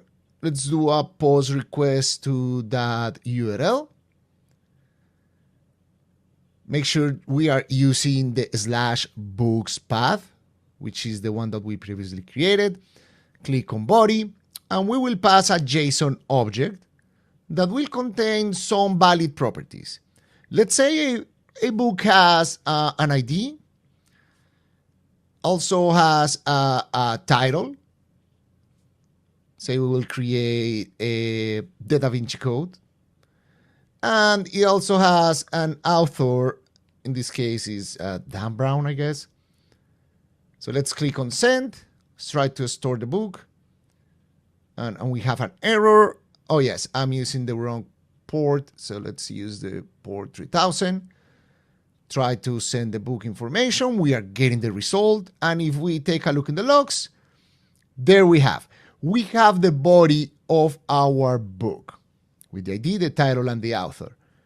But we might want to validate these properties. Let's say that we are going to send an invalid property. This is just an invalid attribute for my book. And if I send this request, this should fail. But right now I am not implementing any validation. So let's see how can we implement this validation using the schema support in Fastify. First, let's create a schema files under a schema folder. So I'm creating a schemas folder. Let's create an index.js file where I'm going to be storing the schemas and define a schema for a book. So this is going to be a book. So I'm adding a description. Represents a book. It's also going to be of type object, and it has the following properties: an ID, which is of type string, a title, which is of type string, an author, which also is of type string.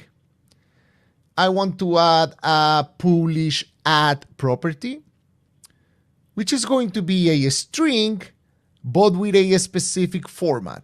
And that format is datetime. And also, I'm going to specify the required properties of this schema. In our case, the required properties are going to be the title and the author. Once I have this defined, I can import it in our routes to register it as a schema. So first, let's import that object from the index.js file we just created. And let's register as a schema with an ID. This ID will be useful to reference this schema in multiple routes. So our ID is going to be book. And let's expand the book schema object in this registration. Then every Fastify route can receive a property as the second parameter of the route definition. Here I can specify the schema. So the schema has a body that references that book schema we previously created. So before we save, let's send a request. We can see that we are getting the fields as we defined before. If we delete the author, which is required, it's not going to fail because we have not saved the root routes. So let's save the routes so we can take a look the validation. Now I have the schema support. Let's send this, okay, let's send it again. And now you can see that I have an error. This is a validation error telling me that I require the property author. If I add the property author, which is Dan Brown, this should pass. But I'm still receiving invalid properties here, and we don't want that. So let's go ahead to our schema definition, and we can pass a property here called additional properties and set it to false. This is going to strip all of the additional properties that don't belong to the schema. When I submit the request again, I'm only getting the properties that are defined on my schema. If I add another one, this will be ignored as well. Let's send the request and see. I'm just getting the information my route needs to create a book. We took care of the input parameters, but what about the response? Well, we can define those on the schema. Let's specify the shape of the response for a success request. So this means the 200 status codes. And here we can also reference the book schema that we created earlier. So let's add a description for this response and reference the book schema as we did before. Okay, I am missing something here? Okay, cool. Also, let's do the same for an internal server error. We can also define an error schema or a schema for other objects. So let's go ahead to all our schema files and create an error schema definition. This is going to be an object that represents an error and has a status code, an error, and a message. And let's go back to the routes. Add this as a schema. So let's register using the error ID and expand the book schema object. And we will need to import it from our file. Now let's give it a try. See that we are not returning a book object. We are just returning something that returns true. So let's say what's happened. Let's submit our book object, submit the request, and as you can see, we got an internal error with the error object, with the status code, the error, and the message. The message says that the title is required because we are not returning a book object. So let's change this, return a book object, and make sure the server restarted. So we are going to try multiple times. Now we can see that we have a successful response with the proper object. Let's go ahead to the route and add a new property to the object. Remember that our object also supports the publish at. So let's add the publish at property with a new date. And try again. Let's make sure the server is restarted. Okay, start again. Go to Postman, submit the request, and our response should have the property we added in our route. What if we want to add the schema to the get route? This is going to return a list of books. So how can we do that? Let's implement the response property. The success route will return a list of books. This will be of type array, and the items are going to be of type book. And also let's define a error handler that will return a error object. Now make sure that we are going to return an array here, otherwise this is going to fail. So let's use GitHub Copilot to automatically create a list of books. So here, returning The Great Gatsby, and the other one, let's see which one is giving me The Grapes of Wrath. Awesome.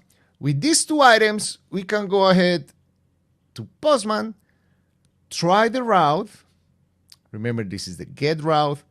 Click on send, and now we have the list. So this is how we define our API using a schema validation. But you might be wondering, what about the OpenAPI specification? Well, in the Fastify ecosystem, there are two very useful plugins. One, the Fastify Swagger, and the other, the Fastify Swagger UI. This will enable to convert my whole API and add support to the OpenAPI specification. So in the app.js file, let's enable the OpenAPI plugins. So first, let's import the Swagger plugin, and then import the Swagger UI. Swagger UI will give us a very handy documentation site. A Swagger will take care of converting my whole API and its schemas into an OpenAPI specification. So let's register the Swagger plugin. And here we are starting to define my specification using the properties we discussed earlier. Like info, this has metadata about my API. So I'm adding a title, a description, and an API version. And then I will register the Swagger UI plugin. This will enable a route that will contain the documentation of my API. If I run this and go to the /docs URL, I will get in a handy website with all my API documented, and I will be able to test my API from here. So as you can see, I have the title. It says that it's an OpenAPI specification 3.0, and I have the routes. The get books route, it's telling me the different response objects that it supports. I can try it out from here.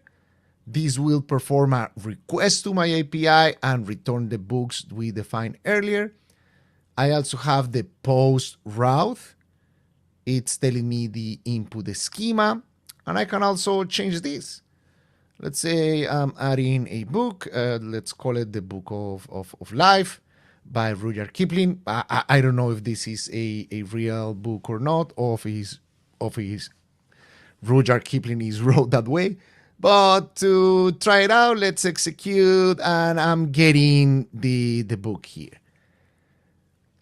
Fantastic. If we scroll down, we can see the other routes. It generates this documentation automatically, and we have the schema definitions. All of the schemas we have registered in our application are going to appear here.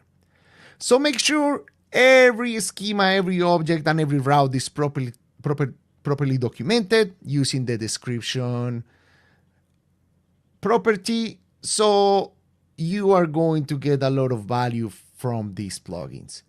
And this is the specification file in JSON. This is the one that we are going to be using on external system to load my API.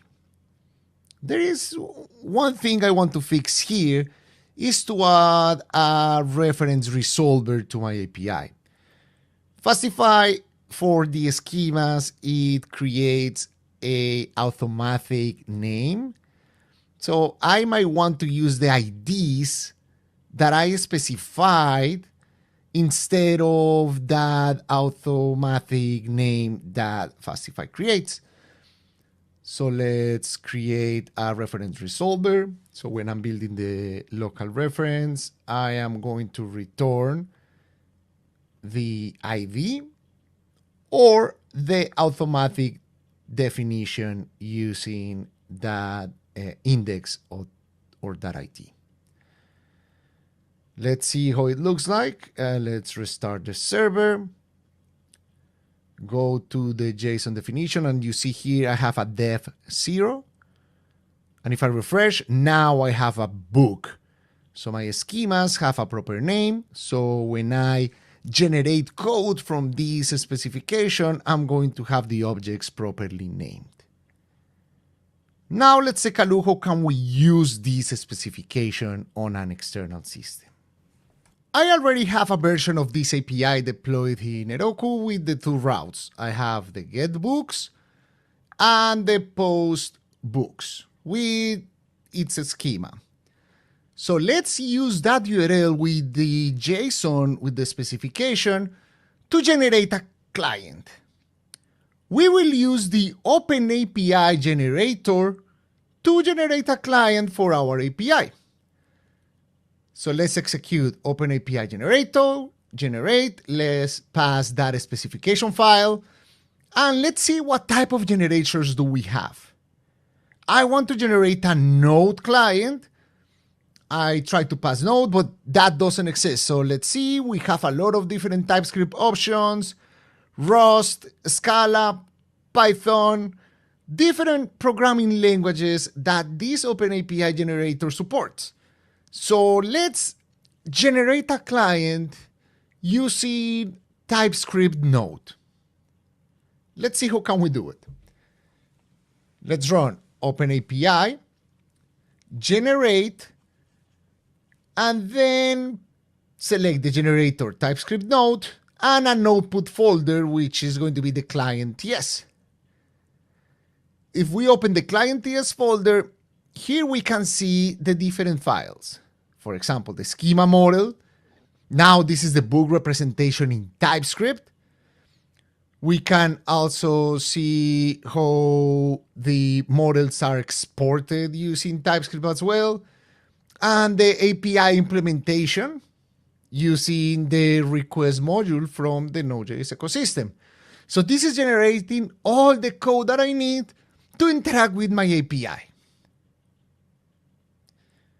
Why we don't try to generate a different language? For example, Rust. Let's use the same generator command, specify that we are going to use the Rust generator, and the output folder will be Rust. And if we open that folder, we will see a full Rust project that connects to our API and generates all of the different files. Again, we can see the schema representations of our object and the API files that performs the HTTP request. This is very powerful, and it's one of the main advantages of using the OpenAPI specification. Another way we can use is connecting this with some other services. For example, Salesforce support external services through an API specification. So here I am connecting Salesforce with an external service. So let's create a book service. And let's pass the path of that specific specification. It's validating the schema, it's showing me the specification. And now I can select the different methods that are available from that API. When I'm doing this, I'm adding support and access to my Salesforce org to my API. And these methods are going to be available throughout my code. And that's pretty much it. This is how can you create APIs with OpenAPI and Fastify. And again, thank you very much for joining this session. I hope you have learned a lot. Sadly, I cannot stay for the Q&A, but if you have further questions, Here you can find my social networks so you can ask me any question after this session. I hope to see you on the next one. Bye bye. Thank you very much, Julián. I hope you watch the recording of this session and you will see our excited faces, at least mine, because for me it was really interesting. And we have another speaker with us. We have Martine with us. Hello, how's everybody doing? Doing great. What a pleasant surprise for me. Pardon some miscoms that we had a little bit, yeah, but we're excited that you actually was able to join us and to present. We I guess without any further ado, we'll let's bring some blink back to our tech, to our stack. So I'll pull up your presentation and the floor is yours. Thank you. So today we're going to talk about the Shadow DOM and specifically how we can create components using the Shadow DOM. And so to do that, I mean, it's always easier to use a concrete example. So we're going to bring back the blink tag because who doesn't love the blink tag and who wasn't sad when that one got deprecated? So we're going to walk through how we would create one of those using Shadow DOM. My name is Martine Dowden. I'm a UX UI designer developer, currently CTO at Andromeda, and I primarily work in UX and accessibility. You can find all of my information at martine.dev, including my latest book, which is actually on CSS and not JavaScript, which is called Tiny CSS Projects. So what do all of these frameworks have in common? And we, as JavaScript developers, have a lot of framework, and this is just a small percentage of frameworks out there. They're just the ones I could find the pretty logos to, but what do they have in common? They have JavaScript. And so JavaScript is actually one of the most popular languages according to Stack Overflow. These numbers are from 2019. However, this graph is still more or less true. JavaScript is still one of the most popular languages out there currently in the stack. I mean, it's the one on top, right? Of those, we use a metric butt ton of framework. Was again, jQuery is actually on top, but React, Angular, Vue, those are all there. I know Svelte is gaining some popularity as well, and there are a number out there, but we use a lot of framework in our work. The main three that I think I would be amiss not mentioning at some point are Angular, React, and Vue. And those three, along with many others, have web components in common. So what are web components in the context of JavaScript frameworks? Well, they're a suite of technology that allow us to basically create reusable custom components where their functionality is encapsulated in their code, right? And then we can reuse them as we please in our web apps without having to recode that information multiple times over and over again. Basically, they're custom elements that we define, right? We define the functionality that is in them. We define how they're styled. We define how they work, how the user will interface with them. The thing is, though, if we go back to those three frameworks that I had mentioned earlier, Angular, React, and Vue, they look very, very different. If we look at the three examples up here, the first one is in Angular, the second one in React, and the third one in Vue. They're all three hello worlds. They do nothing but print a hello world message on the screen or on our UI, and they look drastically different. It'd be really hard to take one of those and put it in, like take the Angular one and put it in React, or put the React one and put it in Vue. It's not going to work out too well, and we have the weight of bringing in if we were to try to do that, we most often did not have the weight of bringing in multiple frameworks in our project, which isn't exactly good for our load time. So the two key features of any of these are the fact that they're reusable and they're encapsulated, right? So how would we go about doing that in just pure JavaScript, no frameworks, so that then we can reuse it in any of the frameworks, right? Because at some point that technology exists regardless of what we're doing with our framework. Let's look at the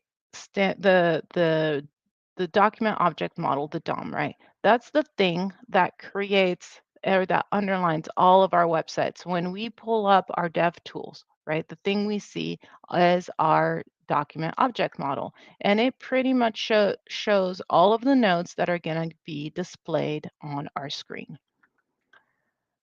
The document model has a root document, and then it's a tree, right? And then there's all of our nodes. Inside of that tree, what we can do is create a shadow DOM. Now, the shadow DOM allows for a hidden DOM tree to be attached to our regular shadow DOM. And it starts at the root, underneath which can be attached any other element you want, right? So we have a little bit of vocabulary in terms of how that works, which is the shadow host, the regular DOM node that the shadow DOM is attached to, our shadow tree, which is the DOM tree inside of the shadow DOM, the shadow boundary, the place where the shadow DOM ends and the regular DOM begins again, and the root node of the shadow root, which is the root node. This kind of matters because a lot of our terminology kind of mirror a lot of our terminology in terms of the functions we're going to call and so on, kind of mirror the vocabulary and the names that have been assigned to it. So as promised, we're going to bring back the blink tag. We're going to, now that we have a general overview of what is going on in our, like, what are we going to use, the technology we're going to use, let's go ahead and work on a concrete example and create a custom component using the DOM tree, the shadow DOM, and make it so that we can import it into any project. The first thing we need to do is define the component. So to define the component, we create a class. In this case, I call my class a blink, and I'm going to extend an HTML element. At that point, I have a constructor and a super in which I can go ahead and get a hold of my shadow. And there's two modes we can do here, open and closed. In this case, I'm doing open, but the difference between the two basically is the amount of information that is exposed to the regular DOM for us to be able to manipulate. We then take our custom element, define it, and now in this case, I've defined it as app blink, and notice that it has a dash. When we create custom elements, we have to put a dash in there. That is part of the spec. And then I can simply say app blink. I can put some text or whatever. We'll look at a little bit closer into that in just a second. And I can just use that in my HTML as many times as I want. So you notice that in our HTML over here at app blink, right? And so how that's going to happen is once I've got a hold of my shadow, right? I've attached my shadow with the mode open. I can start attaching elements to it. So in this case, I created a wrapper, a span element, in which case, and then I take the attribute text that we had placed on that HTML. I go ahead and find that text, put it in the wrapper, add it to blink, and now and I can append all of that to the shadow in order to get my style. Now the thing we're getting into good old-fashioned DOM manipulation, right? Here we have a number of functions of JavaScript things that we may not have used in a long time, right? Create element allows us to create any kind of document or any kind of HTML element. Like in this case, I'm creating a span, but we could do a div. We can do any of those things. Then I can get the attribute. We could get elements by class. We can do a slew of things there. It depends on how we want to define how we go about how our component looks essentially.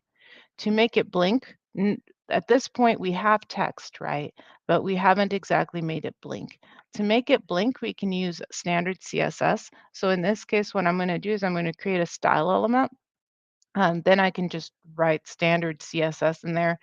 This is a good old-fashioned keyframe where at 0% I hide it, at 50% it's hidden, at 100% it's visible, and we do this ad nauseum for 1 second. Every second we rotate through that that animation and we make it blink for infinity. And so that is how we establish our CSS. And then we can go ahead and append that to our shadow. So the thing to remember when we're doing things, whether we're adding information to it or whatever the case may be, or adding elements to it, is we always need to remember to append. And I know debugging my own code, usually if something's gone amiss, it's because I've forgotten to append it to my shadow or to whatever elements I'm working with.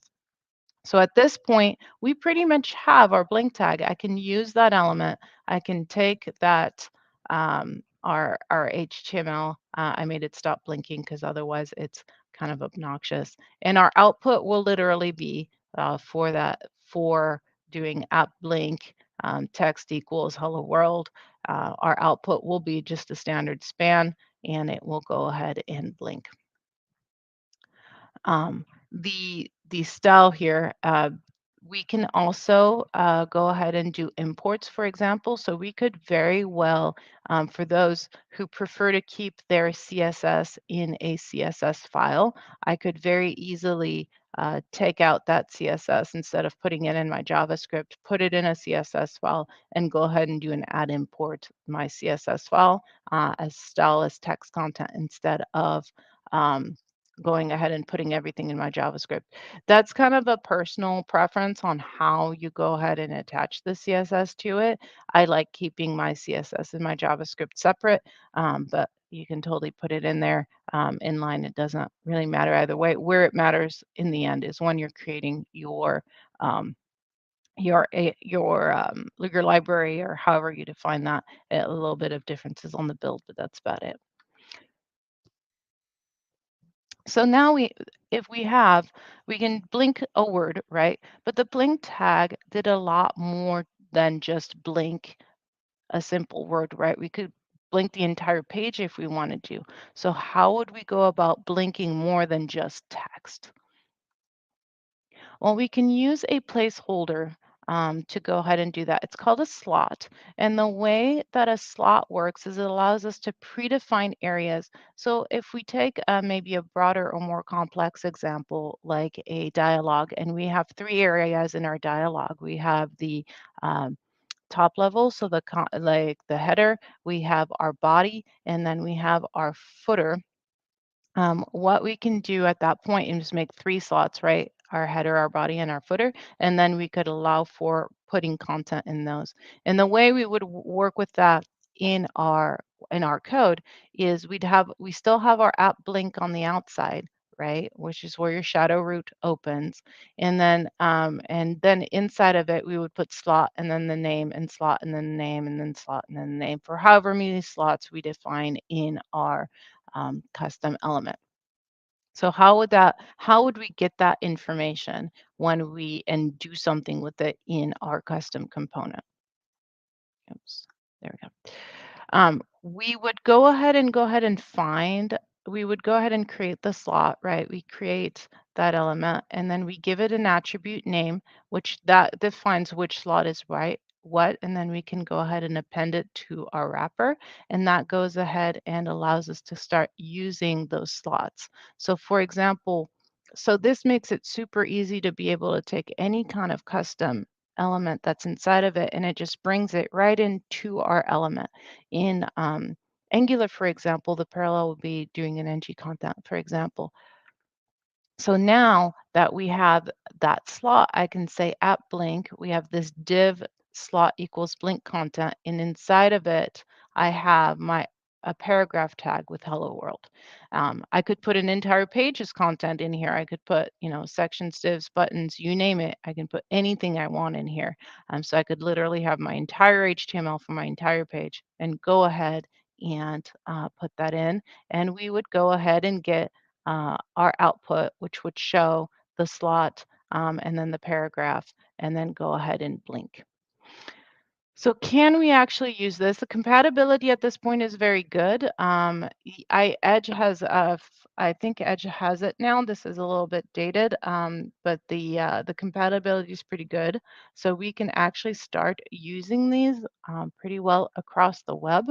But let's go ahead and figure out how we would make this into a library. Let's say we've created our Blink tag, right? And we want to use it across all of our projects because that's and kind of the point, whether they're Angular, whether they're Vue, whether they're, it doesn't matter. Let's see how we would go about packaging that up. So we have our Blink tag, right? We have our Blink class that we've created, including our Blink function.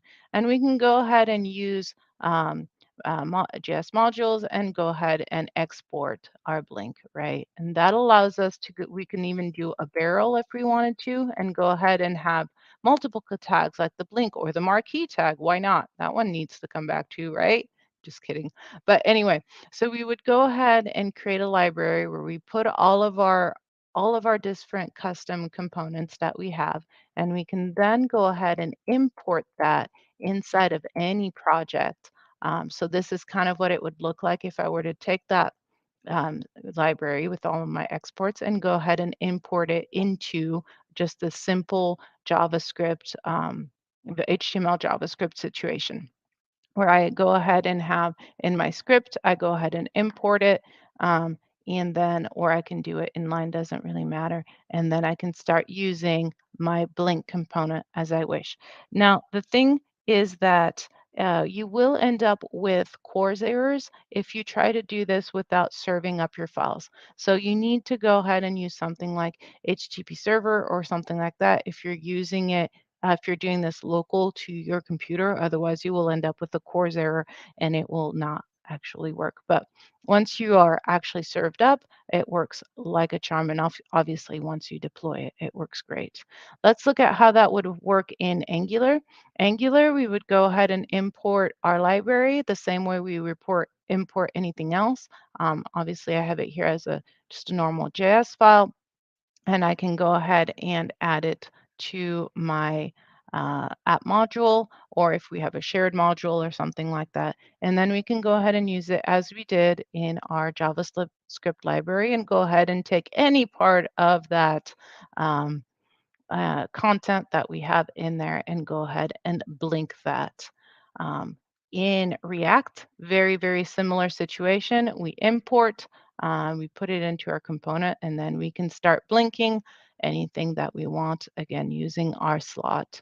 Vue, same idea. I mean, y'all are getting the point. I can do this across any of my components, any library, doesn't matter what the framework is, because we're back to using plain old simple JavaScript, so that works absolutely anywhere.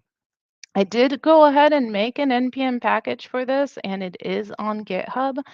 Go ahead and check it out. Now, fair warning, both Blink and Marquee, which are in that package, are absolutely not accessible. And the code that I wrote was here for the demo and is not production ready, so please do not use it in production. But that is how you would use the Shadow DOM to go ahead and create your own custom components. Again, my name is Martine Dowden. You can find me all of my socials and all of my information at martine.dev, including my books and publications and all of that fun stuff. And with that, thank you very much, and I hope you enjoyed this talk.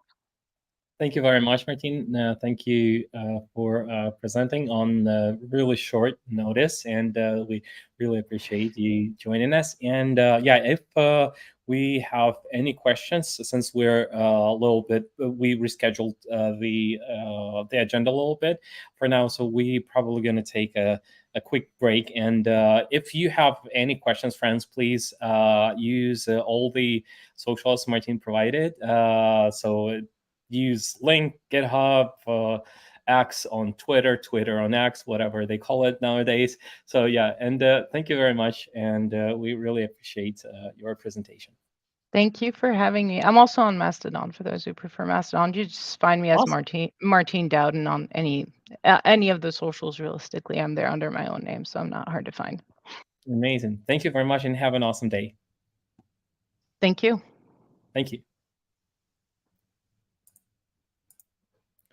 So, okay, let me check our time, and let me check the schedule and the agenda, and let me just give me a second. So I'll work out what we have next. Just a second. So I guess we can take a quick 10-minute break before we have our next presenter, Raymond. Raymond. Why Raymond? Raymond.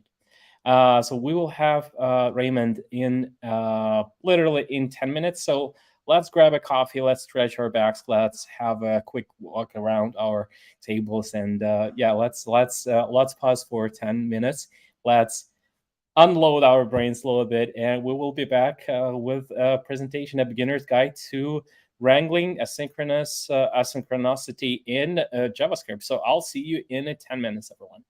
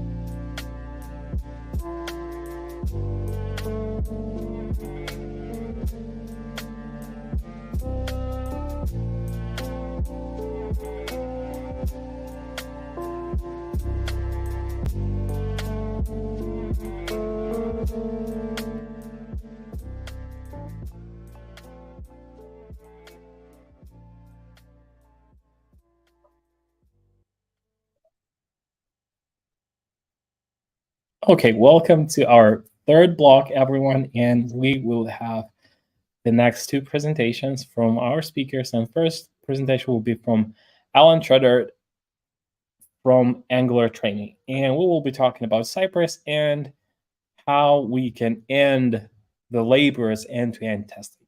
So let's dive into this presentation from Alain. And if you have any questions, please make sure to ask them in the comments under this stream, and and we will make sure to answer them. Let's start the presentation. Welcome to this talk where we're going to talk about Cypress, or the end of laborious end-to-end testing. Before I get started, my name is Alain, or just Al, and I'm a Google developer expert in web technologies, more specifically Angular and Google Maps, and I've been writing code for a very long time. I started my career as a Java developer back in 2006, and I got into front-end development in 2011, and I've been working as a consultant and a trainer since then, and my company is angulartraining.com. And I'm based in Sacramento, California, where I'm recording this talk. So let's get started. What is Cypress? So Cypress is a complete end-to-end testing experience for anything that runs in a browser. Meaning that when you use Cypress, you're writing your tests with Cypress, you're running them with Cypress, you are debugging them with Cypress, and even the test failures are recording by Cypress. And you get a video, a recording of a test run, as well as screenshots when there is an error or something going wrong. So in order to make things interesting, we are going to take a look at many different examples. And all of these examples are going to be based on a web app, store.angulartraining.com. It's a basic e-commerce store where it's a fake one, of course, where you can add license plates to a cart. You can go to a cart page and then go to a checkout page and basically interact with that application. And we're going to test it with Cypress. So let's start with the first basic test. Whenever we work with Cypress, from a syntax standpoint, it's based on Mocha and Chai, which are two popular JavaScript libraries for testing. This means that every single test is going to have the following syntax, where first we have a describe function. That is really a bunch of tests that we group together. So maybe you want to test a specific page or a specific feature, and you want to group all of the tests related to that page or feature in that one describe function. This function takes a first parameter string to describe what we are testing here, and the second parameter is a function where we have the actual testing. So then within that function, we have the individual tests, and there are it functions like this one. Same pattern, the first parameter is a string to describe what we are testing. Second parameter is a function where we do a test. And in that simple scenario, what we do is cy.visit store.angulartraining.com, which is basically going to open that page in the browser. So let's take a look at that example and run that first test. So I'm going to my IDE, and in here, I'm going to do npx Cypress open. And so when we run that command, it's loading Cypress, which is opening another browser window. It's asking us if we want to do end-to-end testing or component testing. In this talk, I'm only going to cover end-to-end testing, but be aware that you can also use Cypress to test components with React, Angular, and Vue, I believe. All of those can be tested individually with Cypress. We're just going to focus on the end-to-end experience for now. So I'm clicking on it. I can choose the browser that Cypress is going to use for those tests. I'm going to go with Chrome. So you see that you could use Chrome, Edge, Electron, or Firefox. These are all the ones installed on my machine. Starting in Chrome.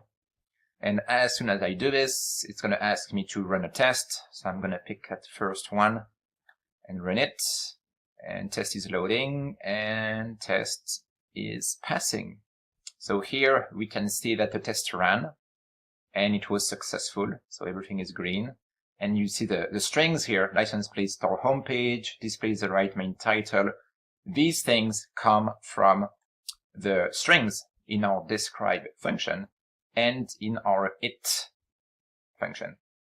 So this one didn't test much, right? Because all we did here was visit the page, and we're not actually checking anything.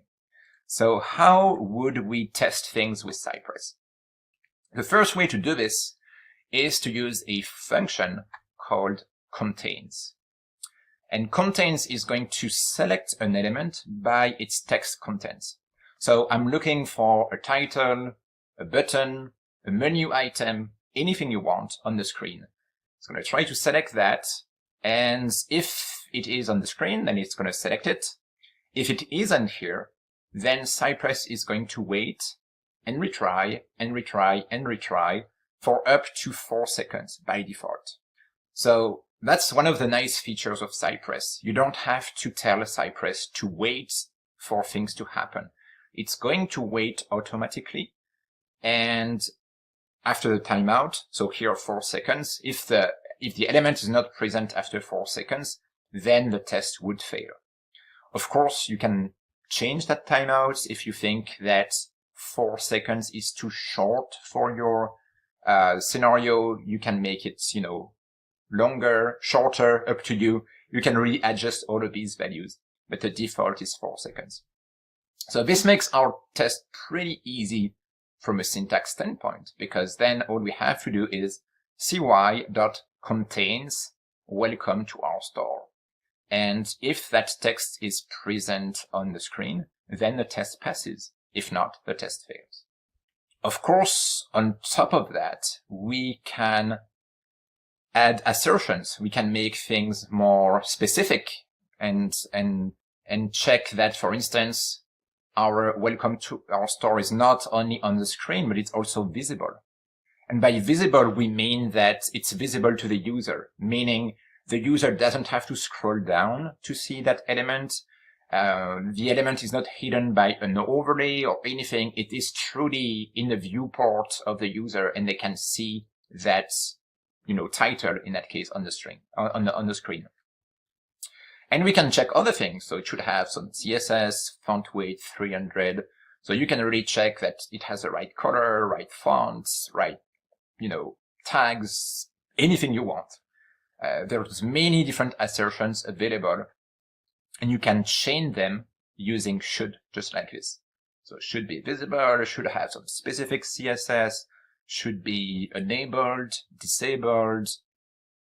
Pretty much anything you can think of, it is available and accessible through that API. So let's give it a try. So see the first test here. We are going to visit the landing page of our store. And once we get to that landing page, we're going to check that welcome to our store is here. It should be visible. It should have some specific font weight and font size and have a font family that matches the following regular expression. That's the idea. So, okay, let's take a look. I'm going to open my Cypress window here. And in my Cypress window, I'm going to go back to the specs, select the second one. It's super fast. You can see that the test already ran and both of them passed and everything's working. So far so good. We're using Cypress, testing things, and it found the right item. So when you go over a command in this UI, it is highlighting the element that it found. So this is the welcome to our store that was found, and that matches all of the expectations that we set in terms of CSS, visibility, and everything. So now there are other commands. We just talked about contains as a way to check that something is on the screen by text. If we want to be more precise, there's a get. So cy.get is going to select an element by CSS selector. And a CSS selector can be as precise as you need it to be. So you can select a H1, you can select by class, you can select by ID, anything you want. It's really, you can make the query as precise as needed. And the interesting thing about the Cypress user interface is that it actually has a selector playground here. So this little piece of UI here, if I click on it, now I can select an element on the screen, and you can see that it is suggesting a CSS selector for me to get that element and select it. It even tells us that if I use that specific query, it's returning only one match. So you don't even have to figure out complex selector for anything. You can use that idea to select, a button or an image and make sure that the selection is unique, and then copy and paste that in your code. There's even a shortcut to copy automatically in your clipboard. So that's really nice. And so with this in mind, we can try to test something else. And our second test is going to be, we want to make sure that we are displaying 8 different license plates. Not just one, but 8 of them. So let's take a look at a possible test for this. This is test number 2 right here. We navigate to our store, and then we check that we have 8 app license plate components on the screen. So this app is built with Angular, and when we use Angular, we have components. Those components have an HTML tag name. So I'm using that trick, basically, since I have a unique tag name for all of my license plates, I can use that as a selector. And then I'm checking that I have 8 of them on the screen. So that's a test I ran earlier. This was my test number 2 here, and it passes as well. It found 8 license plate components. You see all of them being highlighted on the screen here. And so that test passes as well. So 2 tests, everything is green. So far, so good.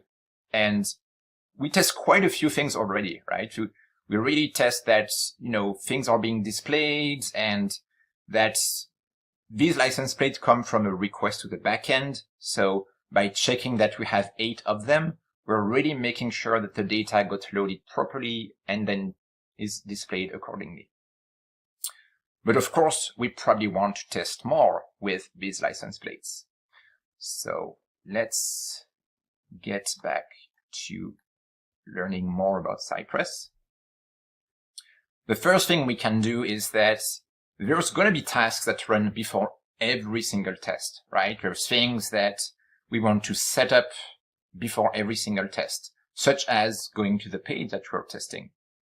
So instead of repeating that command over and over again, visit store.angulartraining.com, I can do it once for all and wrap it in a before each function. That's going to run before every single test. So that way we know that before every test, the first thing we do is go to that page and then run the other tests. So that's a nice thing we can do. And we can actually make this even better and even simpler by defining a base URL in the Cypress config. So if you set that base URL to store.angulartraining.com, then you can just say cypress.visit/, which would basically be relative to that base URL. And that Cypress JSON config file is where you can change everything Cypress related. So if you want a longer or a shorter command timeout, you can change it here as well. And you can decide to really override any of these config options. These options are visible in the UI as well. If I go to project settings, it is showing me my Cypress config.json. And if I open it, I don't want to open it. I can open it in my IDE. But yeah, it's just going to show the config that I have overridden, in my case, the base URL. And it shows the default values for everything else, which is really nice. So you can get an idea of what are all of the config options, which one you can change, and of course the documentation helps with that as well. Okay, so let's give this a try. Going back to our code and the third example. So now in my tests, I removed the cy.visit and I moved it to before each. And because we set the base URL, I can just say cy.visit/, which is a lot better, a lot more cleaner, reusable and everything. So if the URL changes later on, I only have to change it in my Cypress config.json and not in every single test. And then the tests do exactly the same thing as before. So let's just make sure they are still working. Going to my spec, selecting the third one, and everything is still green. So pretty good. So of course, what we did so far was just check that things are displayed on the screen. But with Cypress, you can interact with the web page and really simulate a user playing with it. So you can type, you can click, and you can simulate any sort of event. For instance, if you want to simulate the user typing the enter key, you can use the following command, type enter, and that would simulate, typing enter. You can test shortcut like Control K, Control Z, Control C, all of these are possible. So you can really go pretty much, in depth and validate all sorts of things with these commands. So we can use that feature to check that we can navigate between our different screens. So that's my other test here. So I want to check that I can navigate to the cart page, which means I'm going to find the link to my cart and click on it. And then I'm going to check that my cart should be visible. And I'm going to check that your current cart contents should be visible on the page as well. So the nice thing about it is that we only know about 3 different commands at this point: visit, contains, and get. And just with that, we can already test lots of different things.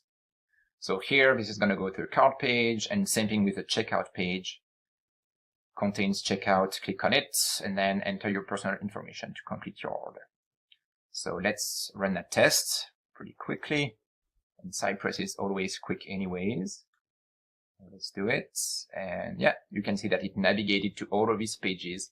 And now we are on the checkout page, which is a great opportunity for me to illustrate a feature that Cypress has, which is called time traveling. Because you run these tests, they go very, very fast, and we don't see what happens in every single one of them.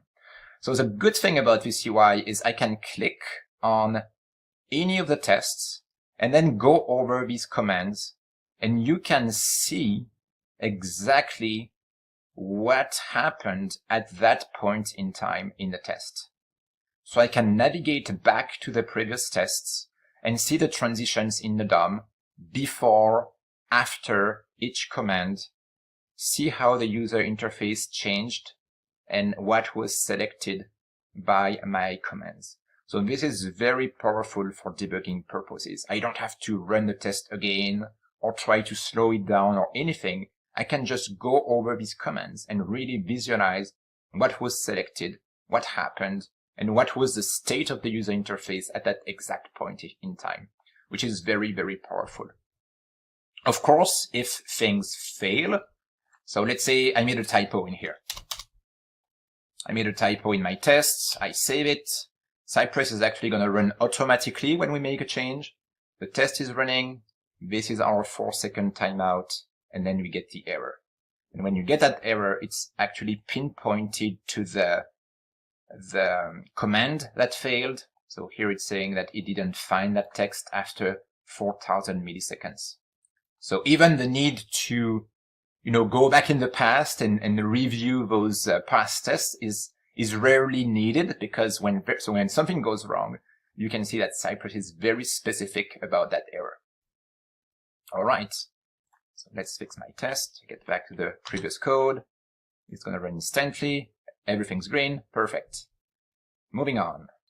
One of my favorite features of Cypress is that we can also create custom commands, meaning that there are things we repeat all the time. If you have a web app, logging in, for instance, is something you might need for most of your tests. So you can create your own custom command. Here it's called login, and that custom command repeats all of the steps needed in order to log in. So the login command takes 2 params, email and password. And how do we log in? Well, we visit the login page. We type the email in the login element. We type the password in the password element.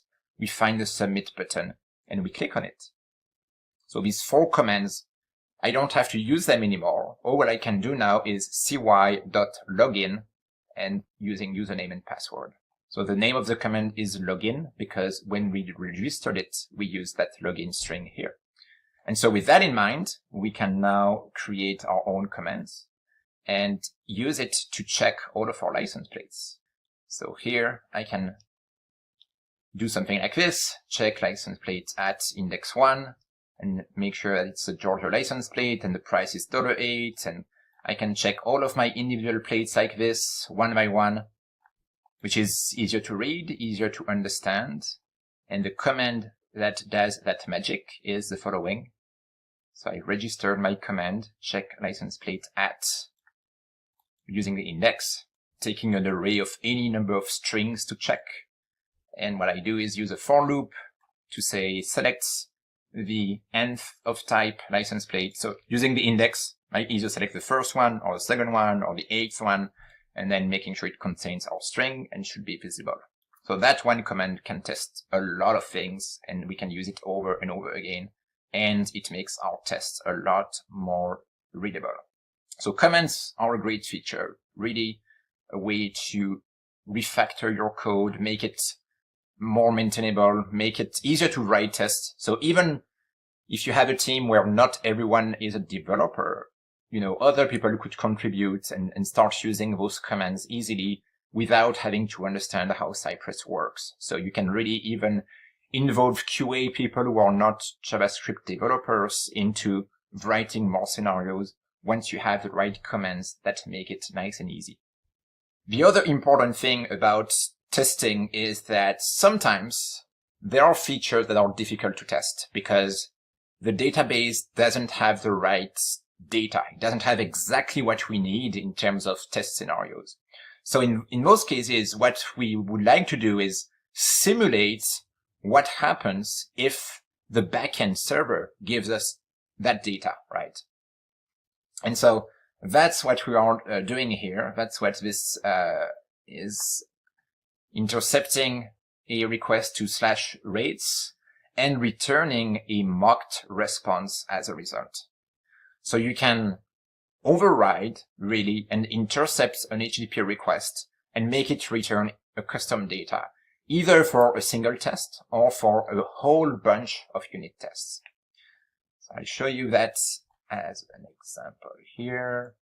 So here, cy.intercept /rates, and I'm just going to return custom exchange rates. Same thing with /data. It's going to use a fixture, which is a file. So there's a fixture folder in our project. That folder has a file called place.json. So just going to read that JSON and return it. I can show it to you. This is a JSON with all of the license plates. And I could have many of them, so I can check, different prices, different features and everything.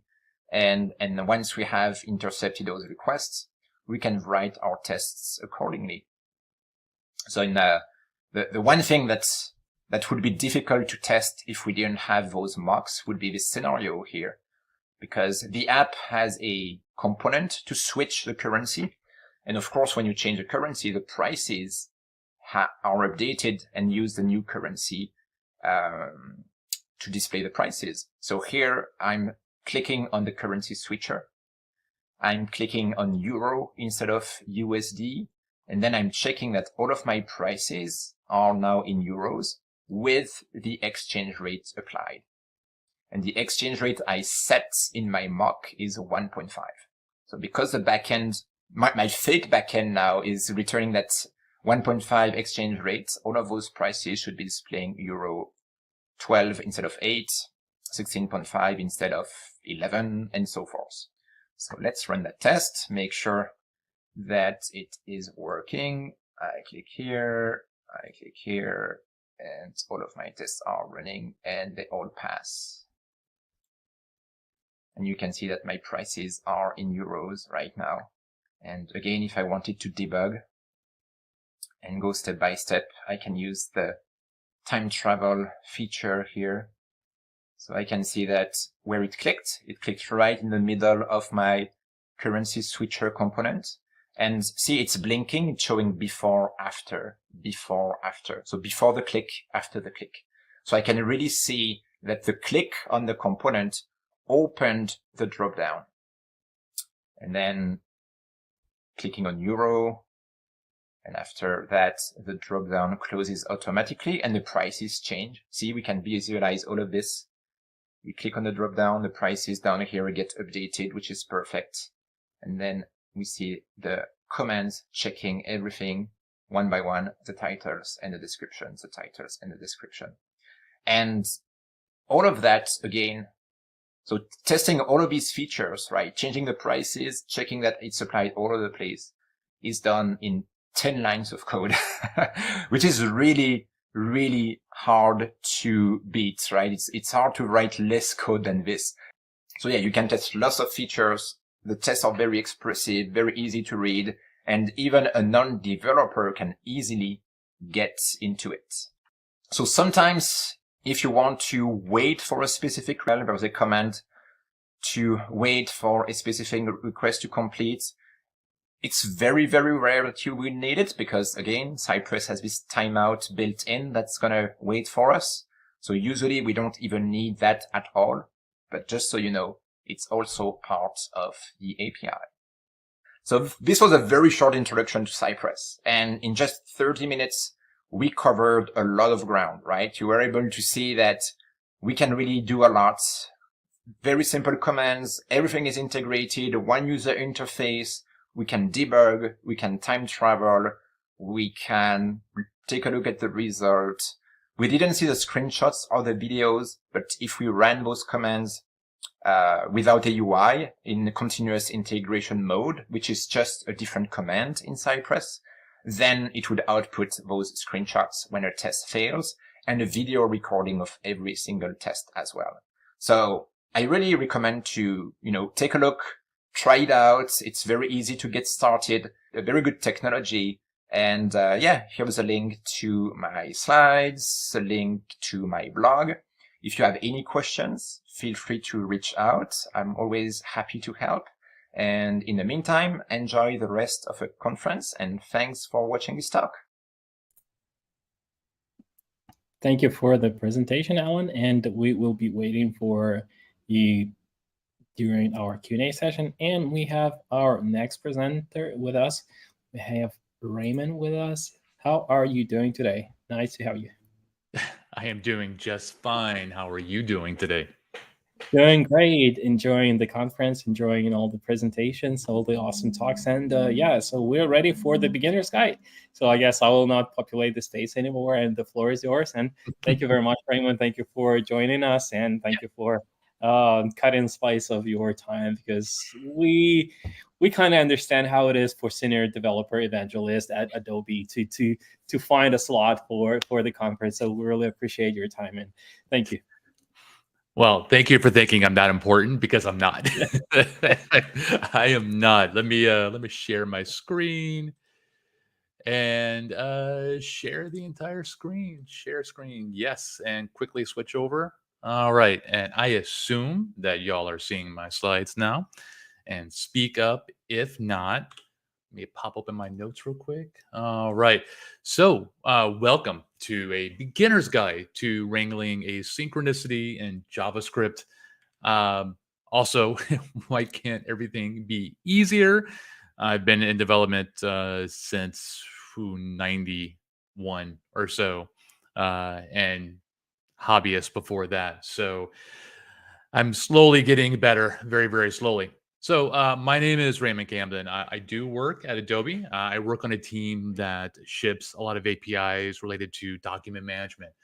So converting things to PDF or from PDF and working with documents, very kind of cool stuff.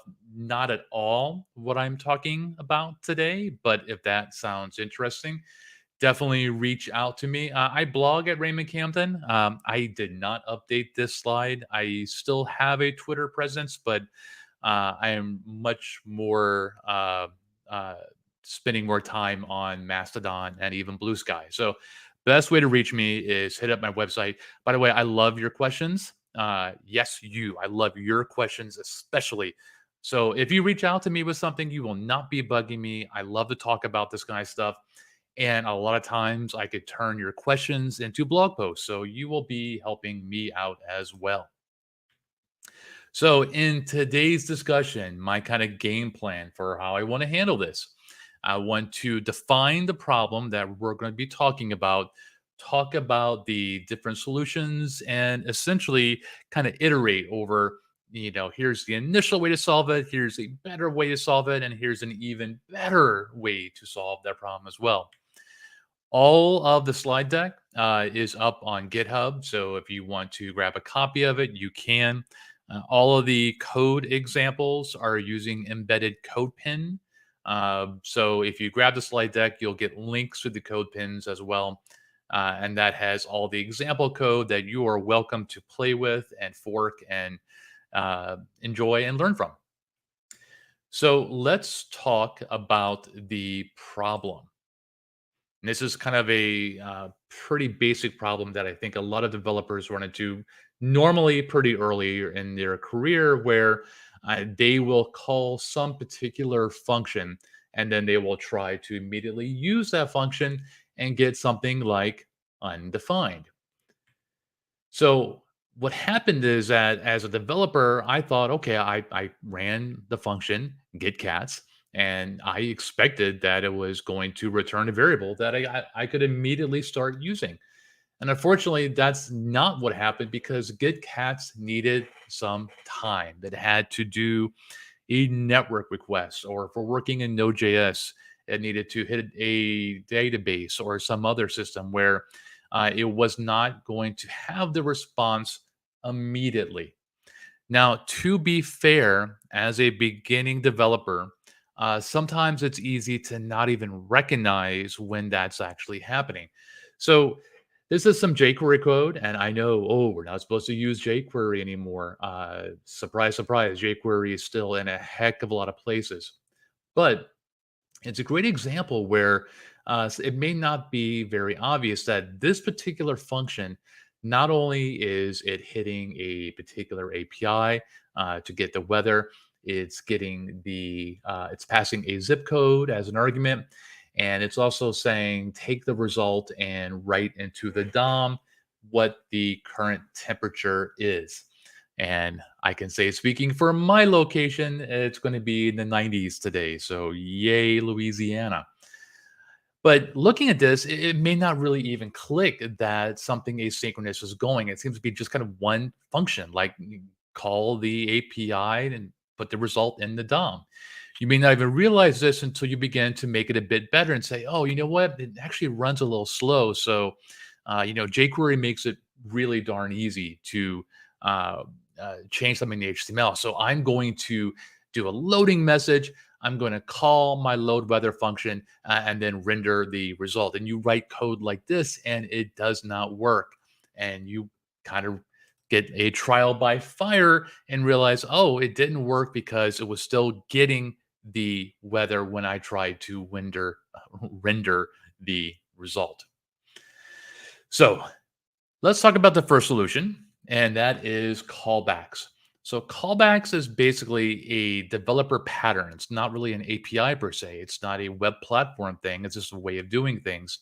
And that way is I will write some particular function where the first set of things that I pass to it are the arguments, whatever it needs to do its particular logic. And then the last thing that I'm going to send is I'm going to actually pass it a function to run when it's done doing whatever it needs to do. So as an example of this, I have my Sum API. It's getting the weather, for example, and it takes two arguments, a zip code, a type of forecast, and then my third argument is actually another function. Now, by convention, and again, not by any web platform rule, the typical way that a callback looks is that it's a function that takes two arguments, the first being the error, the second being the result. So you will typically see callbacks that look like that: function, error, comma, result. If there's an error, do something, obviously handle it. Don't ignore it. We're all good developers in the room, so I know that you do that all the time. And then work with the result. So here is a really simple example of this where I have a function called getCats.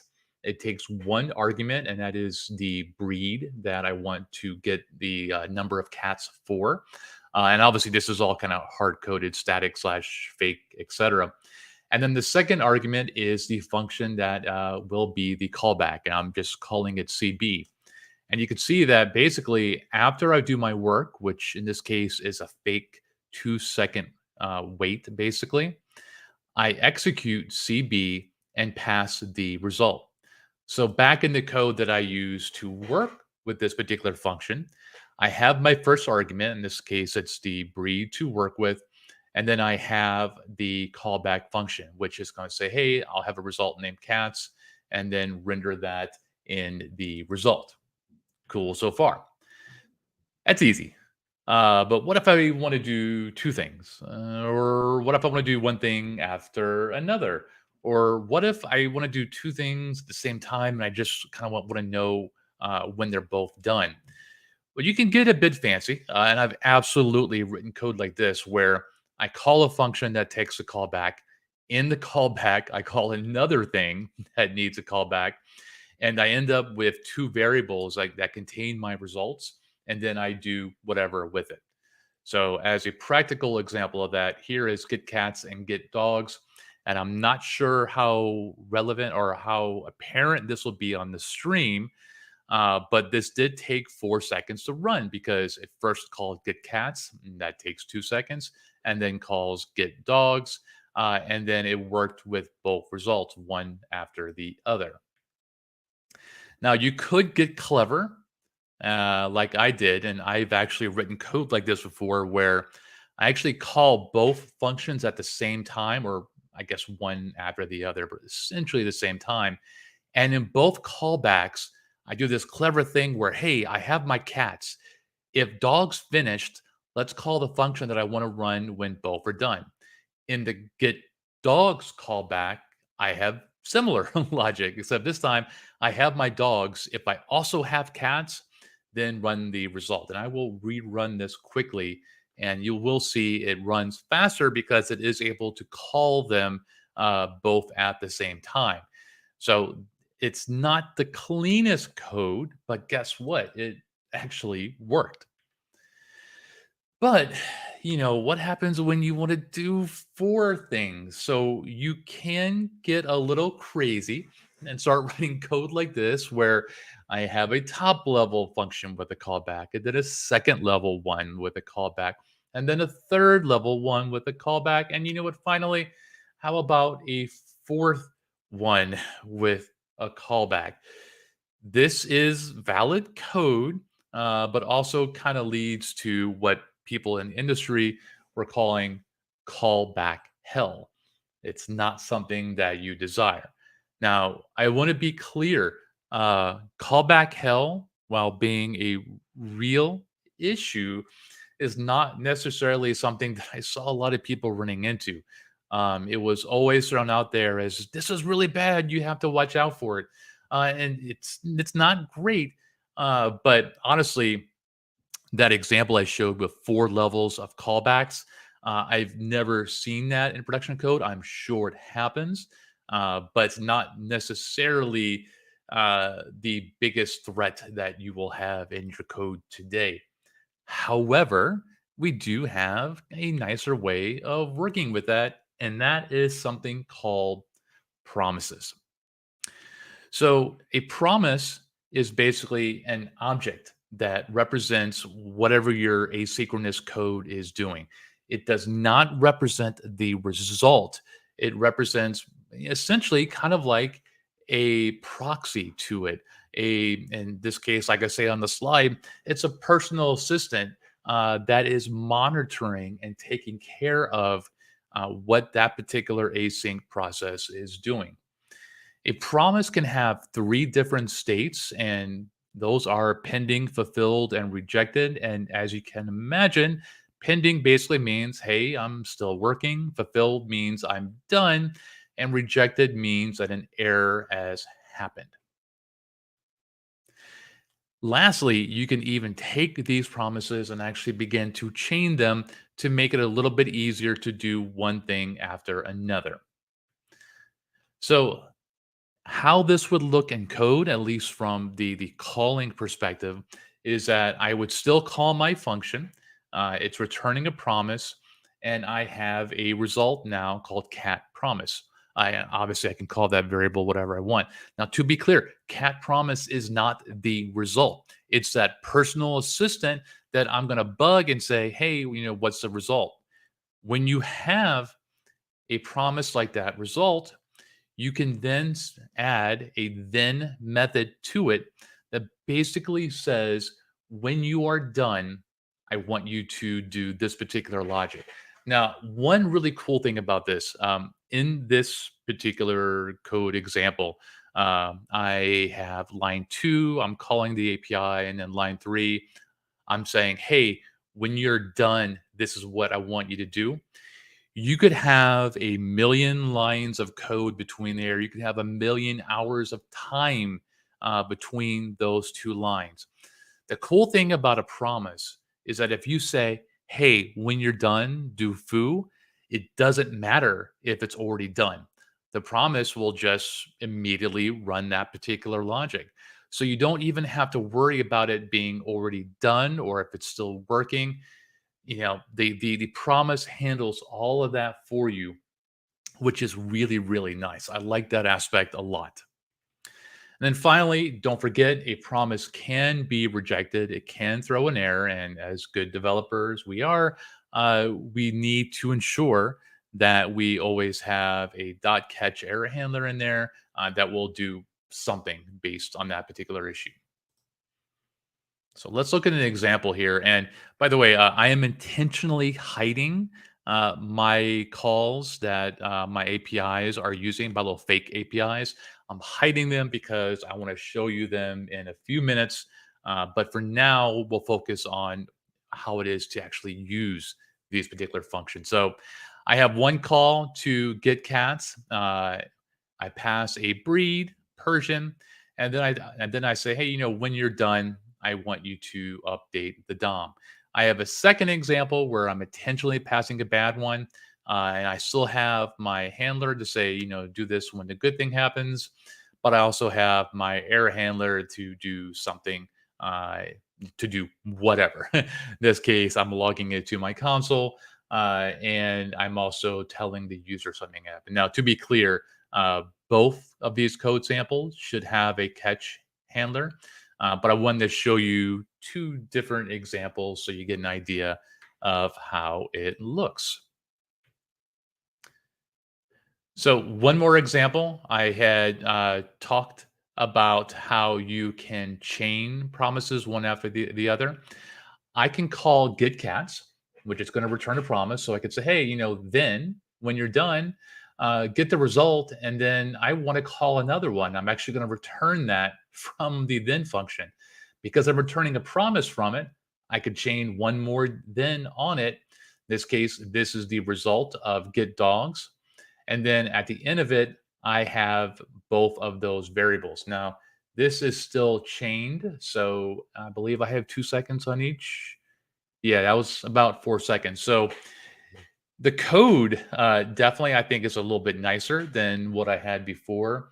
I do still kind of have the issue where I have two processes running one after the other, and that could be made better. We will absolutely get to that soon-ish. So when I said soonish, I meant now. So promise.all is basically a way of saying, hey, I want to take a bunch of promises, and then when they're all successful, I want to do something. Now, you can use a catch on that, which will fire for any particular error. And it's essentially an all or nothing type thing. And if that makes you a bit hesitant, don't worry. I'm going to show some options to make that a bit better. But let's look at an example of that. Once again, I'm calling my two APIs, get cats and get dogs. But now I'm calling them one right after the other. So they are running in parallel, which means it's going a lot quicker. I'm using the promise object itself, the global, and saying .all, and I'm passing an array of promises. When you do that, the results will be an array of results. So I copy them out just to give them nicer names there. I could have written that in one line instead, but that's all right. And then I work with the result. And if I rerun this we'll see 1 Mississippi, 2 yeah, it's about 2 seconds. So definitely a lot quicker. And in this particular use case, it was absolutely okay to run both at the same time. Get dogs did not need to care about the results of get cats and vice versa. So there's no reason not to run those in parallel. So let's talk about how you actually make your own promises. That is with the promise constructor. It will be passed 2 arguments, resolve and reject, that you will use to then handle your particular business logic. Now, by the way, I use fat arrow functions. Let me go back so you can see it and play there. That's the fat arrow function. You don't have to use fat arrow functions. You could use the simpler version as well. Just like to remind people, speaking for myself, when I first saw fat arrow functions and then for the next 6 months, I struggled mightily to grok it. Like my brain just hit an immediate crash when it saw that and had to slow down, rewrite it to understand it. I'm much better with them now and prefer them, but I definitely understand that they're not everybody's preferred way of writing functions. So in a real use case of this, what you would do is do your particular logic. And if everything worked out well, you use a resolve argument to essentially pass back the result of whatever it was. If something went wrong, you use reject then to pass a good error that explains what went wrong. So all I've done here in this example that you're seeing on screen here is taken the functions that I was kind of hiding from you before and showing you how I was actually making my promises. So in this, in both get cats and get dogs, I return the promise from the function. And then I have that, kind of simple logic in there where I have a set timeout of 2 seconds. And then if there's anything, if it's good data, you can see a breed not equal trash, I resolve my results. If it's bad, I call reject. And again, this is essentially just the exact same code that I used before, but now I'm actually showing you how I did it. So one kind of cool thing about this is that it's a way to kind of fix the pass. So what you have on screen here is an old web platform API. It's old, but it still works. It's the geolocation API. And it's necessarily a callback way of doing things of, arguments, comma, callback. Instead, your first argument is a success. Second argument is the error function. And the third argument is any option. So it's really kind of different. But what's cool is that I can literally just kind of wrap this up and turn it into something that's a bit simpler to use with promises. So let me show you an example of this. I love CodePen. There are some web platform things that don't necessarily work well on there for security reasons and so forth. One of them is geolocation. So we will open that up in a new tab. And it worked. And let me get back over here and show you the code. So I basically run a call to a function that I named getLocation. It returns a promise. So in the then handler, I work with the result. And I just basically say where I'm located. And I am in beautiful Lafayette, Louisiana, where it again is 200 degrees. But that function right there is basically a wrapper for geolocation. I have actually made it easier for me to use as a developer, simpler to use as well. I could have added support to pass in the arguments, the options that geolocation can use as well, but I kept it simple. And again, just look at this usage here, just get location.then, and then I'm good to go. So some more promise goodies. So I mentioned how promise.all was kind of like an all or nothing type thing. You have a couple of different options that you can use instead. So promise.all settled will run when done, good or bad, and will let you know the results. And basically given, and yes, I am checking my notes here because I can't memorize anything, I promise. But all setup will basically say, given a set of promises, I don't want you to immediately end for any reason. Do them all and just let me know when you're done, good, bad, and so forth. Any is a little bit different in that if I give it an array of promises, as soon as any one finishes, good or bad, it will return. So if for some reason you don't need to wait for them all, just the first one, then you can do that. Promises.race. This one is even more funny. It will return a promise that either fulfills or rejects as soon as one of the promises fulfills or rejects with the value from that. I did a horrible job explaining that as soon as one finishes, good or bad. Okay, yeah. See, this is a bit confusing. Promise.any as soon as any good one returns. Promise.race as soon as any one returns, period, good or bad. Again, this is why I take notes and why I love the Mozilla Developer Network, because I can't remember everything. And there's also support for a finally, where if you want to say, no matter what, execute some logic at the end, you can do that via the promise object. So I see a lot of people using promise.all. I tend to use it as well because I'll be honest, I sometimes assume everything is going to be perfect. You have options different from that based on whatever you want to do, which is good. I like to have options as a web developer.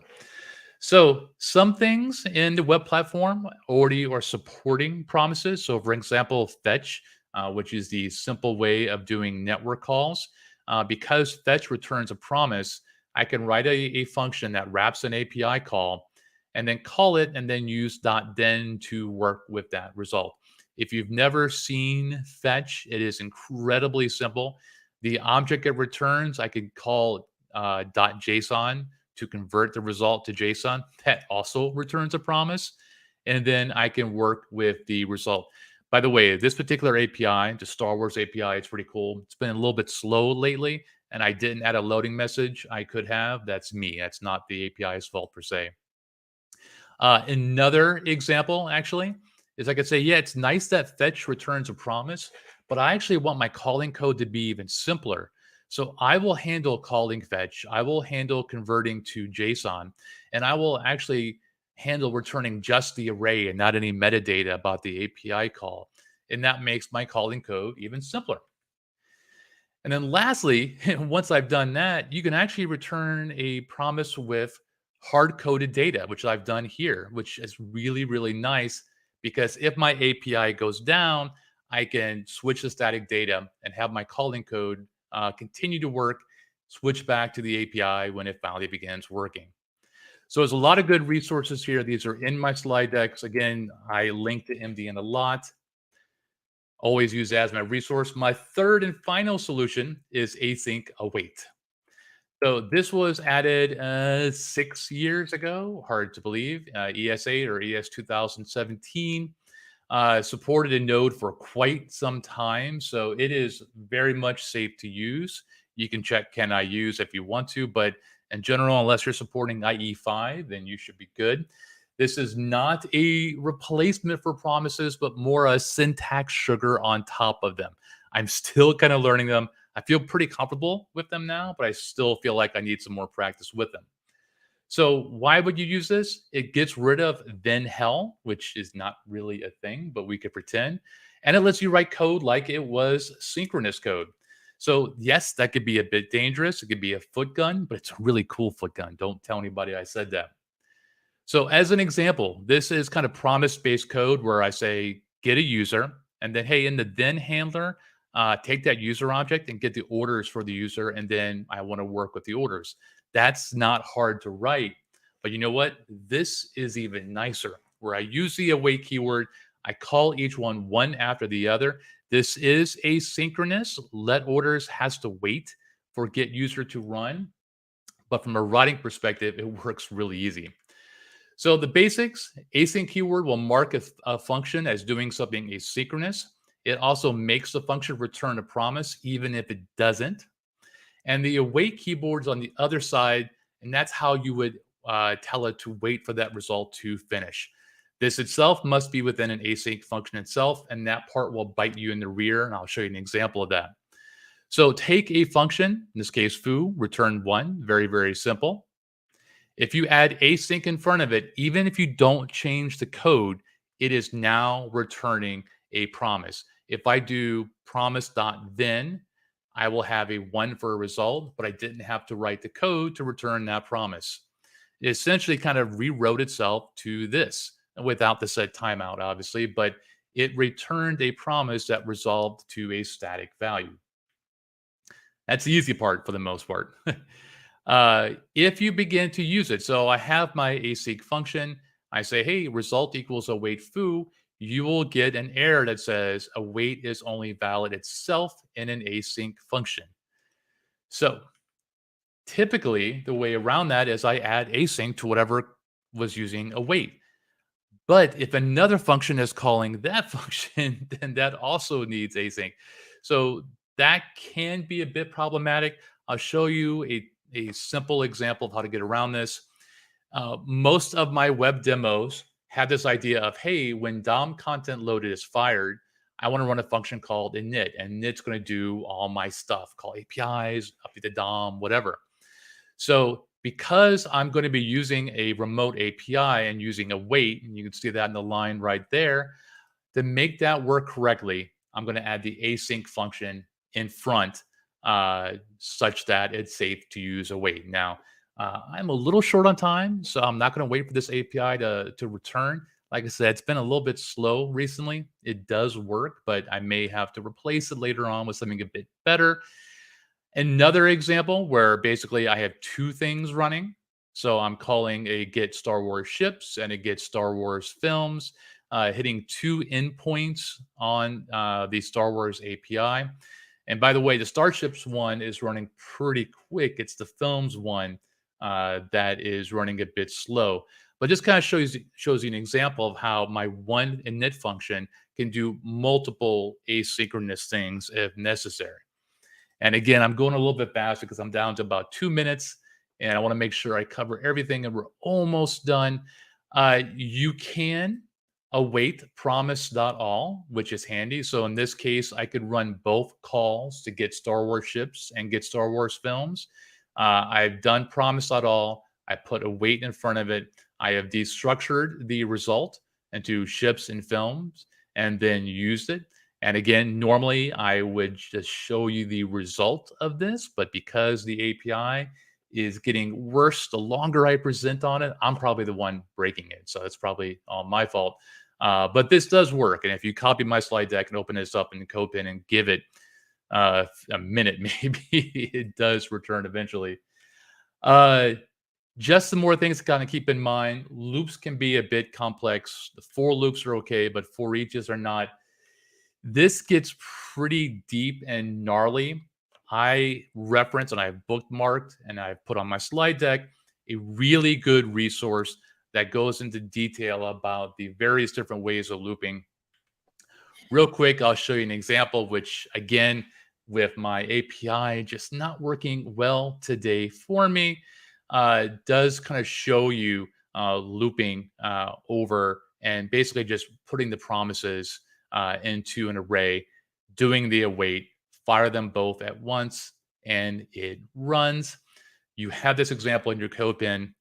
I am out of time, but that's perfect. So, by the way, I showed 3 different options. I'm a huge believer in using what makes sense for your team. I'm not necessarily sure I would use callbacks or anything new that I was creating, but you may still encounter them in your day-to-day code using other libraries. Keep in mind that tip I shared about how you can wrap those codes of promises to make them a little bit easier to use. In all things, start slow. Like I said earlier, it took me a long time to get to wrap my head around fat arrow functions. And literally, I once debugged the program for 2 hours where all I had to do was scroll down. So I have links in the slide decks if you choose to download them. And one of the links is all the code pins that I showed today. Keep in mind, I may be swapping out that demo API for something that works a little better. And that's it. And I will not do questions because we have a separate thing for questions coming up. So thank you. And sorry I rushed at the end there a bit. Thank you very much, Raymond. And we enjoyed the presentation. And I think anyone who's interested in more details, I guess, we have the socials. And yeah, I encourage anyone who wants to get a little bit more info on that specific matter at the end to ask those questions directly. And yeah, let's get to our Q&A session. And we have Alan with us. Good morning. Good early morning. I guess it's like 8 o'clock. It's 8 a.m. in California. Yeah. And it's close to like 6:30 at my place, and I have my cat with me. So please pardon if he is because Raymond, he was presented about cats and dogs, and he's like he just likes to be like center stage whenever you have cats mentioned. I had to I closed my door because my cat would have been in my face the whole time. Well, but basically he's the boss here, so unfortunately I cannot do that. So, yeah. So okay, let's start our Q&A session. So this is the first question that we have. It will be for Alan, and it will be regarding the Cypress topic that you covered. So Alan, how would Cypress respond if you had multiple failures within one describe? Okay, so when you have a describe function, it's a way to group multiple tests, right, in one file. So if the failures are in different tests, then those tests would fail one after the other. Mm-hmm. If they are within the same test, then Cypress just stops once one command fails. So if you test 2 or 3 things in one single test, the first command fails, then it stops right there and moves on to the next test, which is pretty much like any testing library would do it. Even with unit tests or any other technology, it would work that way. So it's consistent with what other things do out there. Okay, thank you. And yeah, let's see what we have. So we have question. I think maybe this one was asked before Raymond. You actually spoke about those things, but since this question was asked, we'll show this one. So could you please speak about this a little bit? Raymond, explain the technical distinction between callbacks, promises, and async await for managing asynchronous code in JavaScript, highlighting their practical use cases. So if you can reiterate a little bit. I would say watch the presentation again. They're all different methods of handling something that's asynchronous. I think callbacks suffer from, being hard to chain and hard to run in parallel. You have to do a lot of kind of manual manipulation of data to do things in parallel. So for simple operation, callbacks are fine. They also kind of mess up your API endpoints. So if your API is already a little bit complex, it needs a location, it needs a status, it needs a type of forecast, you're adding yet another argument to pass in that callback. And one of the things we try to do is to keep our code as simple as possible. So promises and async await really feel like the same solution to me, with async await being kind of a syntactic sugar to make promises a little bit easier. Anything that's going to be done in parallel, anything that's going to be done where I want to do 2 or 3 things at once to get that speed of the concurrent operations, then you're going to want to use promises and async await to get that performance penalty. Async await really kind of boils down to making it easier for your developer to use your particular APIs if you're the one creating the async code. Okay. Alan, if you want to add something, if you have any comments on this, so we encourage our speakers to add if you want to add something. So okay, no problem. No, I'm good. It was a very good explanation. Thank you. Okay, so this one is for you, Alan, and this one is also Looks like a question asked pretty early in your presentation. So, Alan, how does Cypress enhance end-to-end testing technically, and what unique benefits does it offer over conventional methods? If you can recap a little bit. Yeah, sure. So there's two main things, at least two, but really two that are very unique and very powerful that Cypress does, and that I don't think anything else does at this point. The first thing that Cypress does very well is that it automatically waits for a few seconds before failing. So with other technologies, you have to say, hey, try to do this, wait for a few seconds, then check, and then pass or fail. Cypress does all of that automatically. So you don't have to say, wait for 2 seconds, wait for 5 seconds, whatever.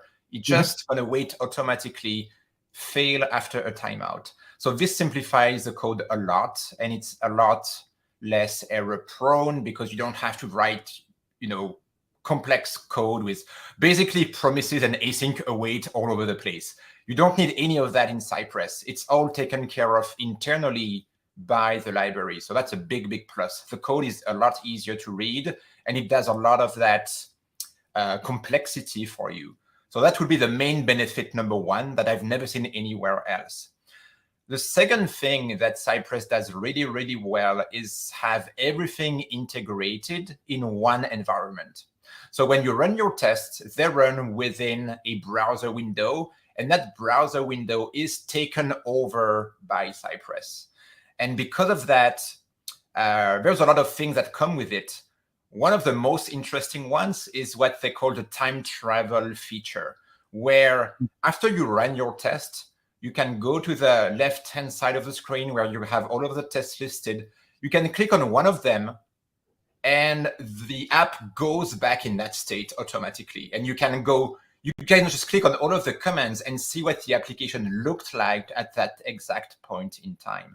So you can travel back in the past, see what the application looked like, and understand why something failed, for instance, because you would clearly see, oh, we tried to click on that button, but the button was not there yet, or it was hidden behind something else.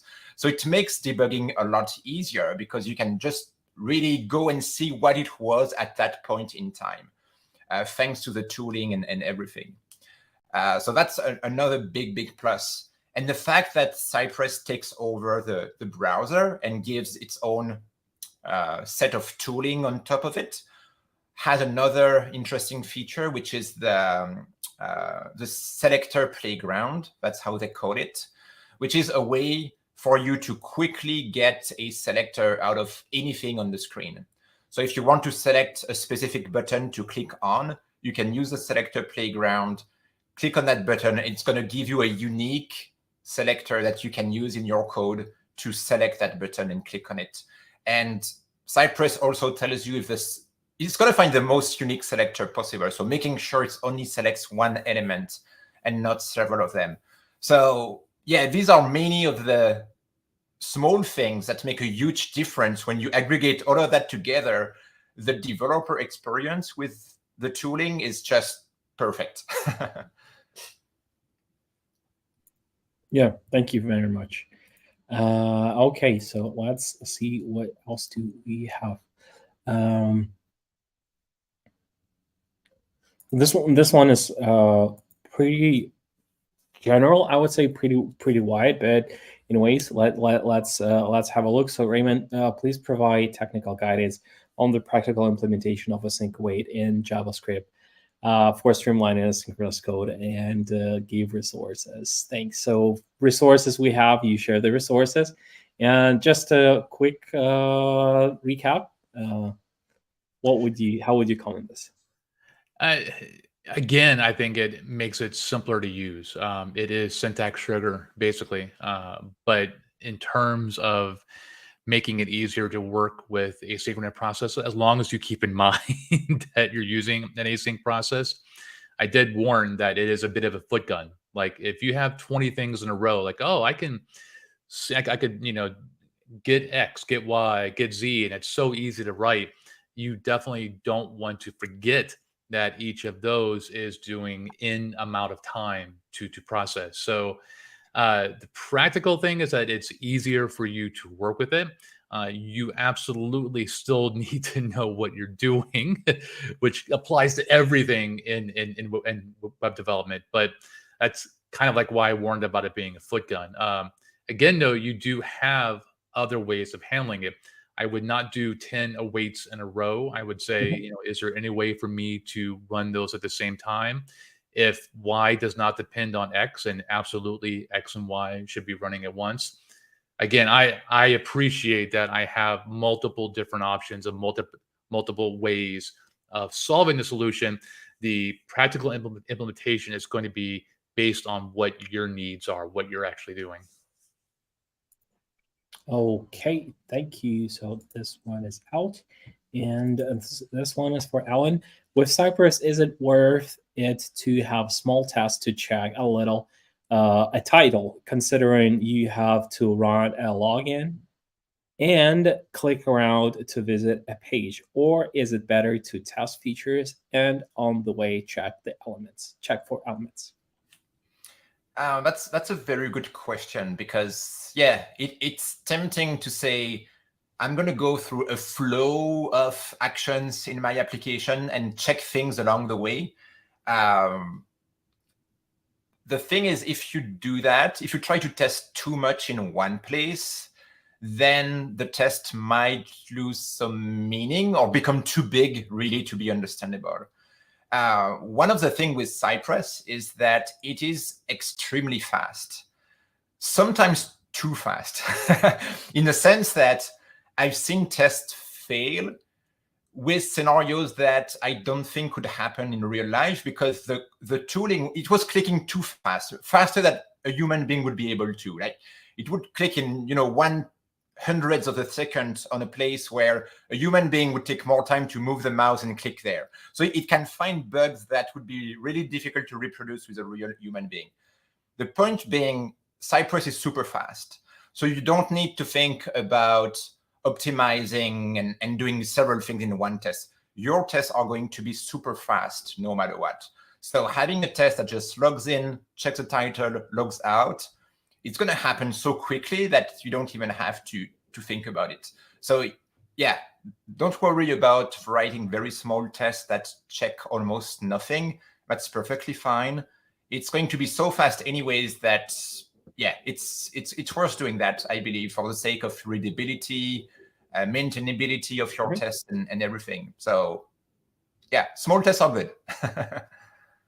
Awesome. Let's do small tests, and remember to cover with tests everything. Yeah, do your tests, do your unit tests, do your Cypress tests. It's tests for life. Okay, so we have another one for Raymond. This one is pretty academical. Also, I would say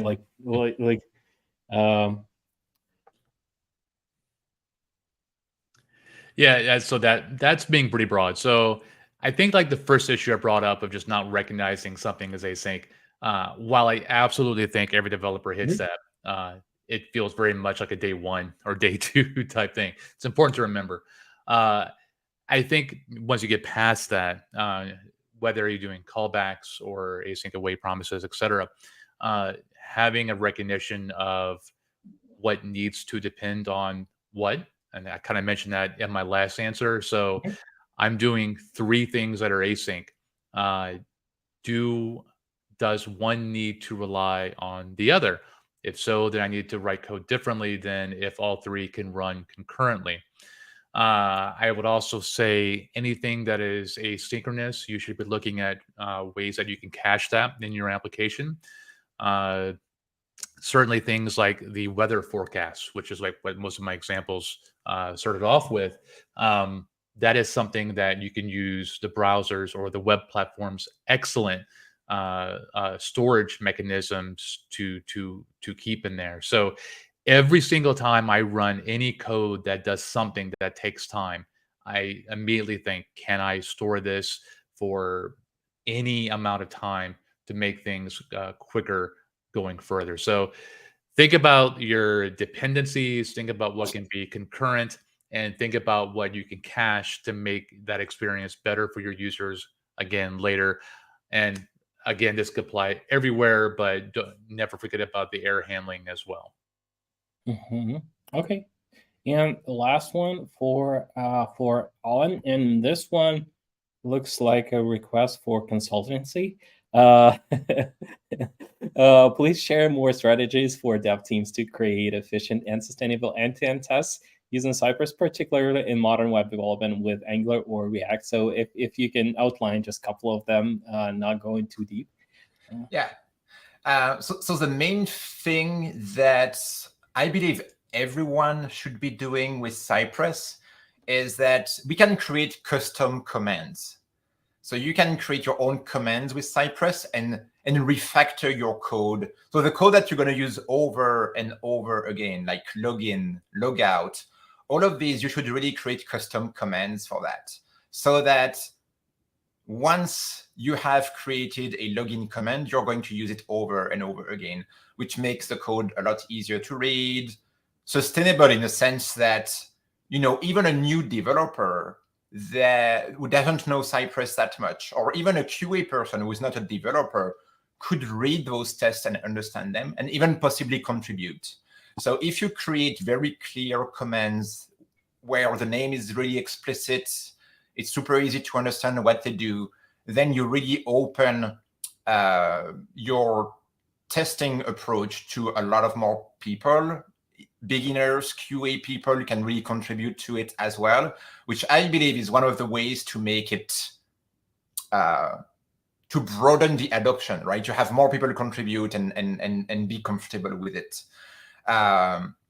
Sustainability, I guess what you mean by this is that if you've done testing as a developer, you know that one of the big deals with testing is that sometimes tests get flaky and they start failing for no reason, or at least it seems that there's no good reason for them to fail. And one of the tricky things with end-to-end is that we test everything. We test the front end and the back end all at once. Because there's a back end involved, there's a database. And the database has to be in a specific state for testing. So sometimes when a test fails, it might put your database in the wrong state, and then the next tests are going to fail as well, and then the next test run is going to fail. So these things can be a pain to maintain, and can be a pain to think about. So the other tip and trick, the other strategy you can use here is that if you want to test multiple different scenarios, instead of saying, we're going to run a script to update the database, put it in a specific state, then run the test, then have another script that basically reverts the database state. This works, but of course, it's subject to failure and you know, synchronization issues, like maybe the script takes more time than expected, and then the next test starts to run, and you know, you can have issues like this.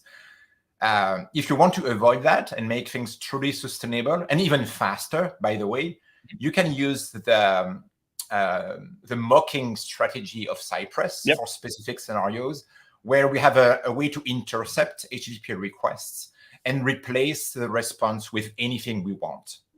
So what I usually do is that when I test a nominal case, I would go with the database. So I would do the real thing and make sure that everything works in the nominal scenario. And then when I want to test the edge cases, instead of trying to tweak the backend of the database, I would mock the responses from the server. So I would make the server throw an error, for instance, virtually using those HTTP interceptors and return a 500 error, for instance, or return specific data that we want to deal with. And that way, this is super fast. You don't have to mess with your database or your backend. Makes things a lot more sustainable. And still it's going to allow you to test a lot more and cover more different scenarios. So yeah, these are the two quick things I can think about. Use commands to refactor your code, and don't hesitate to mock the backend for many different complex scenarios that would be difficult to reproduce otherwise, or that would require, you know, updating the database back and forth. And if you do these two things, it becomes a lot easier, and you can write hundreds of tests that are going to be very quick and that are easy to maintain and don't fail every other day. Awesome. Thank you for the answer. And yeah, this sounds like a potential CFP request that we will send to you, Alan, to join us at our QA summit later this year or November. Yeah. So I guess And Raymond, we enjoy your presentations as well. So I guess our Reacts, Angulars, and Node.js of this world, we will be happy to see you. And thank you very much for your contribution. Thank you for your time, for joining us early. For Alan, like super early. Raymond, for you, the beginning of the working day. Thank you very much, and we were happy to have you and to have you during our Q&A session. And thanks once again for joining us. This is the end of the day one, and I wish you a great and productive day, and we'll see you at the next editions of our events. Thank you very much. Thank you.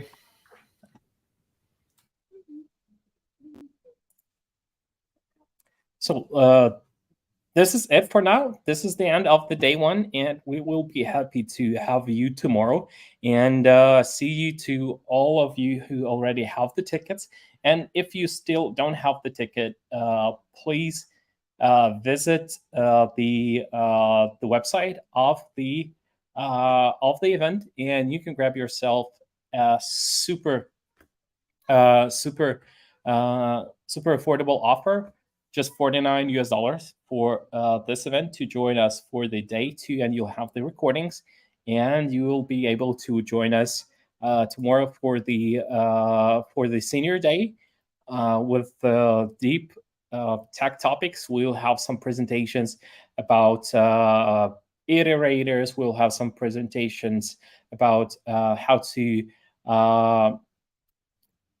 how to build configurable serverless applications with React and AWS, polymorphic React component libraries, and all the good stuff about AWS Lambdas under the hood, and everything that you absolutely need to know as a well-seasoned JavaScript developer. So we will be more than happy to have you with us. Just shoot us a message in the chat. And until tomorrow, I wish you a great productive day, or if this is the end of your working day, have a great rest, and we will see you tomorrow.